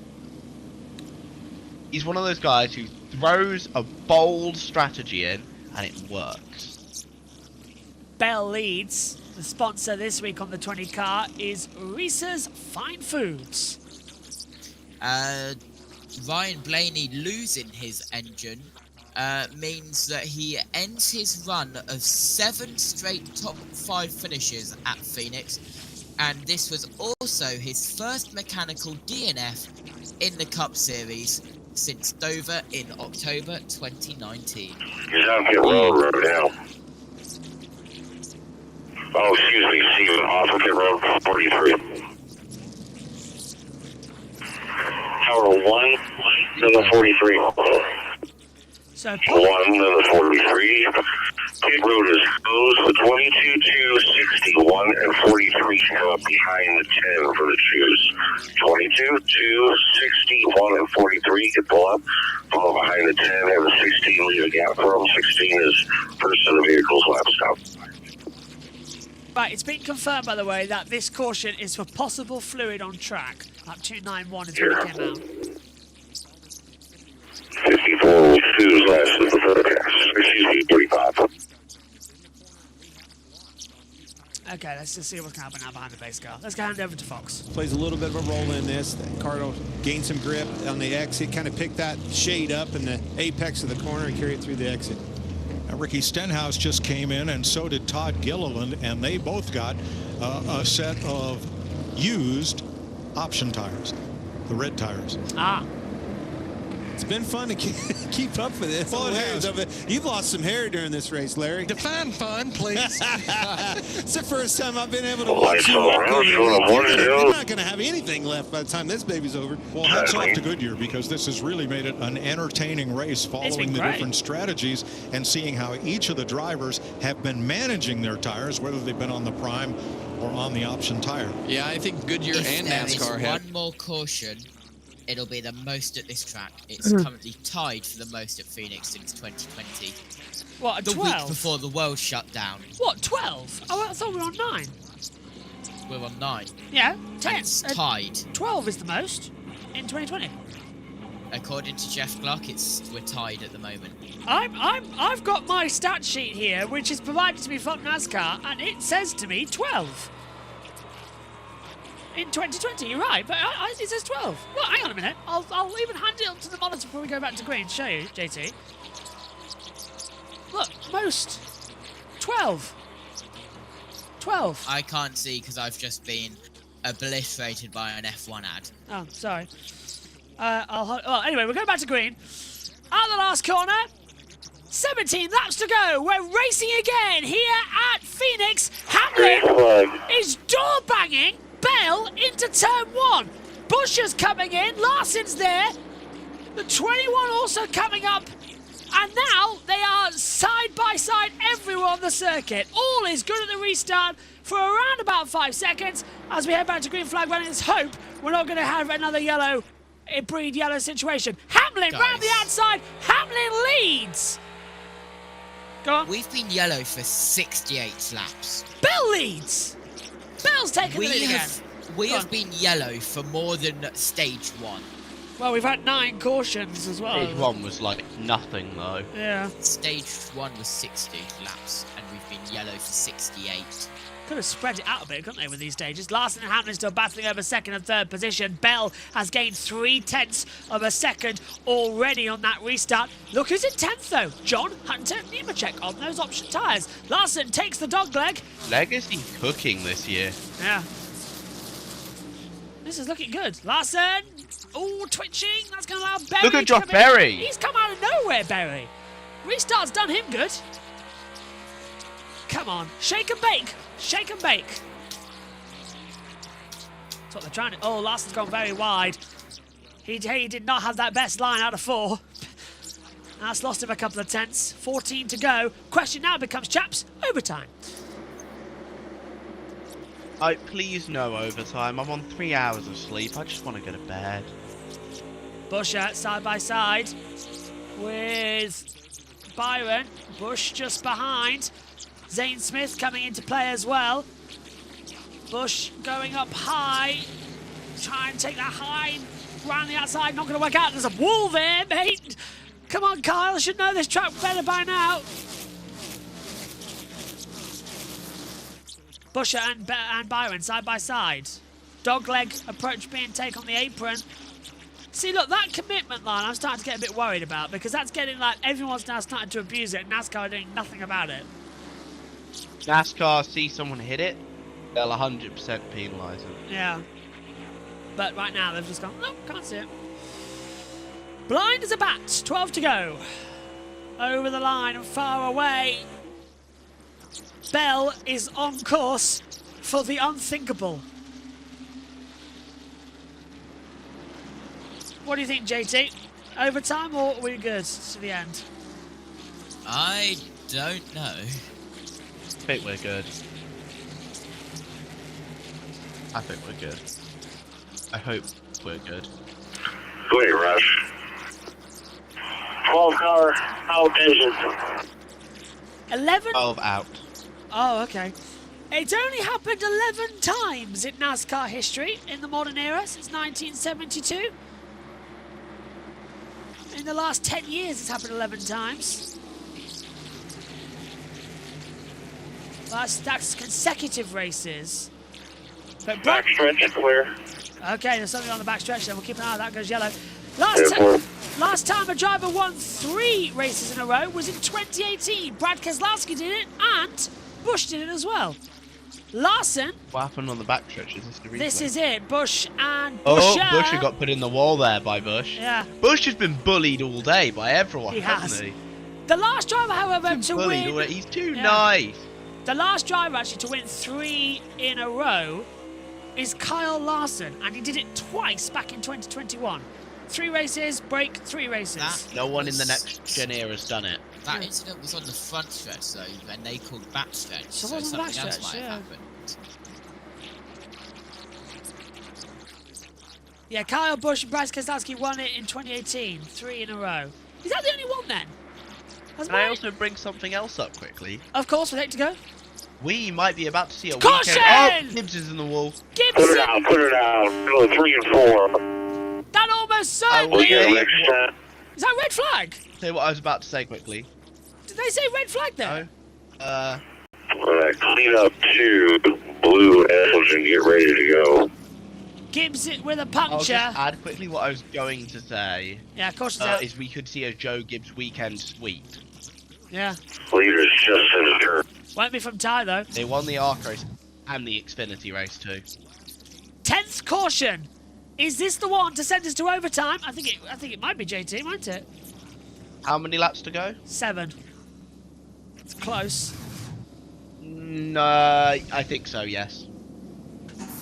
Bell is now worried. Yeah, now, it's fine. oh, don't tell me it's John Hunt and Nemechek. No, it's not. That tyre just blew on its own. Now go for that. Gibbs' tyre blew. Gibbs has had an awful day anyway. Well, he was involved in that. He caused the big one. Caution 5. Are these all on the red tyres? Are we seeing a pattern here? I think they are on the red tyres, you know. They're all, so far, I think every punch I we've seen say is on red. on those red tyres Yeah. is going to have gas mushrooms. 3 pass 34. Gilland. Caution 10 then, chaps. Caution 10. Let's head back to Fox as we wait to see what's going to happen. Story ripped from the pages of Formula One. On the last caution, Michael McDowell came in and got a set of fresh tires, and you know what he did? He went out and ripped off the fastest lap of the race. Point fit. 133.23 miles per hour for McDowell, so there's a championship point if it holds up. And with everybody's option tires now used, it likely will. That is Glendale, Arizona. State Farm Stadium, and Glendale is home to Michael McDowell. I think we're going He overtime. and Alex Bowman, the 2 Arizona natives in the field. Bowman from Tucson. Well, Larry, 6 laps to go. What do you want to do here? Well, we're only going to probably have 2 or 3 laps to go racing. I think everybody at the front, their bed is made. We may have some guys at the back with 19 drivers on the lead lap that hit pit road, but you're up front, your bed is made. You've got to live with it.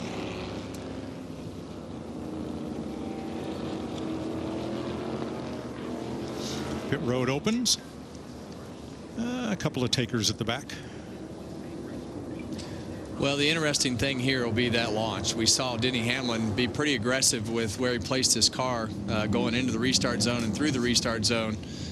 And didn't cause him any harm, no penalty or anything, but that launch is going to be important. And I think Christopher Bell has a better car, but if Denny can keep himself side by side through turns 1 and 2, it could at least change the complexion, and also see him can't get that right front tire off. I don't think it was up high enough. Oh, no, it's welded on, huh? right, yeah. So apparently Ross Chastain did not like that worn set of option tires because he just opted for a new set of the primary tires to finish this off. And I think longer that these worn tires go on these option tires on these reds, that these guys have to stay out. Those sticker tires, you'll be able to pump the air pressure up a little bit, put yourself in a better position compared to the guys on the reds.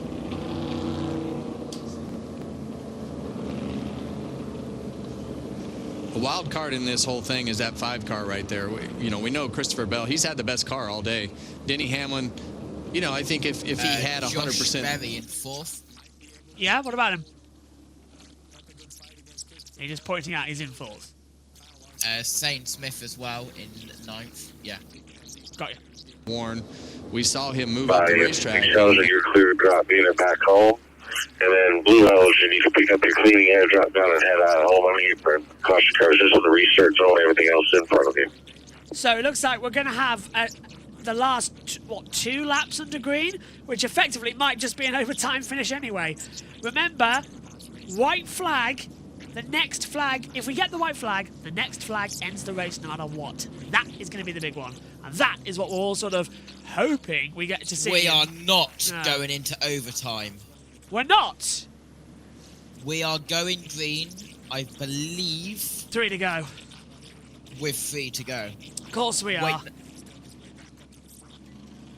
It would be over. It would be essentially. It's not overtime. Hold on. It would be 2 to go. No. It would not be overtime, but it would be 2 to go. We're going 2 to go, no overtime. 2 to go, no also, overtime. I just sneezed so much my nose has started bleeding, so that's great. Oh well, as we deal with that emergency in the comms box. That's good. Right. Okay. Medical emergency in the comms box. No, I need to be with the claps. Have the 4 dropping behind the 2. Don't even get involved in the shoes. I will do my best to survive, though. Thank God you're not on camera. That would be really sad to see. John Hunter Nemechek started. Started 36th, currently 11th. To the choose rule then. Bell. 4 falling behind the 2. Lights all around. Going up 1 to go. 20 is a control car and shows the inside lane. Yeah, Bell inside, Hamlin outside, Berry inside, Larson outside. Then it's Byron Bowman, Busch, Buscher, Nemechek Smith, Logano, Elliott, Dylan, row 7, Ty and Austin, row 7. Chastain, Priest, Cindric Jones, Gregson, Reddick, they're on 10. Are we going to get an overtime? It will be 2 to go. Yeah. That's only 1 minute. That's 60 seconds of running. Can these 27 drivers make it 60 seconds without wrecking?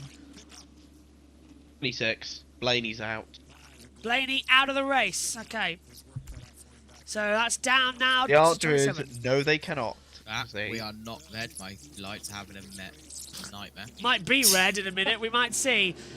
Fingers crossed then. Is Bell about to become a 3-time back-to-back for hopefully the last time? 2 to go.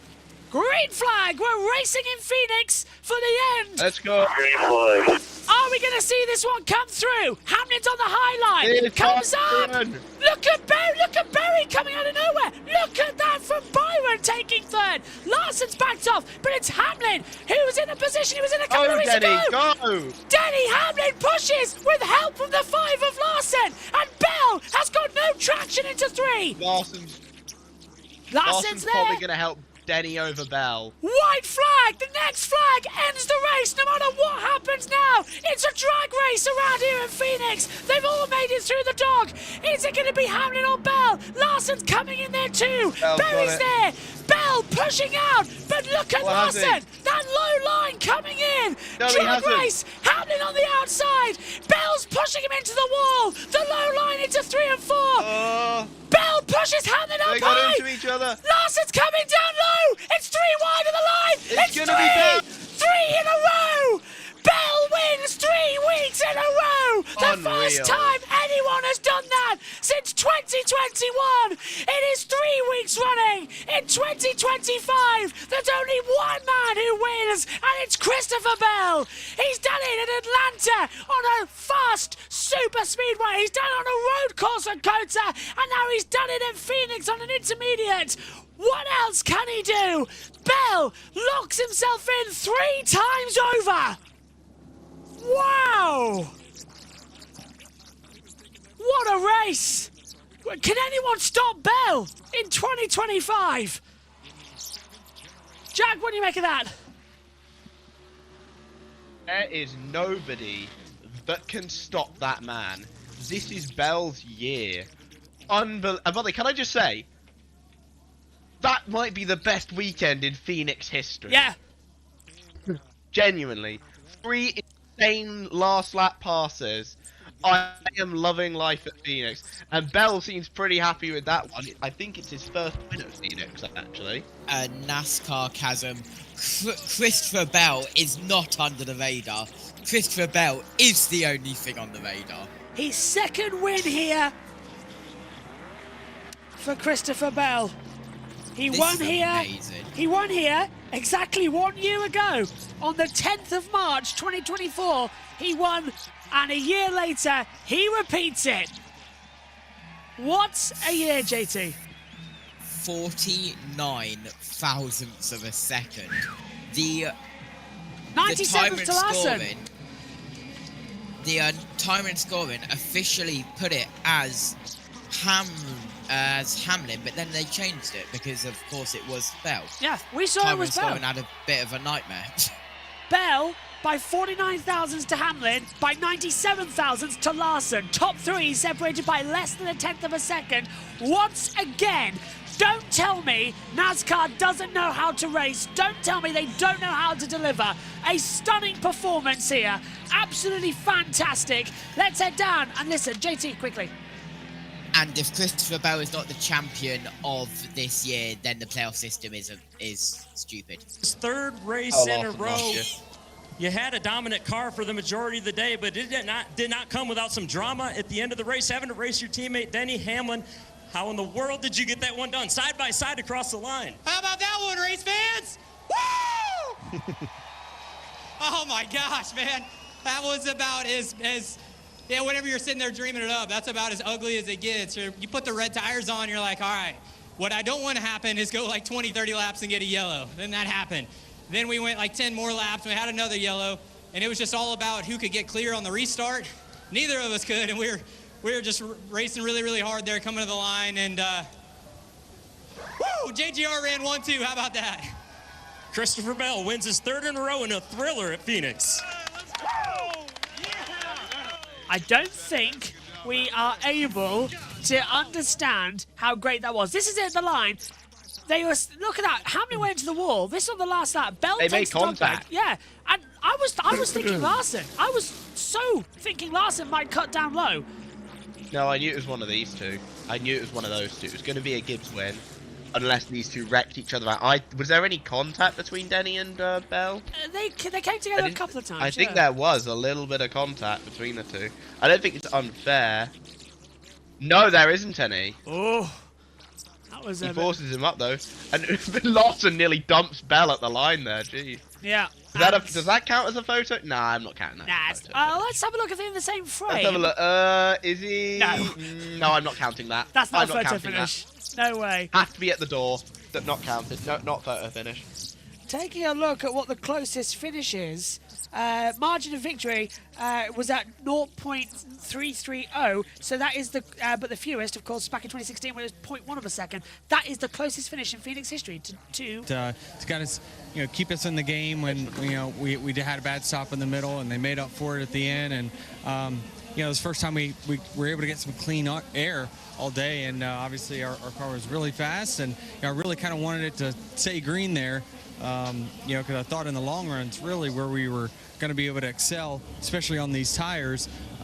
But we got a good restart. The 5 really gave me a great push on the front stretch on the restart, and then down the back stretch to so I had kind of position on the 20, but I knew he was going to ship it in there, and if he had to use me, he could, and obviously we just kind of ran out of racetrack there. But great finish, and great job by the whole Joe Gibbs team to give us some fast cars. Thanks, Danny.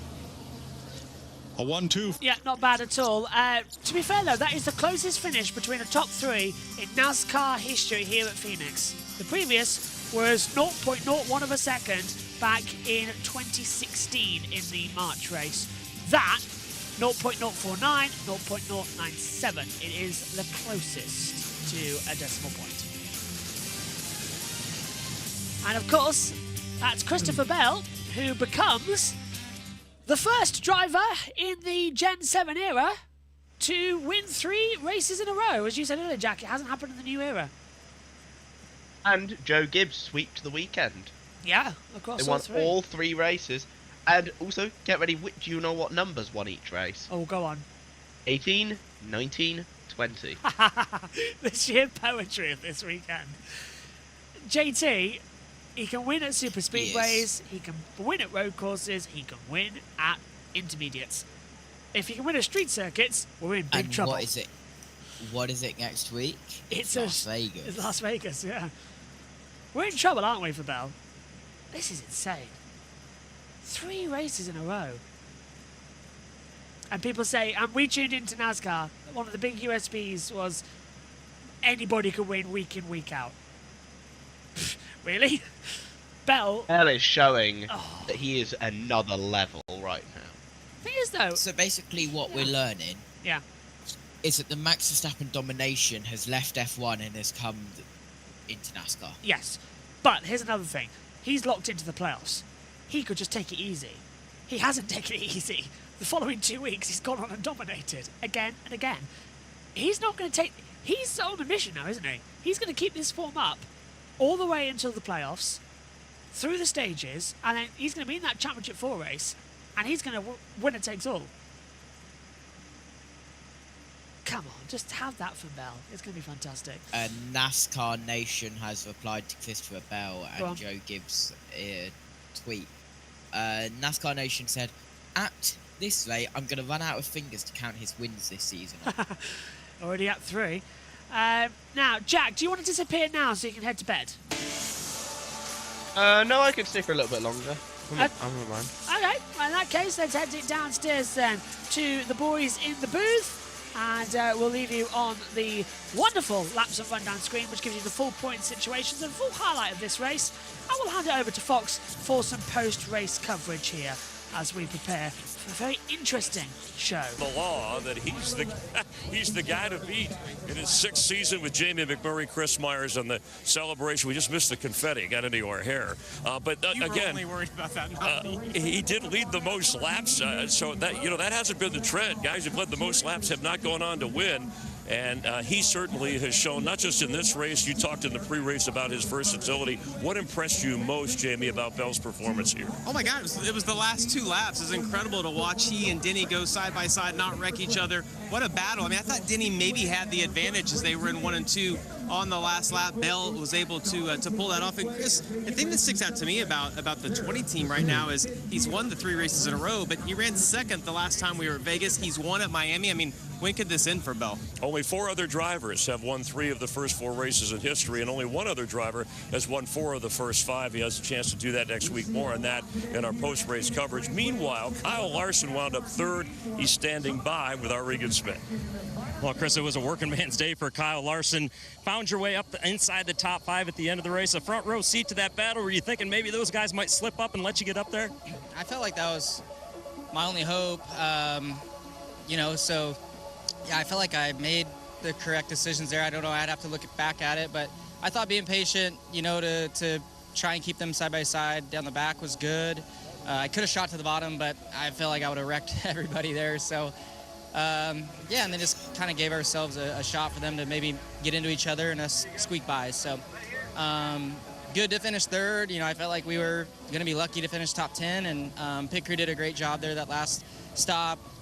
They made good adjustments compared to our first, option tire run too. So, yeah, it got better, but need to be a lot better to have any shot to win here in the fall when it really matters. So, good to get a good, great to get a solid finish in here. It's been kind of a struggle for us here to start the year. So happy about that, and go to Vegas and try and do good again.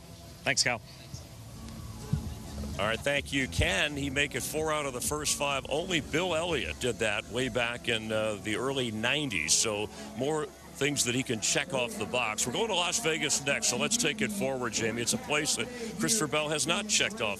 He has not won. He does have a couple of second-place finishes. Nearly won here. Yeah, he's been really good at that racetrack, and I year. just think about the track in general and how good it races with this car, the Gen 7 car on the mile-and-a-half track, especially a place like Vegas, getting around the bumps, the amount of grip that track has, the fall-off it has. It's just a really fun track. We'll see 4 or 5 wide all day long on the restarts, and the racing there is really good. Bell, who has mastered this track, obviously 238 days away from where the championship will be decided here in the desert. From Las Vegas on Saturday, practice qualifying, race day, 2 Eastern. That's 11 Pacific, and then, of course, the race. And, yes, we're going to have a lot of fun from Las Vegas. We look forward to that. Bell led the most laps, followed by Byron, and then Logano. We had 3 multi-car crashes to make it exciting. But in the end, it was Christopher Bell with his 3rd straight win. This has been a Chuck McDonald production, directed by Artie Kempner. Thanks for watching. We'll see you from Vegas next Sunday.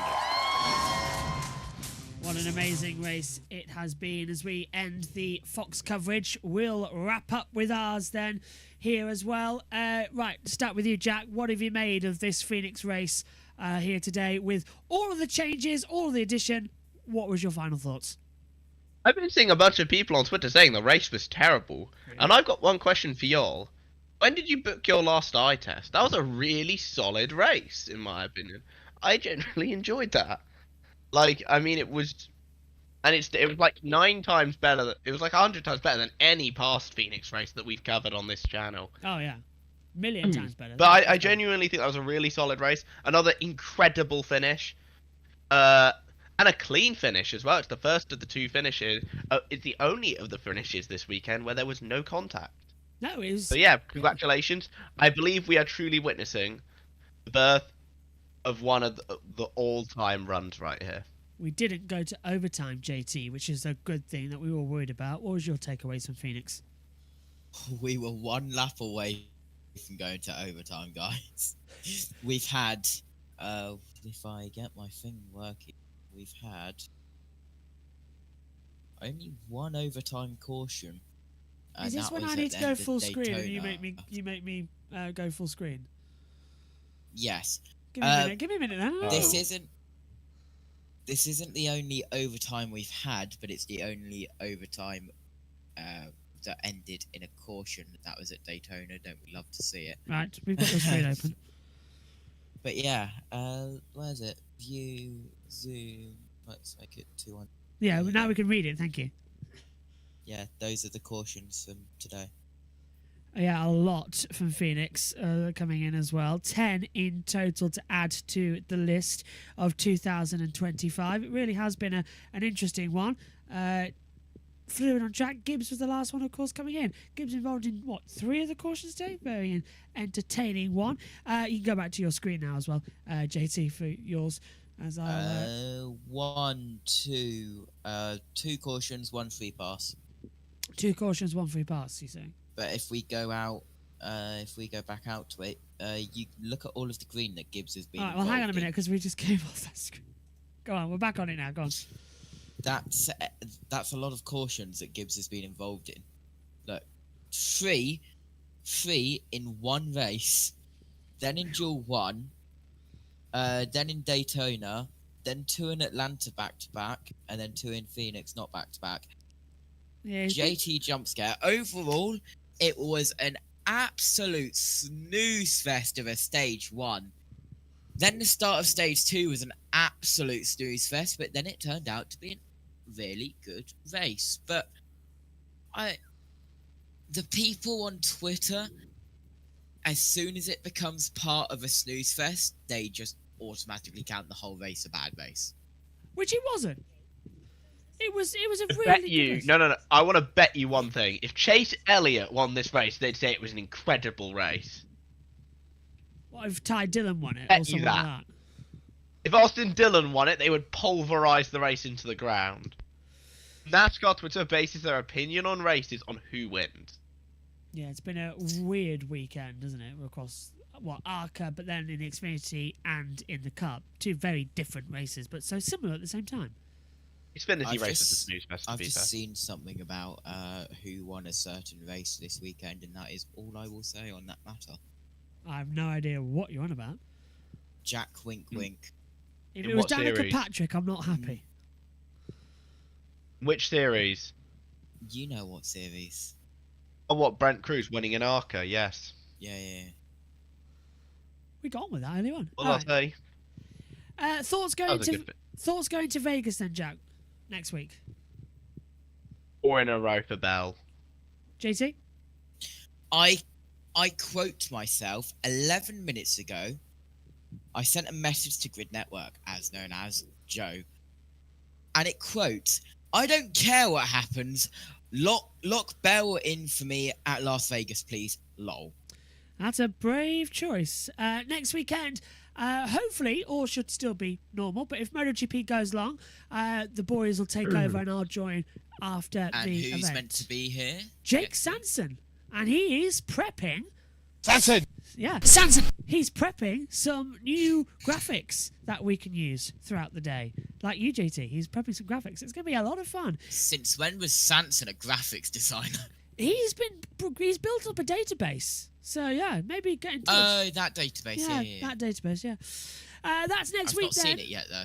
I need to schedule up quickly, because before we give up on today, I need to tell everybody what's happening and when. I can literally just share my screen if you want. I've got it You up. can read it off that. I have got it up, don't worry. My laptop is now working incredibly fast. Saying that, it's now frozen in terms of trying to load in the month and dates. We start Thursday evening, don't we? We do. Start Thursday night. Yes. I have got it open now. Okay. So, we start on Thursday with all of the action. That's going to come from Formula 3 and Formula 2 practice.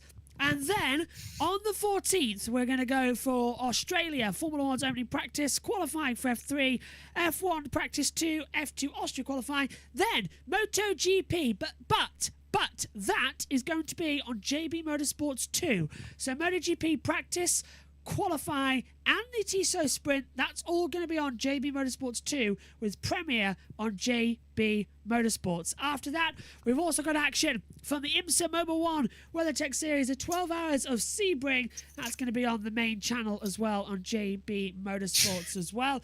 Then we've got the Xfinity race coming up next weekend. I presume, is there a truck race next weekend? Are we back in Vegas for trucks?